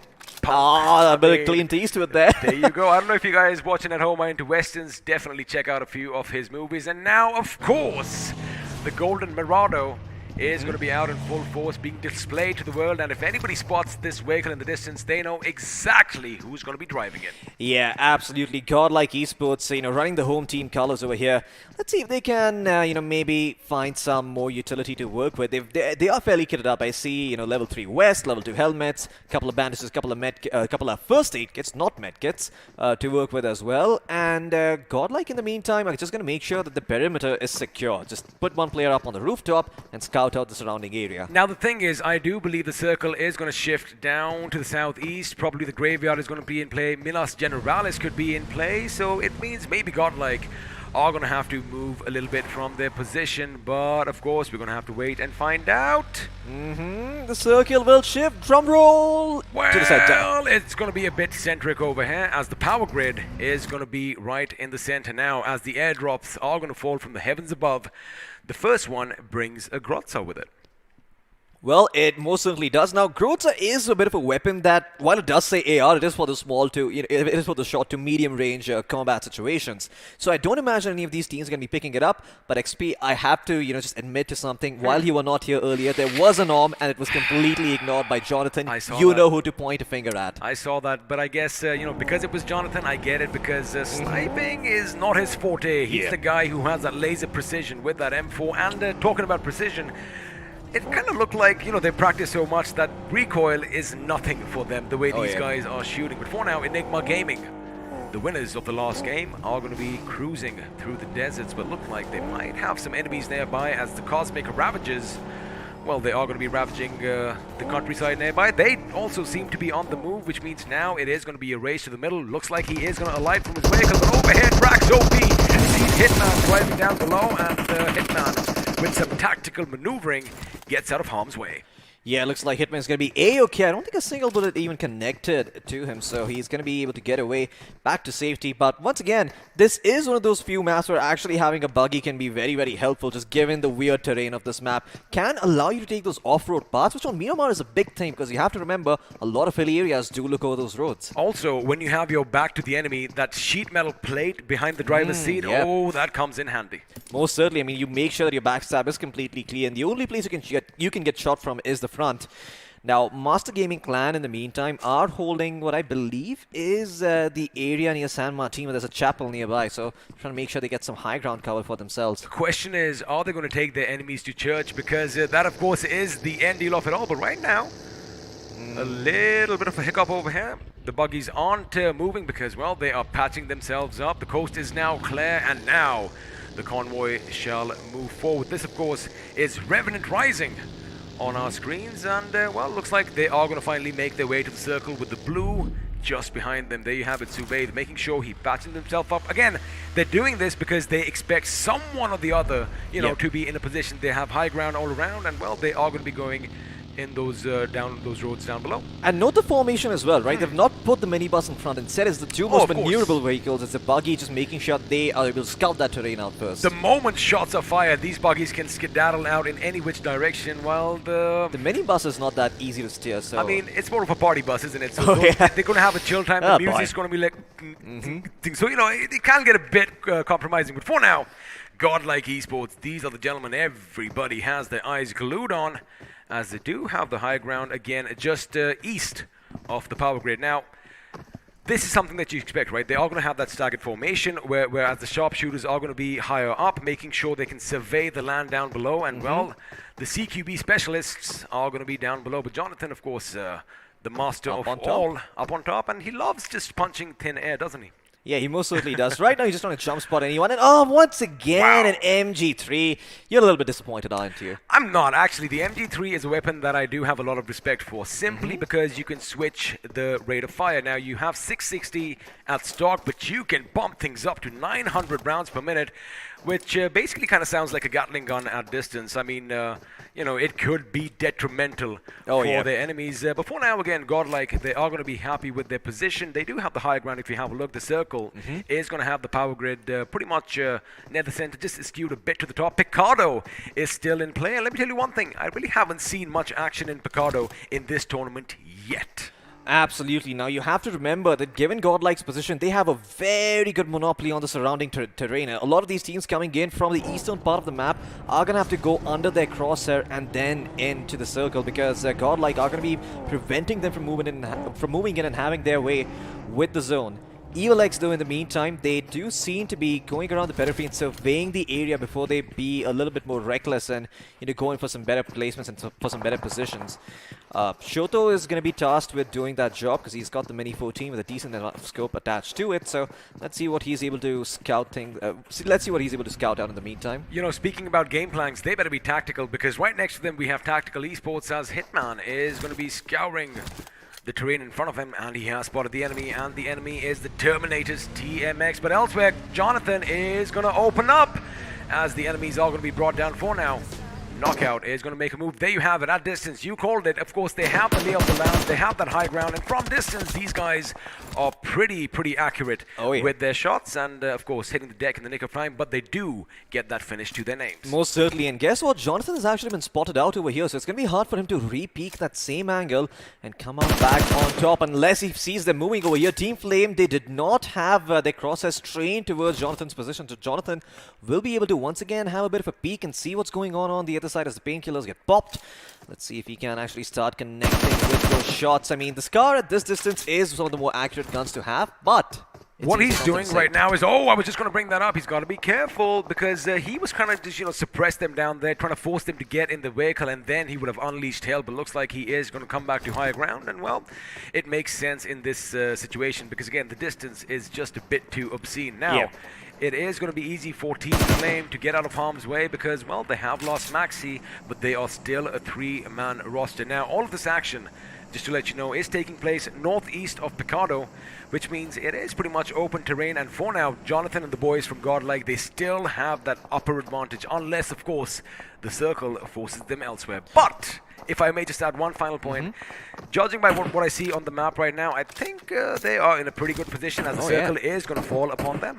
Yeah, most certainly. I mean, they are in prime position to rotate out as well. If you look at the surrounding area next to Godlike, it's kind of empty over here, save for the teams that they've already scouted out, right? They know there is Team Flame on the low ground, but this might be a little bit difficult for them to get into, because 2OP Esports, they've got the high ground as well. Now, what's going to happen is 2OP, you just mentioned them, that is exactly where Godlike are going to try and go. Now, of course, it's a similar situation to where they are right now, but I'll hold my thought for a second, because it does look like the Terminators are taking the fight against to Revenant the enemy, Rising. and of course it is Revenant. I mean, it is just poetic justice at this point, but looks like a few more enemies could be coming in. Remember, Tactical Esports are still in the vicinity. Yeah, Tactical Esports are just waiting for some sort of action to break out so they can come in and third-party the crap out of everyone involved. But Revenant Rising as well, in the meantime, going to hold on to their guns. They don't just want to fire away and give their positions off to the enemies, because they know that this is the time where teams start rotating in, and any stray shot could mean their demise. Now, Destroyer, in the meantime, has been shot from one angle over here next to the window, so he's going to know that there are a couple of teams in that general area, but he doesn't have an actual idea as to where they are, so he's going to have to go back up again if he wants to figure that out. In the meantime, Legion is going to be guiding that area out, but okay, Godlike going up against Enigma over here. Looks like we are going to have a repeat of the last game. Of course, this action is going to take place a little bit more than the last few circles. Rex is going to be the first in the line of defense. A grenade is thrown, but he is going to reciprocate with his weapons, and now shots are going to be fired at the back. Of course, he is going to be taken down. He could have zigged and zagged his way out, but it isn't going to be the case this time around. Of course, the enemy was a bit too close for comfort. Now, Sagi is going to be in a good position. He has that high ground, but again, he doesn't have the line of sight. Yeah, once again, I think that was probably Eggy not having a smoke, Sagi not having a smoke in that situation there. is probably the reason why he ended up being taken down over here. But in the meantime, we're going to turn our attention back towards the side of Team Cosmic Ravagers. They take up a fight against the members of Team ING Brutals. As Brutals, once again, being somewhat brutalized a little bit early on in the game. 16 teams still in the mix, so if they get eliminated without taking a single finish, they will go out with 0 points to their name, and they don't want to be the team who gets that mantle. Well, that is definitely going to hurt just a little bit more, but it looks like elsewhere, even Lex and Terminators are going up against one another. But for now, we are There's going to be action everywhere. Oh, there's going to be action everywhere. In fact, the fact is 16 teams are still alive, 55 players still vying for their chicken dinner, and we are in the 4th circle, and well, the real estate is going to keep on shrinking as we move on to the latter stages. For now, Cosmic Ravagers, they are going to hold their ground, and it looks like the team ING Brutals, they have managed to patch up one of their members, and even though they have lost one, they are going to move away elsewhere. On the other side, the fight between Godlike and Enigma Gaming continues. Yeah, most certainly. Godlike, in the meantime, they know they've got the advantage, so they're trying to spread out and surround the side of Enigma. Enigma, in the meantime, are trying to put up some form of smoke and mirrors to distract Godlike and maybe confuse them about where they're positioned. And Eggy is going to take that a bit too literally, drops the smoke down, so is going to keep the members of Godlike guessing as to where he went. And you can see Jonathan, he wants to clear out some of these angles. He pulled out the molly and considered it for the moment. But once again, you have to respect the zone because the blue zone is going to be closing in. And when it does, the new circle is going to form, and maybe this fight will need to be finished up even quicker. It looks like everybody wants a piece of that mountain. Everybody wants to be crowned the king of the hill because everyone is heading in their direction. And for Enigma and Godlike, this could be a field day. But for now, it is going to be ING Brutals who are going to be facing the brunt of all the action, as Cosmic Ravagers could be in a tricky situation. They do have Enigma at one end and the other team at the other. I mean, talk about being in between a literal rock and a hard place. That is where they are, because from behind, Bionic Craze are going to be moving in as well. Again, you know, Godlike have to be careful because although they are dealing with the matter at hand, remember, this is Miramar. You can get shot at from afar. Absolutely, you can get shot at from anywhere if you're low enough, and you don't want to be in that spot. So Godlike Esports are going to dot their I's and cross their T's. In the meantime, though, ING Brutals once again trapped in a very awkward position. Going to be hard for them to rotate out, and guess what? All of this fighting, it's not going to result in anything. Well, in the meantime, Eggy is going to continue to rattle off a couple of shots. Their first finish found on the back of those boys, and ING Brutal, well, they might be meeting their makers soon enough because Enigma are not feeling particularly merciful at this point. Oh, they are being brutalized from Enigma and Bionic Race at the other end. It looks like we do have a few big guns being fired as the M24 goes on, and Eggy is going to get a headshot on the enemy. But for now, it is going to be ING Brutal. They are facing the brunt of a punishment over here from all directions, and I do believe sooner or later their lives are going to be snuffed out. Jonathan, you better not scratch that vehicle up because we wanted to survive till the end. But for now, I like the fact they are on the move, but looks like 2OP's member is going to be spotted up in the distance, and when you have Zegod shooting at you, you better duck for cover. Most certainly, but unfortunately not even Z-Gods can make bullets curve that hard. You know, given the position of Newton, it's going to be hard for him to find that pick now, and he might just rotate out of here with that buggy towards his back. Now, Godlike have to also kind of make sure that they don't just, you know, tunnel vision on the teams that are high up, because there is a backstab coming in, and that's where they're going to focus and turn their attention on instead. You know, leave the high ground be instead, gatekeep Enigma from coming in, and Enigma, well, they're getting picked off one after the other. Eggy is going to bite the dust, leaving only Saggy in the mix for the state to get those placement points. And amidst all this commotion between Enigma and Godlike, Bionic Craze just blissfully went on past them in a vehicle of their own, and well, they are going to be counting their lucky stars right now. Unfortunately, Saggy is in a bit of an unlucky position, and sooner or later that smoke is going to dissipate. Lucky for him, he does have that vehicle in front of him, which is already shattered, but Evil Lex, their dreams are going to be shattered as well. They're going to exit in the 14th position without any finishes. Now, ladies and gentlemen, it is going to be a bit chaotic because 2OP Esports are going to have a field day. They have the high ground, and they have so many people to shoot down below. But this is the worst oxymoron you could have. He's got the high ground, but the two weapons on his back are a UMP and a Thompson at that distance, so even if he wants, he can't gatekeep them. Maybe with a Tommy gun, he can go all gangster on the enemies down below. Absolutely. Well, let's see if that Tommy gun is going to do all that work. It's going to be a little bit hard to connect those shots once again, but maybe, just maybe, if he's a little bit patient with the weapon, learns how the recoil works, maybe he can get those shots in and get those knocks as well. Revenant Rising, in the meantime, they're going to try and prevent Tactical Esports from ascending up this cliff. Destroyer is making sure that they are not able to come up just yet, but his head is going to be destroyed over here as he has to duck back into cover, get that first aid kit going over here, but he's going to be pushed from the other side by Tactical Esports. And Tactical Esports, well, is the demo fighting for them? No, it's the wind smoke! It's going to be 2 OP, but Windsmoke is going to come in and try and steal that kill, as looks like he's going to be brought down instead. The Thieves are going to be paying a massive prize as Tactical Esports now again living up to the name. They realize, the guy was suppressed. This is when we make our move, and looks like they are going to be trying and ascending up this mountain. But at the tippity top of the mountain, we have 2 OP, and if they are too overpowered for the enemies, looks like Enigma Gaming on the other side are going to be eliminated by Godlike Esports, which means, well, a little bit of revenge is going to come in for the last game, as the victors have been taken out by the second place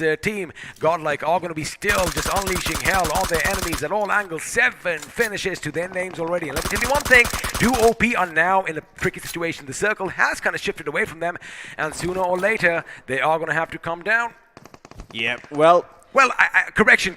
It's not 2 OP that's outside the circle. I beg your pardon. The colors kind of just confused me. It is Boro Harry Esports that are going to be down below, and they look like they're in trouble because, again, they just have that one man standing, and sooner or later his life is going to be snuffed out, and it's Godlike everywhere. These guys are all over the place, as Rito is going to be spotted out, and there you have it. Z-God is going to put him 6 feet under. Absolutely. 9 finishes to the name, and there's still 19 players remaining in the mix. Maybe they can actually do a 30 bomb over here if they are feeling particularly ambitious, but for that, they need those good positions. And for now, they are sort of on the low ground. There's no easy way to ascend up this cliff unless you have some sort of repelling accessory that you can throw up there and maybe climb up. And guess what? Even if they do manage to get there, 2 OP Esports is waiting for them at the summit. In the meantime, VCU are going to spot up one member from Tactical over here. Who's it going to be? I believe it's Wild69 who's been taken out. Talk about teams waiting for one another. Looks like VCU Esports are going to be waiting for Tactical Esports down below. But wait a second, from above, Sukna from 2 OP is going to be raining down death and destruction as one of the gods hath fallen, as Z-God is going to exit, and now they are going to be racking up all those finishes. Neo with his M4 brings down Yusuf, and with that, Windsmoke out of this game in the 7th position. Absolutely. Godlike Esports, they might not have the placement, but they're certainly making it work with the number of finishes they're able to find. Jonathan's going to be okay in the meantime. He will be able to evade, duck and cover. Bob and weave, Muhammad Ali, float like a butterfly, sting like a bee. A bee? B. There you go. Well, his eyes can't hit what his hands can't hit what his eyes can't see. There you go. I completely butchered that. You gotta make sure you have that eye contact, right? If you want to hit something, you gotta make sure you are looking at it. But it looks like Godlike have been given a little bit of a leeway. They are going to climb up a bit higher, and now they are going to be in a comfortable position because they are dead smack center. They have this massive mountain at one end, but the thing is, it goes straight up. So, for now, unless grenades are being rained down, they are not in a tricky situation. Who is in a tricky situation, however, is the last 2 members of Bionic Craze, as Rishabh is going to be getting in his buggy. That is not the right call over here because the sound is going to give away, and well, Jonathan is going to capitalize on that, which means now Bionic Craze are going to be down to 1 man. Elsewhere, 2 OP again, just unleashing death from above. Yeah, most certainly. I mean, 2 OP, this is about as good as it gets for them. You remember they don't have the ARs and they don't have those DMRs. So for them, it's all about those close-range engagements. The circle making them feel very, very blessed at this point as everyone is coming to the foothills of that mountain and just lining them up for them to just pick off. And, well, you see Ankit with an AKM in his hands, but I don't think I've actually seen that weapon in action just yet. In the meantime, all the other members from 2 OP Esports, they're not occupying different positions on the summit. This could be problematic. Oh, a massive grenade coming in from Jonathan as Unchained is going to be pretty much flung off his feet. And with that, Bionic Craze are going to be exiting in the 6th position, which means now we have 5 teams remaining, 12 people still alive. And, well, look at those finishes. Godlike, as a 3-man squad, have already mustered up 12 for their name. But the thing is, someone is lurking above them. And 2 OP again in prime position. Now, the only question is, if the circle manages to shift away from them, oh boy, we are going to see some Michael Bay action. Yeah. We are going to see some Rohit Shetty action as they might just jump down with grenades going off in every direction. And, well, bullets flying for now. A massive grenade from Jonathan. Of course, the gentlemen from VCU Esports were caught in a corner, and sometimes the cornered animal is going to be put down. Absolutely. And Cosmic Ravagers and Tactical Esports sort of licking and reeling from their wounds over here as they've only got 1 and 2 representatives. Respectively, Clutch God, look at that! Breaking his ankle just to find a couple of those finishes over there, but now has to be careful because he's in the crosses of Arthunk, and Arthunk, much like his name suggests, is terrorized inside of God Hill. In fact, they get a pick of 2 members from God Hill. Well, you dish out, hope you can take it as well, as Godlike Esports only have Neo still standing on his feet. Arthunk looking to convert more of these knocks into finishes, and guess what? Tactical Esports are going to be in his crosshairs. No, he's got only 12 bullets to work with. He's got to switch over his weapons. He is going to switch his weapons, but again, Godlike, they did try to hug the wall over here, but Neo is now the last man standing. He did fling a grenade up top, but unfortunately it rolled back down. Now, Tactical Esports, let me tell you one thing, tactical gameplay coming in from them, because although everybody was losing their heads around them, they made sure they were calm and composed, and well, they capitalized on Jonathan coming their way and put him down in the ground. Now, final 4 teams, 8 people alive, half of which belong to 2 OP Esports. Yeah, 2 OP Esports in prime position to take this game, but can they actually convert all of these knocks into finishes? Well, you know, I do believe they're poised to get that chicken in this game, but unless someone pulls a rabbit out of a hat, I don't see them losing just yet. Oh, okay. That's a smoke. That's a smoke coming in for him, and Godlike, well, they're going to continue to push forward over here. Neo, he has got the LMG in his hands. He's going to continue to push forward and get those picks on the Tactical Esports. Have a look at what he did right now. He made sure he deploys those smokes so that he has some cover from above, and again, these boys are hungry, Floki. Neo is going to try and get a few more finishes to his name, but if 2 OP aren't careful, things could go either way, because it does seem like they are going to have to kind of move their position just a little bit, because the circle is going to force them out. But now we are in the 8th circle with just another to go. It could go either way. Elsewhere, Cosmic Ray Ravage is still in this game with 1 man standing. Can he come up and stab Godlike in the back? Because it looks like Newton is going to be defying the laws of physics as he is trying to shoot down, but it's going to be Tactical Kid again taking the fight to him, and now they are going to be pushing in a knockout position. Knockout is going to have to make out that he holds his ground as Hitman is brought down, and there you have it. I do believe Jonathan is going to come to play as well. He does. Neo with that RPG is going to make sure, not the RPG, the LMG, I beg your pardon, is going to make sure he dishes out all the damage, switches to the M4, and now it's going to be against Knockout, but Knockout is going to make sure he knocks Godlike out of this game, and with that, we are down to the final teams as he's going to rack up another finish to his name. Absolutely, looks like Knockout has been listening to some LL Cool J, and he's not feeling really happy at this point, so anyone comes in his way is going to meet his wrath. But look at the members from 2 OP Esports. At this point, they don't even need to go for the finish. They can just sit there on top of the hill, just stand there like kings, and Knockout will eventually succumb to the injuries of the blue. Do it. I know what he wants to do. Seppuku? If he just slips, there you have it. One of them is coming down. Newton is going to be coming down. Looks like gravity is not going to be in his favor. He jumps on. Whoa! Wait a second. Newton, he did invent gravity, but over here right now, looks like it is going to be the other way around, because he should have died. However, the blow was softened as his feet did touch the ground, and looks like Knockout wasn't really expecting that, because he's like, nah, no way somebody's coming down this way. Then he looks down, then he looks up, somebody's in front of him. He couldn't even react. Yeah, most certainly not. He actually deployed a smoke for himself, thinking that, okay, he's going to be in the cover, you know, maybe he's going to try to juke and jive around, maybe bait some of the players into taking a fight, so maybe he can get a finish, get that extra point, but that doesn't happen. Newton, defying the laws of physics, the laws he invented himself, drops down on the ground and, somehow just eliminates the last member. I mean, I thought maybe Ankit was going to take that plunge, because I could see him just on the edge of the cliff, and I was like, please slip, please slip. But of course, he didn't. It was Newton himself who jumps down, gets the job done, and, well, I do believe they do have 8 finishes to their name. But again, the entire thing you want to take away from this match is the fact they held their ground and did not let anyone come up that mountain. Now, again, silly question of me to ask. I wonder how many of you missed any of the action. The answer is none, but we still are going to be bringing up some of the highlights for you. Well, I want to relive those moments again myself. Absolutely. I mean, there was so much action in this game starting off already, right? We saw Windsmoke go up against the side of VCU. VCU, they were able to convert a couple of these, knocks into finishes and eliminate the side of VCU. So, early exit for them. They are going to be a little bit disappointed by this. But, hey, sometimes you got to deal with the cards you're given. And this is the moment where... MGC, they just turned tide so hard. Last Legends, they weren't anticipating this. There was a 1v2 that was one on top of that, another backstab that came through, and all of a sudden Last Legends found 3 of the members on their feet.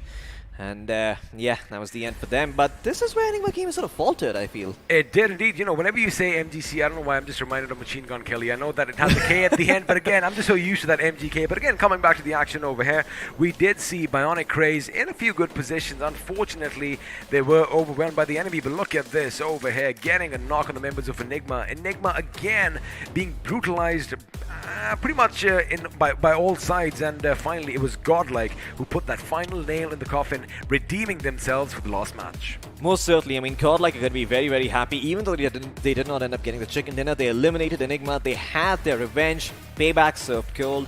they're going to be quite pleased going into Erangel once again, as all that really matters for Godlike is to make sure they get those finish points up and consistent, and as long as they keep finding themselves in the top 4 and the top 6, their good start is going to carry them over into the quarterfinals. As a player, one team that really surprised me was Tactical Esports, because they literally had an uphill battle, right? And again, the fact that they waited for the right moment to rush in as a unit, overwhelming the opposition, is what champions are made of. But right now, Godlike, boy, once they let loose, it's pretty impossible to stop them. Like I said before, it's like a runaway truck with the brake lines clipped, and unfortunately this time for them, someone did put an end to all their, vengeance. Absolutely. Well, it's much like the movie Speed itself. There were no brakes on that bus, but... there were, but they couldn't apply them because the bus would have gone, boom!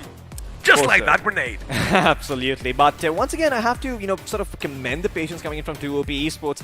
Had the position, just didn't have the weapons to make it work from long distances. So, just wait around. They get a little bit lucky with the circle. In fact, they got lucky, I think, twice in a row where the circle really shifted towards where they were instead. And they were able to make sure that they contain the flow below them. They were just able to rattle off all these shots, and those SMGs finally came in handy. Thompsons, the UMPs doing all that work. And I believe there was only one member with an M4 and an AKM in his hands, and that was Atank. And well, he was terrorizing his enemies for a good time. And there you go, there's the man himself around the cliff, dropping to his death. Well, he did almost to his death, but of course, it is going to catch Godlike's Neo off guard as he does turn his back to the enemy. He does take him down, but then, of course, knockout. Knockout, there you have it. Knockout was there to make sure that, he gets that final knockout on Godlike. But this is the moment. Newton, defying gravity itself, jumps down. Knockout has no idea he's coming in. He does suddenly realize, whip out his weapon, and... See, that is what slowed him down. And boom, he's like, hello. And that is all she wrote. 2OP over here, getting the job done. And again, it was all about controlling their environment. Most certainly. They had the best possible position they could have asked for towards the end. It was the highest possible position there in the surrounding vicinity too, right? So they see all these teams coming in. Of course, with the SMGs, they don't have the range to work for it, but the highest point in the entire map, I think, to be honest with you. I think so. But again, I'll tell you one thing. 2OP are definitely going to go down as legends. And again, that is what this show is all about. You know exactly what I'm going to talk about right now, because again, you have the pedestal. Make the most of it. Now, all of this has been brought by the legend itself, the iQOO 7 legend. But you know what? Let's have a word from the official smartphone sponsor of BGIS 2021.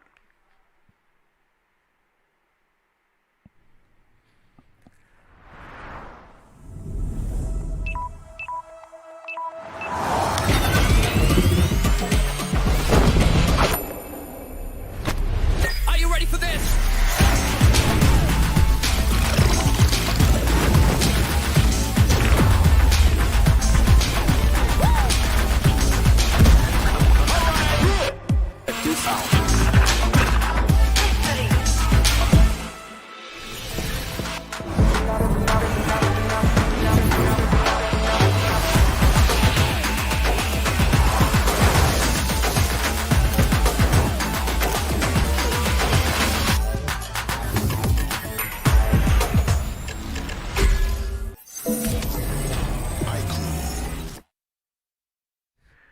Well, hello and welcome back once again, and let me see if you notice something different over here, because the devil, the mischievous one himself is gone, and now I'm going to be joined by a man in black, almost. It's Sparrow. Sparrow, how are you? And, welcome to the English Costa's desk. Well, I'm good, XP. Thank you so much for the lovely introduction. And I have to say, these matches are insane. The way people are playing. Right now. Yeah, you are smiling, and you should be, because, the way people are playing, the way 2OP, the last guy, we were just outside and we were just shouting, jump, jump, jump. And they did that. It was just magical. It was magical. In fact, I thought it was Ankit, who'd have a little bit of a slipping over there, but it was Newton himself, the one who discovered gravity, defying gravity. I guess once you discover something, you can play around with it, right? But again, it was a good match for 2OP. And since you were on the sidelines, I can actually put up a few questions to you. Of course. Now, they did have that high ground. They had that control. And I think it was pivotal to make sure that everyone was kept at bay. Well, absolutely. I mean, they had the higher ground, and in these kind of zones, it's eminent that when you have the zone, you are going to win the match. You are going to win the match. Now, we know who won the match, but let's have a look and see how all the others did as we have the point standings coming up on our screens now. Well, as usual, Godlike number 1 with 15 finish points, 10 position points. They have total of 25 points. Number 2, we get 2OP who got the chicken there, 15 position points, 8 finish points, and they got the total of 23 points. But when you are going up against the big boys, that is Godlike Esports itself, you know, we were having this discussion earlier that are they going to go for the chicken dinners or are they going to go for the finishes? Well, it is all in front of us. Finishes are definitely a priority for them. But of course, coming up in third, we have Cosmic Ravagers with 14 points, and they are going to share that with Tactical Esports. Now, let me just break down Tactical Esports. I think they played really tactical here. Well, absolutely. I mean, the name has it all. In Erangel as well. When I was doing casting in Hindi in Erangel, the way they played, I think it was incredible. But I thought that in that open field, they could have done a little better. They were just a tad little aggressive there. I guess they have to go back and do a little bit of tactical analysis and, you know, come back stronger. But as we have a look at the second half of the table, Evil X down at the bottom. I guess Sid did not fire tonight, huh? Well, absolutely. I mean, you know, there are some games when you play well and there are some games when you don't. But this is a big stage. You have to play well, and, you know, they still have one more game left. They still have one more game left. And again, you know, just to add to your point, they only have 3 games to make it or break it to the next round. But of course, we've had a look at how the teams did. Sparrow, let's have a look and see who that one man is going to be who's going to stand out against everybody else, as the iQOO MVP is going to be on our screens. And well, no surprises here. It's Jonathan from Godlike. Well, I would say God bless Jonathan, but I think he already did. I think he's blessed enough because he has 7 finishes and 900 points of damage. Well, absolutely. He's a beast of a player. He knows how to take his opponents out. Right. I mean, the way he jiggles, it almost feels like magic to me. The good old jiggle peak. Now, let's see if any of his teammates are going to be joining him, because we do have the top 5 players coming up, and there you have it. Neo is joining him in the 4th position with 4 finishes to his name, while Uplink for the win is going to be in 2nd from 2OP. Of course, we did see that, you know, they didn't have a high fragging affair. They were all about the position points this time, as Tactical Kid is going to be in 3rd with 4 finishes, and King from MGC with 3 in 5th. Well, absolutely. I have to say that, you know, in Miramar, especially when you have a really decent position, you can get a lot of value out of it. And they actually did that. 2OP had the best position, to be honest. And they managed to get the utmost value, the winner chicken dinner. And I think they did it pretty well. They did it pretty well indeed. Now let's have a look at some more facts and figures on our screens. The match summary is going to be coming up. And well, the number of grenades this time is a lot fewer as the last few matches, Sparrow, and only 4 of them ended up finishing people. Well, absolutely. When you have a look at total healing, it's 7,185. It's less. It's less. For Miramar. For Miramar, it is less. But have a look at the total people rescued. 27 people got rescued there. 4 airdrops were looted. Total knocks are 54, which is also less. Again, you know, you would expect more rescues, because what happened was this time around, you know, in Miramar, you see those long distant engagements. What happened this time was all the teams pretty much survived up until the 6th zone. So, you know, it was all about CQB action. And, well, again, I am not going to be unhappy, because we saw some pristine shooting. And, of course, Godlike redeeming themselves against Enigma Gaming, basically making sure they get the revenge for the last game. Well, absolutely. I mean, it is godlike, of course. They love to do that kind of stuff. They love to take a revenge, and they did just that. But, you know, the next match is still there. Enigma can make a comeback there. Ooh, alrighty. Again, that's what I love about this tournament, right? The competition is razor thin. But before that, let's have a look at the finished damage performance graph, which should be popping up on your screens right about now. And there you have it. A couple of teams are going to be head and shoulders above everyone else, but it does look like quite a few teams got the taste of blood. Well, absolutely. I call this the Manhattan. The buildings are there. And it does kind of look like that. Yeah, it does kind of look like that. But to be honest, I was expecting much more from a lot of teams, because this is their opportunity, right? Their dreams, their everything is into it. They have worked really hard for this, but I feel they're still nervous. There's still some nerves there. So, you know, I mean, we've been over here talking about this same issue, because it's a massive stage, and for a majority of the players playing, they've never been in the spotlight before. So, you know, it's like seeing deer in headlights. They can be startled and they can just be stuck. But again, you've got to get over that pressure and just perform. The last game is still in store, like you said, and it could still go either way. Well, to be honest, if you ask me, they have to take out the mask of nervousness and play their heart out. If they can do that, they can do really well. Again, it comes down to one question, and I'm going to say it. How bad do you want that trophy? How bad do you want it? And just talking about nervousness, let me just paint a picture for you over here. Now, you all know this gentleman from the Hindi desk on the other side. I do believe this is the first time you and I are ever casting in English. And, Absolutely. well, within a few seconds, I mean, everybody has those jitters. Everybody gets that giddy feeling. No nerves over here, Sparrow. Well, similarly, if you compare new teams with experienced teams like Godlike, like Enigma, they don't have fear. They are just here to win. Just like me, I've been doing this for the last 2 years and I don't have any fear. My man, it's a pleasure having you here in the studio. But again, that's what it's all about, Yes, you are going to go up against the big dogs. Yes, you are going to go up against the old guard. But again, this is your moment. Grab it. But now, as we do wait, for game number 3 to begin, we are just going to go back because I know you were sitting on the sidelines and watching the match. Now, Godlike, up until that final zone shift, which kind of forced them, to come to OP's Hill, they pretty much were dominating because they did rack up 7 finishes over there already. Well, absolutely. I mean, Godlike is a team who is known for their aggression. I mean, if you look at Neo there, he was the last man standing, but he still tried to smoke his way out and tries to find some more finishes. He was lobbing grenades up top as well. Absolutely. I mean, he's a beast of a player who wants to get more and more finishes. He wants more value out of it. Even he knows that he was not able to get the chicken dinner maybe. Maybe, but again, I do believe they finished with 15 finish points, and that is nothing to scoff at. So means, I think it is safe to say that they are heading to the next round. But again, Godlike, when they came in this tournament, they did make a few statements.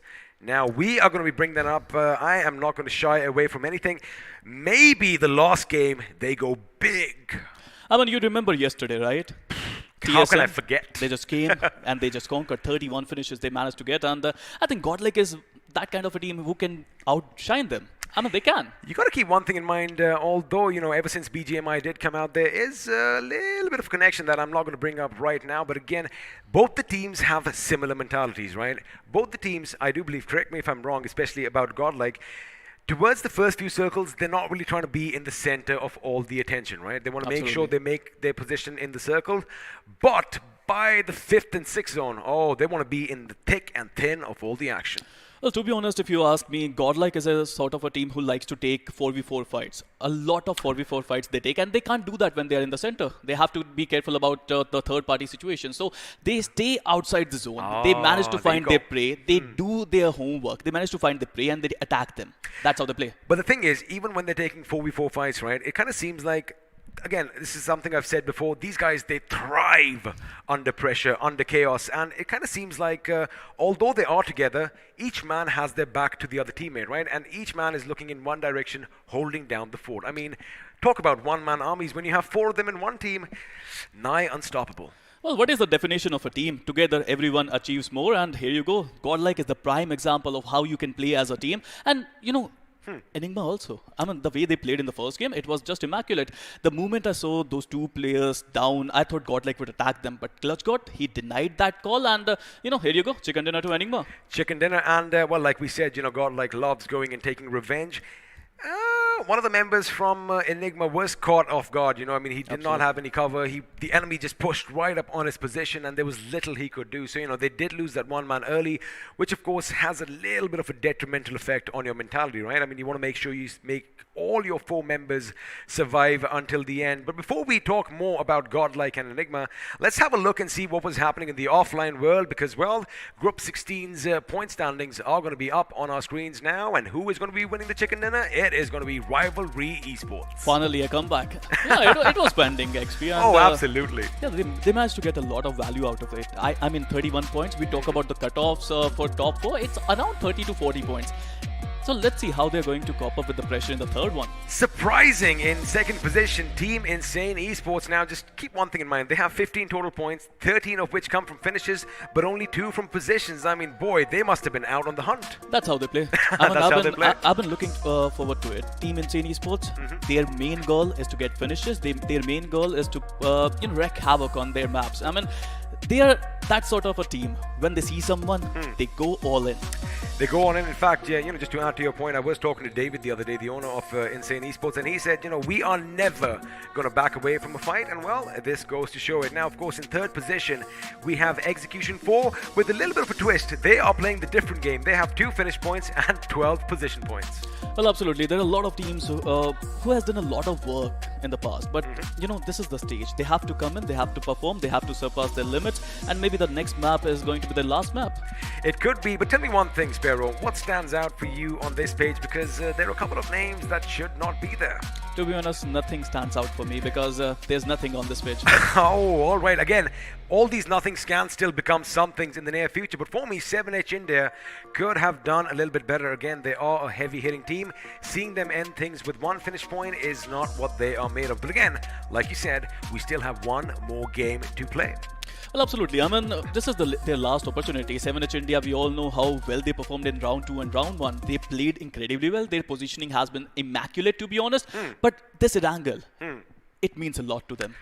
Oh boy, I mean, just thinking about the action that is going to come, it does mean a lot for them. My heart is kind of palpitating right now. I'm having goosebumps right now. You're having goosebumps. There you go. I can actually see the skin rise over there. But looks like before we go into the final game, let me just remind you as to which all teams are going to be battling it out in the battlegrounds down below, as we have the matchup coming up on our screens. And to kick things off, we have Cosmic Ravages, Tactical Esports, Master Gaming Clan, The Lost Legends. Well, they were kind of a myth in the last game. Windsmoke, Revenant Rising, Bionic Craze, and Evil X. Well, absolutely. All these teams, they have so much. They've worked so hard in the past, in the round 1, round 2. Everyone played really well. But right now, it is their opportunity. This Erangel means a lot to them, and I want to see how they are going to play. Because a lot of people, a lot of players, they just came here with no expectations, but they are doing so well. Meanwhile, if you talk about other teams, Team X Flame is there, Terminators, TMX. I love this team, to be honest. The round 2, their performance was immaculate.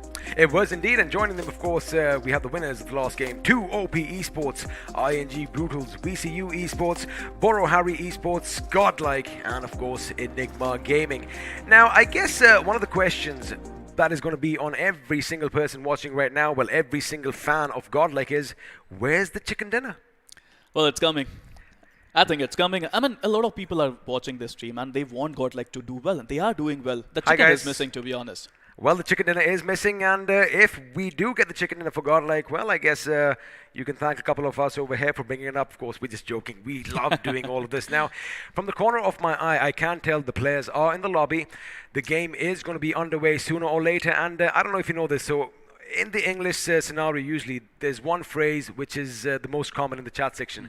Caster, stop talk, start game. Does that happen with you in the Hindi desk? Well, it does happen everywhere, to be honest. But yes, I think patience is really important for players as well, for chat as well. It is going to start really soon. Also, just show some love for Sparrow over here, making his debut performance over here in the English casting desk. And let me tell you one thing, I am looking forward to the next game. And speaking of the next game, for those of you who don't know, it is going to be set in Erangel. So once again, we are going to head from the desert to the luscious green fields. Do you think, I already know the answer. Is anyone going to target Godlike? They should. They won't. That is where all the glory is. Imagine if you are an underdog team, you take out the big dogs. Oh boy, everyone is going to be chanting your names. We want that, but to be honest, we both know they are not going to do that. I mean, it's time now. The match is going to start. They are in the lobby. What do you think they are thinking right now? They are not thinking about Godlike, to be honest. They are thinking about themselves. They are thinking about themselves, and they know the Godlike are going to be heading to Yasnaya Polyana as it is. I mean, for a couple of teams that are at the bottom, a couple of teams are there, right? And the chances for them to qualify to the next round aren't really that high. By all means, go in. Maybe you infuse yourself with some confidence by taking out the big dogs. But before we jump into all of the action, let's just appreciate the beautiful map of Erangel once again as we have a look at the bird's eye view. But this is just amazing. I love all this AI. Well, to be honest, we all love it, but I have to say... Have I found a fellow nerd? Well, I think you have, but to be honest, if you ask me, go in or go out. It's as simple as that for all of these players. I mean, out of 16, top 4 are going to qualify. There's not much space there. There's not much space, and again, this is what iQOO Battlegrounds Mobile India 2021 have provided for all the players. They've given them the platform. Now it's all on them. Well, opportunities. If you go ask any young player, what do you want?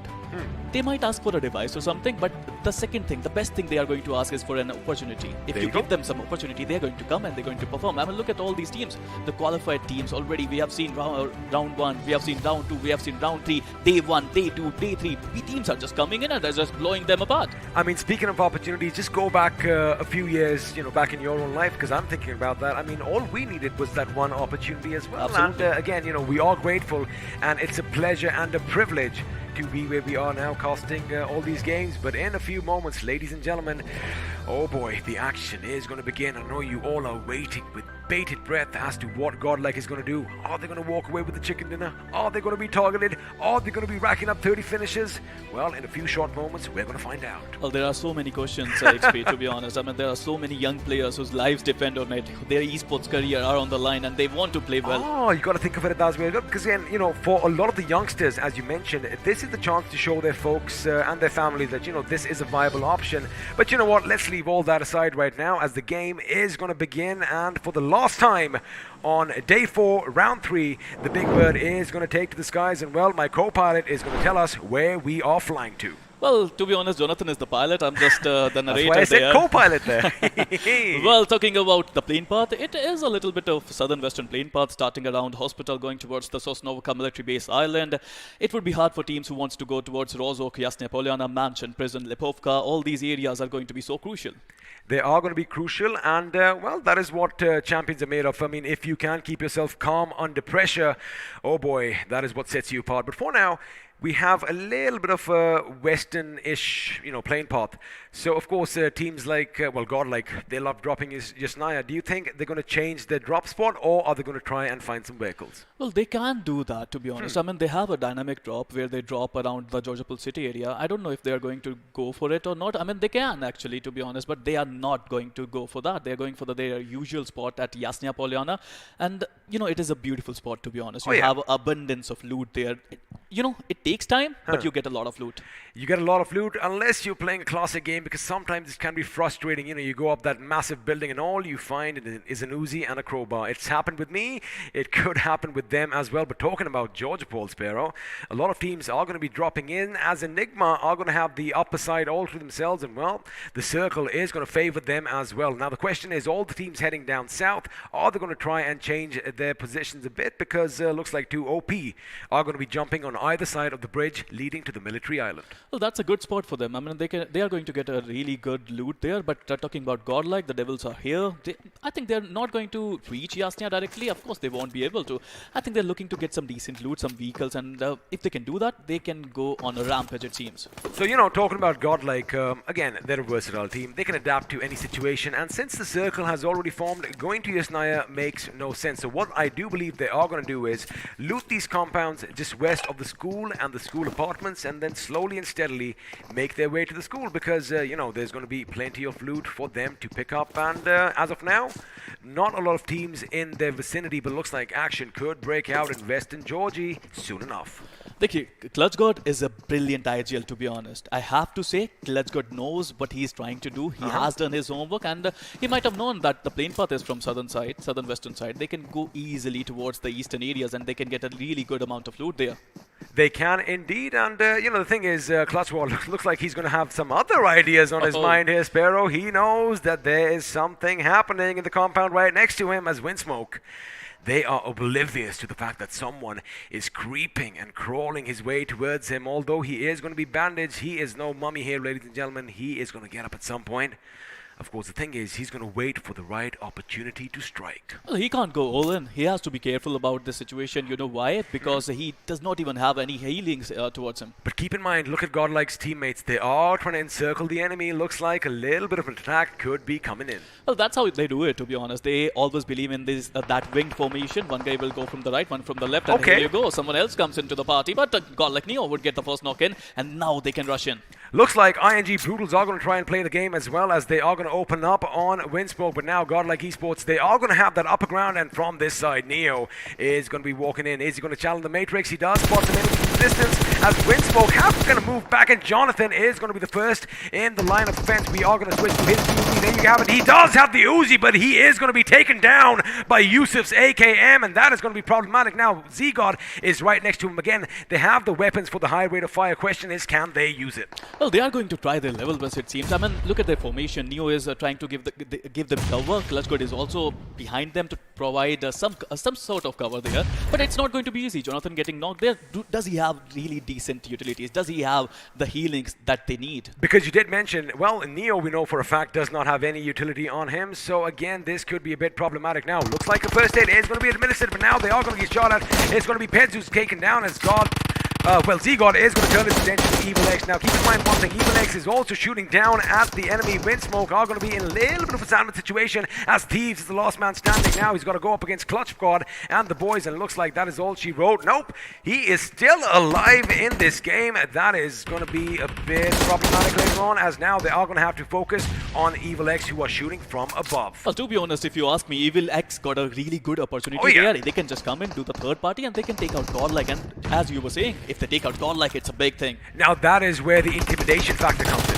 Well, absolutely. I would love to see what they are going to do. Neo tries with that Uzi, tries to get the first token. I don't think they have enough loot. This is not a really great spot for Godlike. Whoa! If you have a look, Evil X have already wrapped it around them. This could be problematic. Shoto is going to be on a flank, and behind him he has a teammate as well. But now Godless's Neo is going to be taken down, and Volcanic Gaming is going to make sure his AK does all the talking. As Godlike Esports, well, they are losing their members left, right, and center. And I do believe only one man is standing, and that man is Jonathan himself. To be honest, that was not their plan. They just wanted to take down their opponents, get some loot in. They were not ready for the third party. Jonathan is the last man standing and is trying to push in. You know, Godlike is not a team who would back out from any situation. So I would love to see what Godlike Jonathan is going to do, because he does not even have some healings. Also, they did have a plan, right? They did realize the compound right next to them is taken over. They did not anticipate that Evil X is going to be joining the party as well. Before now, Jonathan, he knows where the enemy is. Question is, does the enemy know where he is? Because if he can make it to the buildings, he just might survive to live to fight another day. Well, he's trying to do just that. He wants to survive this one. I mean, Jonathan is a kind of a player who can do a lot of miracles on by himself as well.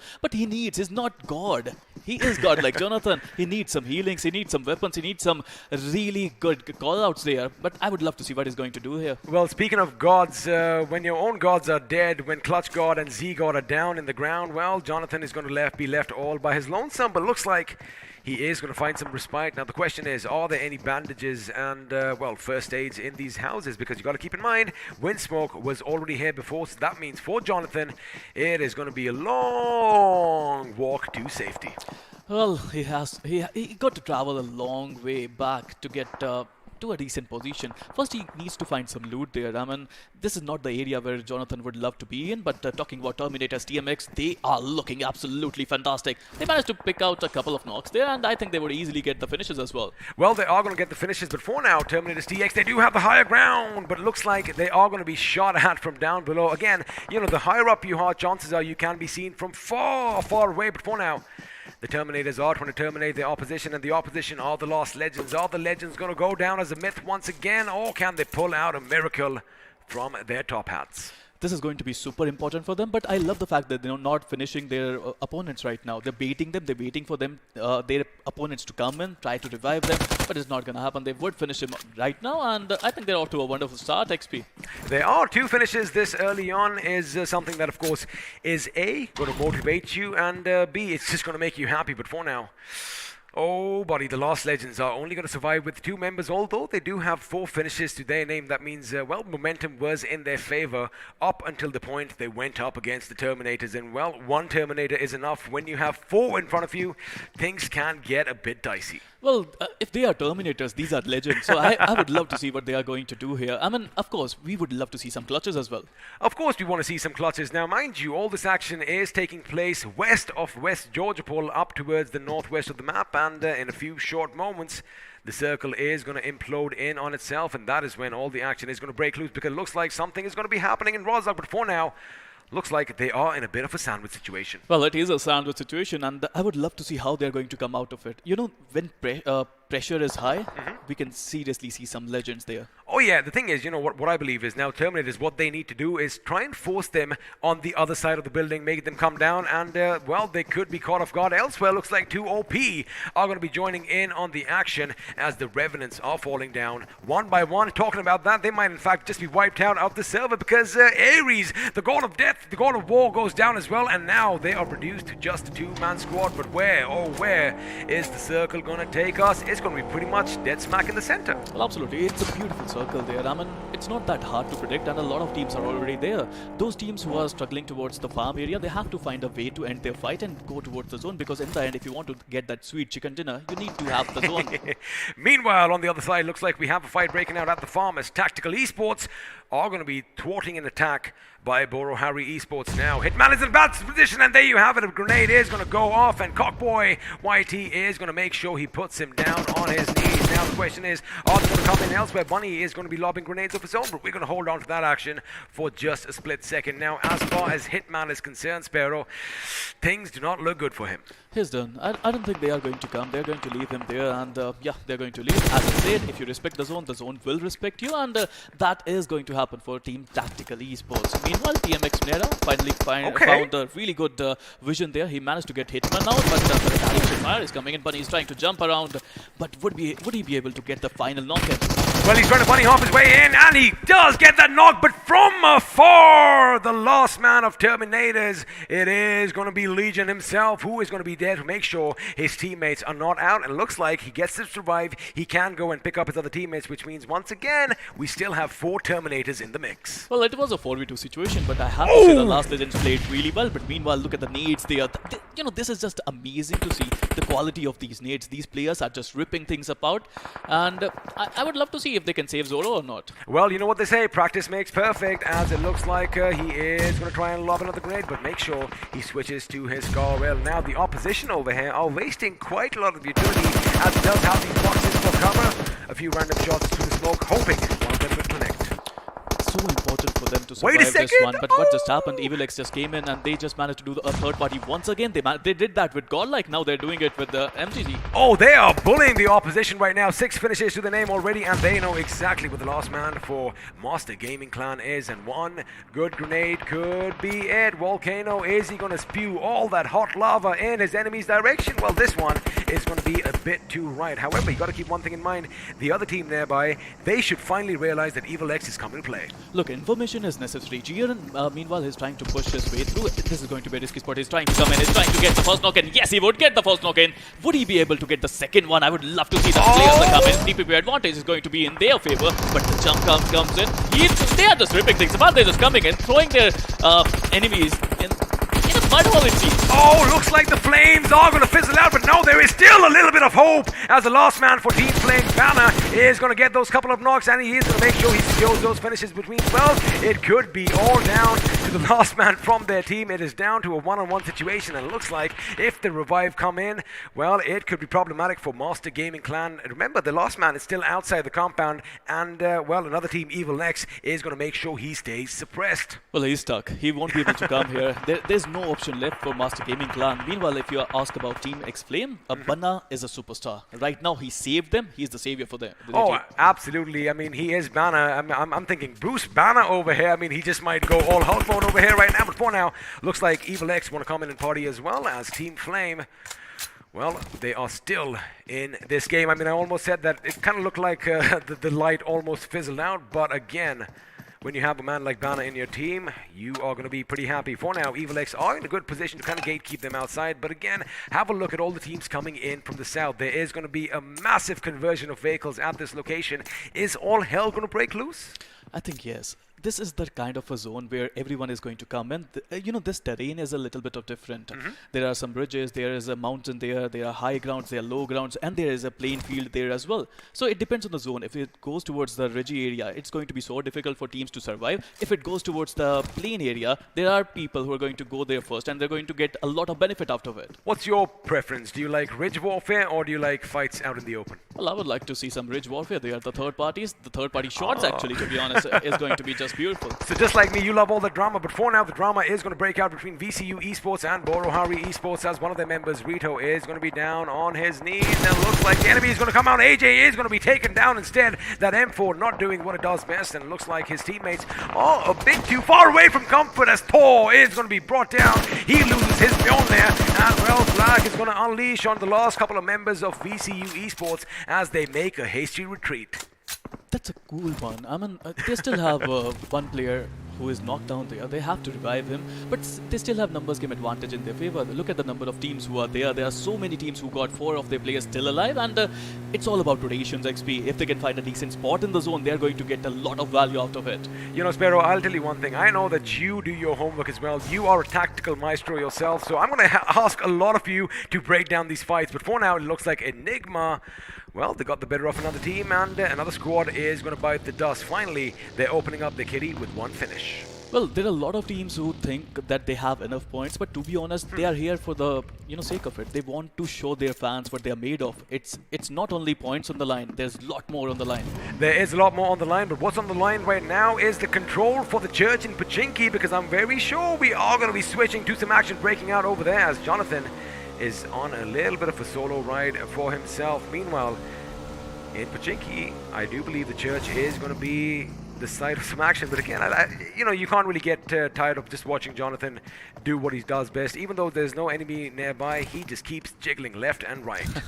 He's a kind of a player you have to, you can't take your eye apart from him. I mean, he's a beast who can wreak havoc on a lot of teams, and I would love to see what he's going to do today. He's the solo man standing.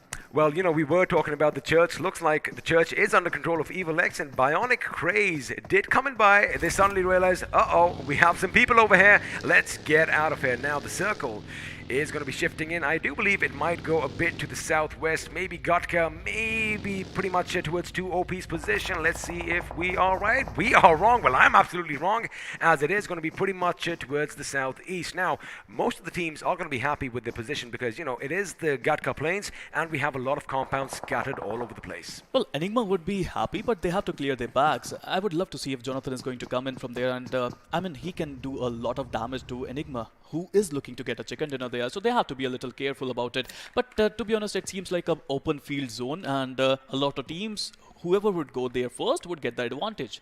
Well, let's see if first come, first serve is going to be the call of the day, because, I beg your pardon, it does look like VCU Esports could have spotted a couple of members from Reverend Rising. Remember, they've already lost 2 men, which means if they expose their heads through those little slits in the shack, it could be problematic. This is going to be super crucial. I mean, I still remember Erangel there, team Incognito, the way they managed to get that crack down. They shot through the crack. They took out Jiren. If I'm not wrong, they took out Jian there. And that was a good one, but look at them. Playzone is playing its part as well. Well, the Playzone always wants to be a part of the game as well. We always joke that it's the 17th team in every single game, but for now, Tactical Esports is Wild69. He does have an idea where the enemies are coming from, and all he's going to do is make sure he keeps his coast clear. Meanwhile, Nera for the win. They do have the vehicle, they do have the hay bales, and they do have that little ridge on the side to give them cover. I'd say for now, it's a good position unless somebody comes up from behind.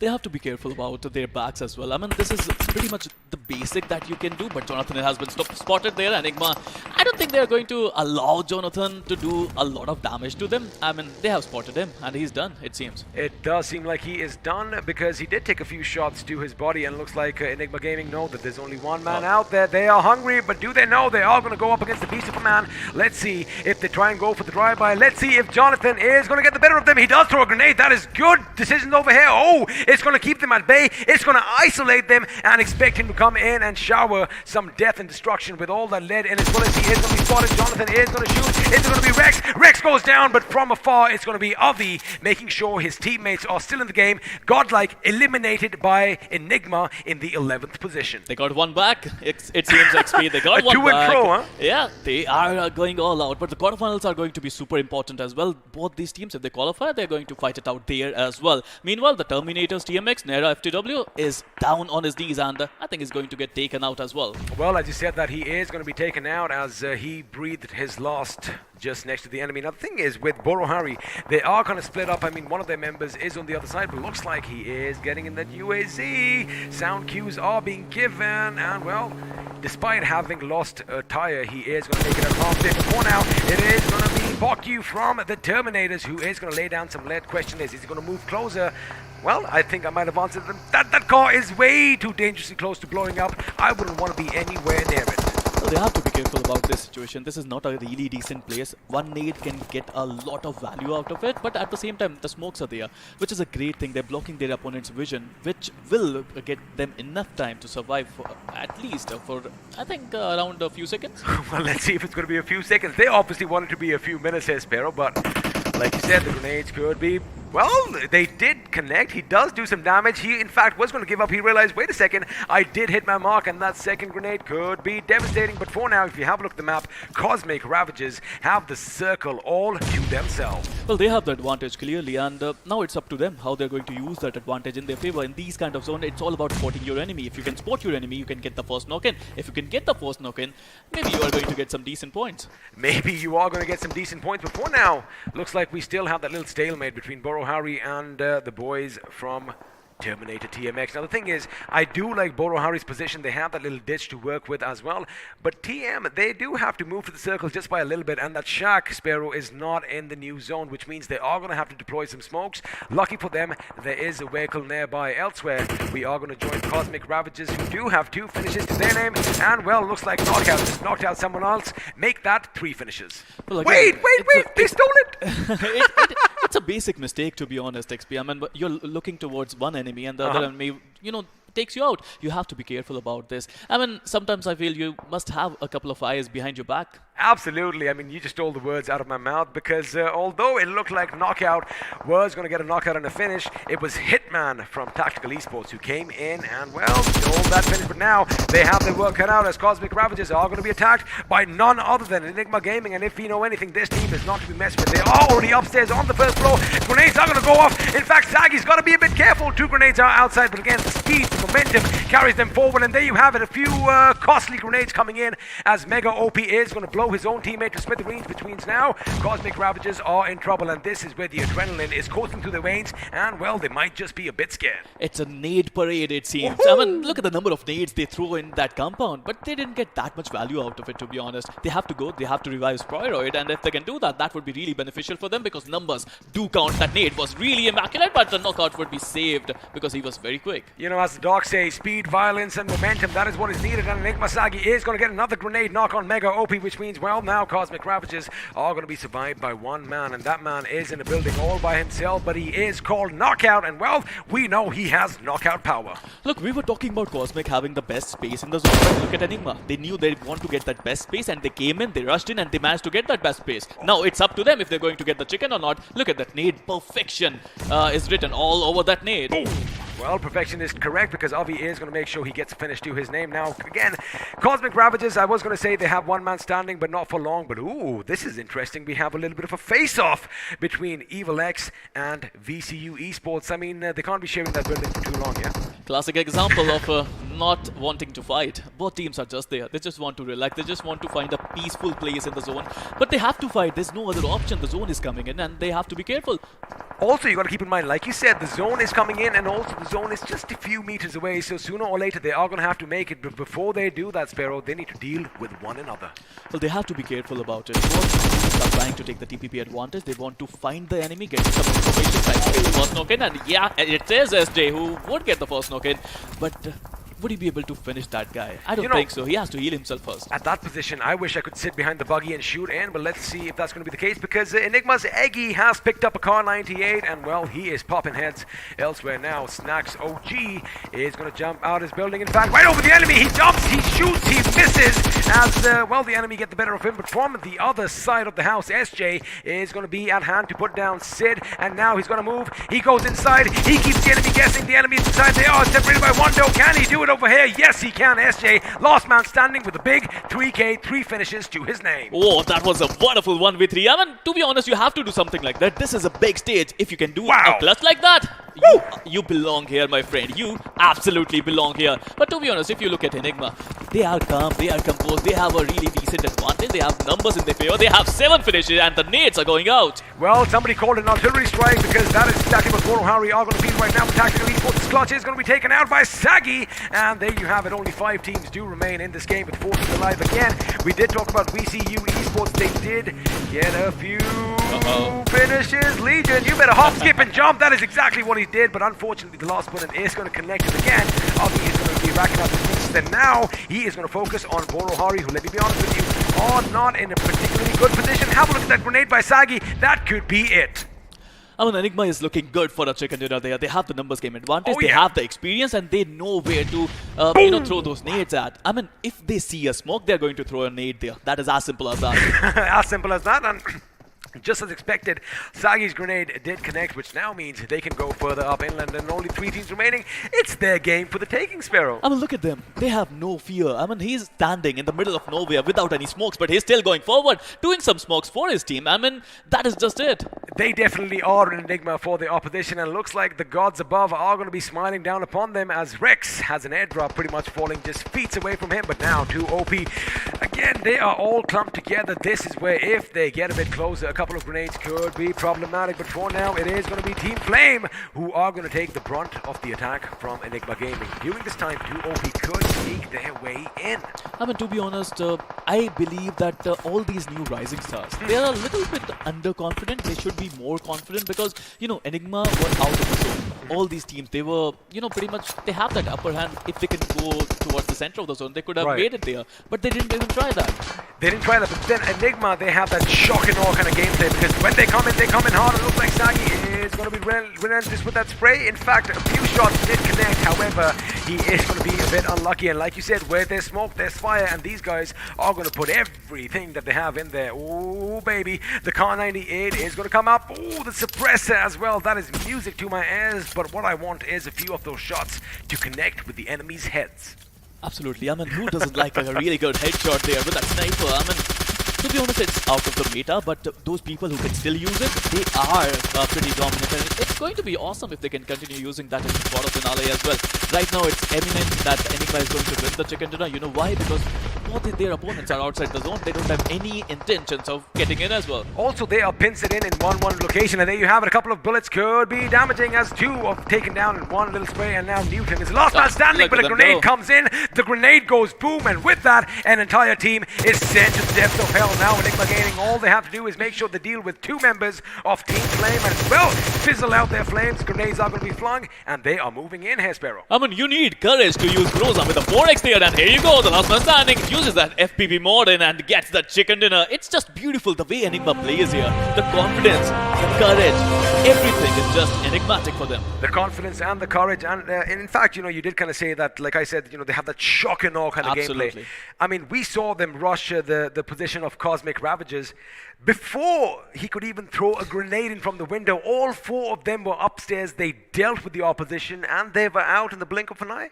I mean, that is what confidence does to you. The way they played, the way they managed to get the best position in the zone, not only once but twice. Both times they managed to get the center position. And I think it worked for them. Well, it definitely did work for them. Again, when you are in the center, you have a lot more options to, pick fights on different fronts and rack up all those finishing points. But again, that was the action in this game. And yes, Enigma Gaming, that means it's 2 chicken dinners for them. That's what courageous people do. Some people say that if you're in the center, you're going to get shot from everywhere. But if you are really good enough, you're going to say that you're going to shoot everyone from the center. Like I like saying, they're always, I didn't come up with the saying, but, there are always 2 sides to the same coin. It all depends on your mentality. Now, I know for a fact none of you missed any of the action, but just in case you did, well, we do have the highlights coming up on our screens. Wait for it. Right about now. To be honest, it was a wonderful game where a lot of teams tried their level best, but in the end, only a few will qualify towards the quarterfinals. In the starting, we have seen some really decent fights there, XP. We did see some decent fights in the beginning, of course, between the Lost Legends and ING Brutals over here. And, well, a couple of mistakes were made, which ING Brutals played heavily with their lives. Of course, those grenades going off all over the place. Now, this is where things went down south for Godlike Sparrow. Absolutely. I mean, we all know Godlike is a kind of a team who loves aggression. If they see someone, they're going to attack them. But they were not ready for the third party. As we were discussing earlier, that Godlike tries to play on the edges. They want 4v4. They don't want the third party to come in, and it happened here. Initially, when we saw Neo heading towards the compound, right, we had his teammates on the fields to his right. Then Jonathan decides to go uphill, which again is correct in that situation. Entrench your enemy. But like you said, they did not expect someone to be coming in from Bajinki, and well, Evil X came in and threw their plans out of the window. But again, tactical hitman over here, we did see him, and well, there was nothing that his teammates could do. Well, he was a sitting duck there. There's nothing he could do, to be honest. I mean, the nades would come in. Oh, this cover this over fight here. was just amazing. The way they managed to sandwich their opponent, that was actually quite good, and it's a really good strategy if you are, isolated from rest of the players. Bunny was hop, skip and jumping his way to the enemies, and he would not have expected to be shot at from that far away. But again, another good game coming in for Master Gaming Clan. Let's see if it is going to be enough for them in, if they're going to make it to the next round. But again, a lot of compound fights this time, Sparrow. Well, absolutely. I mean, Erangel is a wonderful place where you have some really decent, beautiful compounds. And Banna here, I mean, the way this guy played, he's a freaking champion.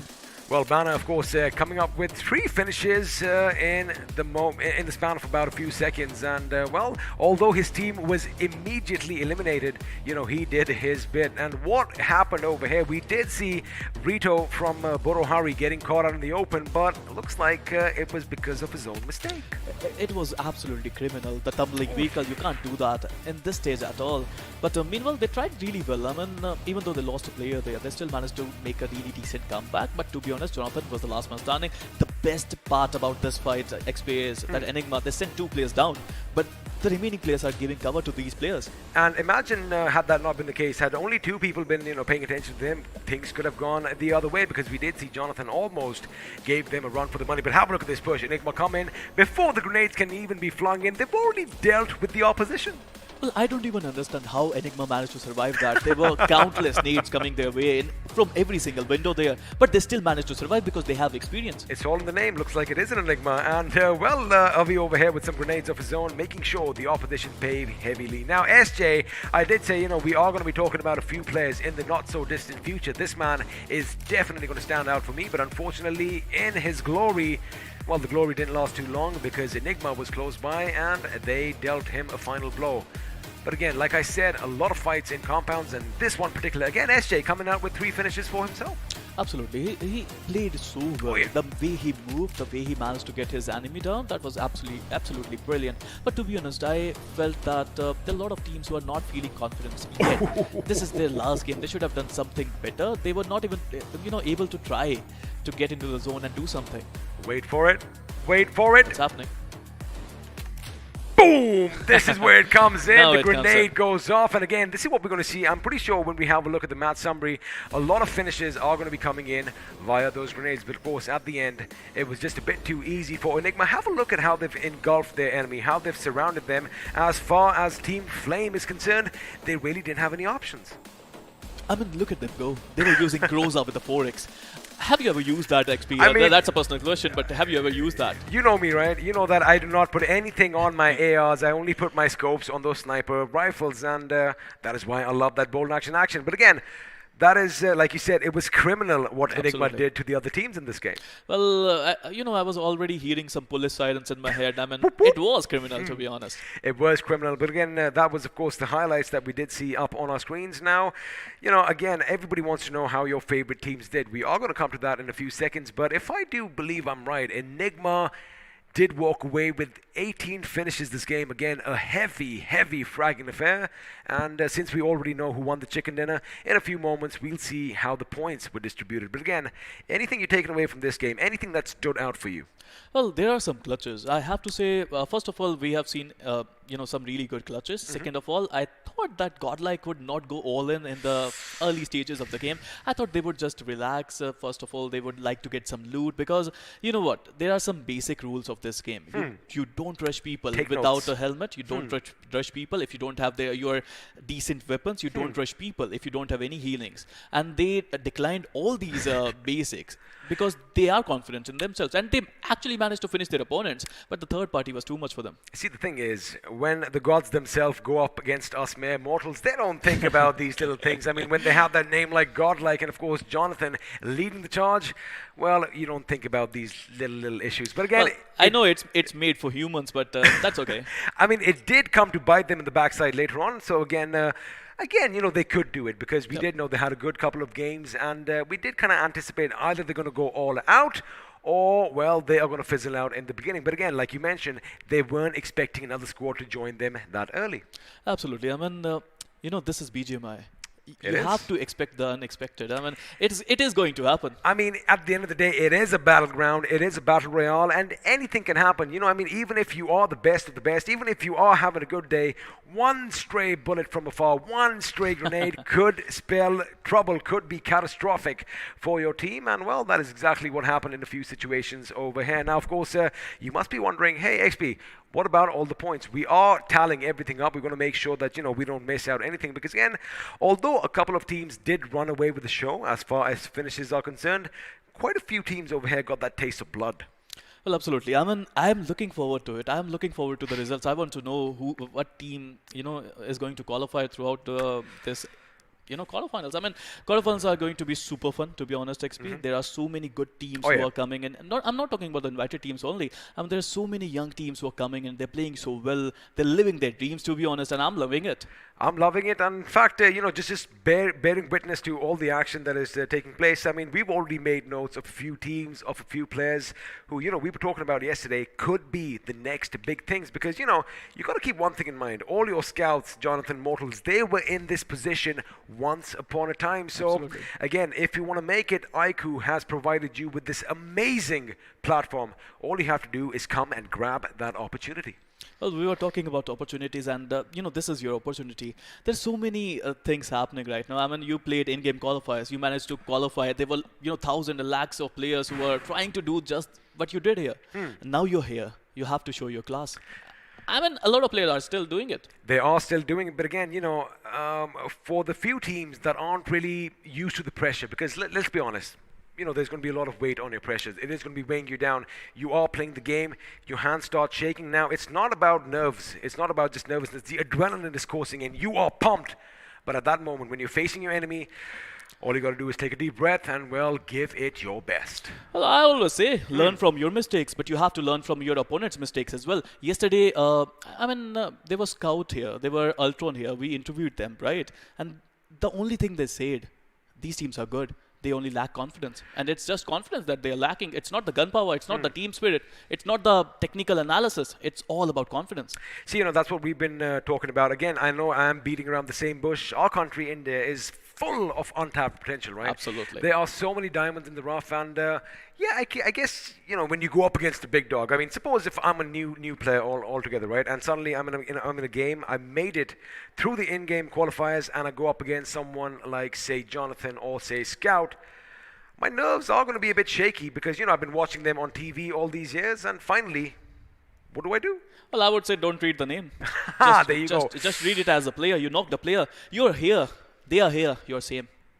That is something that all of you watching, and of course all the new teams, all the underdogs, all the rising teams should be taking away from this as well. Because again, even if you don't make it to the next ride, you got to keep one thing in mind. This is a learning experience. But enough of that for now. We already know who walked away with the chicken dinner. But let's have a look and see how all the other teams did, as we do have the point standings coming up on our screens shortly. And well, again, if my maths is right, I do believe Enigma did walk away with 18 frags, and that's pretty big. That is absolutely huge. I mean, there's no doubt in my mind that Enigma and God, both of them are going to qualify. It's eminent, to be honest. But there are two more slots, XP. The question is, who shall pass? Who shall pass? Now, of course, normally it's like, who you shall not pass. That's a Lord of the Rings reference. But now, let's have a look and see who are going to be inching closer to those top 4 finishes, as a few voices in my ear are telling me that the point standings are going to be coming up on our screens right about now. Well, talking about the points table, here you go. Enigma with 18 finishes, total 33 points. They played incredibly well. Let's have a look at number 2, number 3, number 4. At number 2, we got Team X-Flame with 17 total points. They managed to get 5 finishes as well. XP, I mean, that was impressive, but I would have loved to see some more aggression towards the end. They had the numbers game advantage in their favor. If they wanted to, they could have done something else. The thing is, their positioning always had them surrounded by 2 or 3 teams. So, you know, they did get a few finishes here and there, but unfortunately, towards the end, they were a bit overwhelmed. And of course, you did mention 2 OP and Boro Harry with 13 and 11 points each. The Terminators, now, we were talking about this team just moments ago. 5 finished points, 11, and well, we know they could have done a bit better. Would it be enough? The big question right now is, oh, buddy, that is it enough? That is what everyone is asking, because for a team that, you know, I was rooting for through round 1 and round 2, Absolutely. Evil X, they kind of fizzled out this time. Well, I mean, they played well. They tried their level best. I mean, look at the number of finishes they got. They got 8 finishes and only 1 position point. Oh yeah, that clearly shows they were aggressive. I am not taking anything away from them in that regard. But again, you know, you gotta have that balance at this stage, Sparrow. I get it. Yes, you go for the finishes, but if you are going to lose your numbers one by one, again, those position points do play a little bit of a part as well. Now that we've had a look at the teams, let's have a look and see who is going to be standing head and shoulders above everyone else, as we do have the iQOO MVP coming up on our screens. Well, absolutely. Yes, certainly. I mean, we were talking about MVPs and all. And, you know, in the start of the show, we see this slide, MVP of the tournament. And I told them, this is going to be the best player in India. Would Sagib would be able to be the best player in India? We would see that after the quarterfinals, semi-final and the finals. But right now, he is our iQOO MVP of this game. 6 finishes, 725 damage, 2 assists, and a survival time of 1486. Absolutely. And, you know, I don't know about Sagi personally himself, but as far as the team is concerned, I do believe they are going to be, you know, this team, we are going to be talking about them in the near future. Now, the thing is, are his teammates going to join him, as we do have the top 5 coming up on our screens? And well, the answer is yes. Yep. All 4 of them are going to be there, and of course they are joined by Banner from Team Flame. Well, much deserving there, to be honest. I mean, it clearly shows that how dominant Enigma were. They managed to come in. All of them got some really decent finishes. I mean, look at the number of assists Eggy got as well. He got 4 assists. Look at the number of assists Rex got. He got 4 assists as well. So they managed to play as a team, and, you know, they did so well. You know what I say? Teamwork makes the dream work, and that is exactly what Enigma have displayed on our screens. And a massive shout out to Team Flame's Banner, because, again, boy, everything was going against him, Sparrow, but he managed to jump out the window. He managed to pick them apart, isolate them, and take them down one by one. You know, when everything goes against you, the champion still stands there, and Banner is the champion that is still standing in top 5. So just correct me. Am I saying it wrong? Is it Banner or is it Banner? I mean, just correct me. I think it's Banner, but you know, it depends. Well, it depends on the player. I'm going to be adding a little bit of a slang. That's what proper nouns are all about. You can call it however you like. Now, let's have a look at a few more facts and figures, as the match summary is going to be coming up on our screen. And well, 97 grenades were used this time. And by the look of things, 6 of them ended up finishing the opposition. Well, it was quite amazing to see. The number of nades used in this tournament is just amazing. I love the fact that all these young players mixed with the experienced players, they're using nades really well. It's not about using them. It's about using them in a way that it has some value to it. Again, you know, I mean, we can't really curve bullets. Well, not yet. So, you know, you've got to have a line of sight for your guns. But the thing with grenades is you can get all those obscure angles and, well, you can really lay down the hurt on the opposition. But if you have a look at the other stats, 290 meters for the longest finish distance. Of course, we did see some bolt action in this game, which, of course, put a big smile on my face. Well, absolutely. I mean, you know, we all love it, right, XP? We all been playing this game, and we all love some snipers. I mean, who doesn't like to hit the head of your opponent? But right now, let's have a look at Manhattan and look at the tower, XP.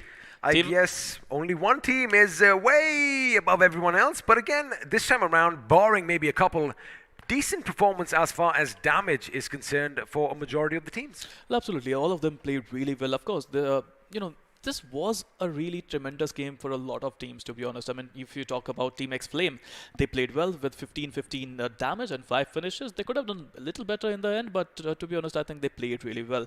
If they qualify, they would be really happy. If they don't, they are going to learn a lot of things. I mean, I just saw their damage. It's already in the 3000s. I mean, Enigma Gaming, boy, they could be one of the top contenders in the not-so-distant future. Of course, it is pretty obvious they have booked their berth for the quarterfinals, which...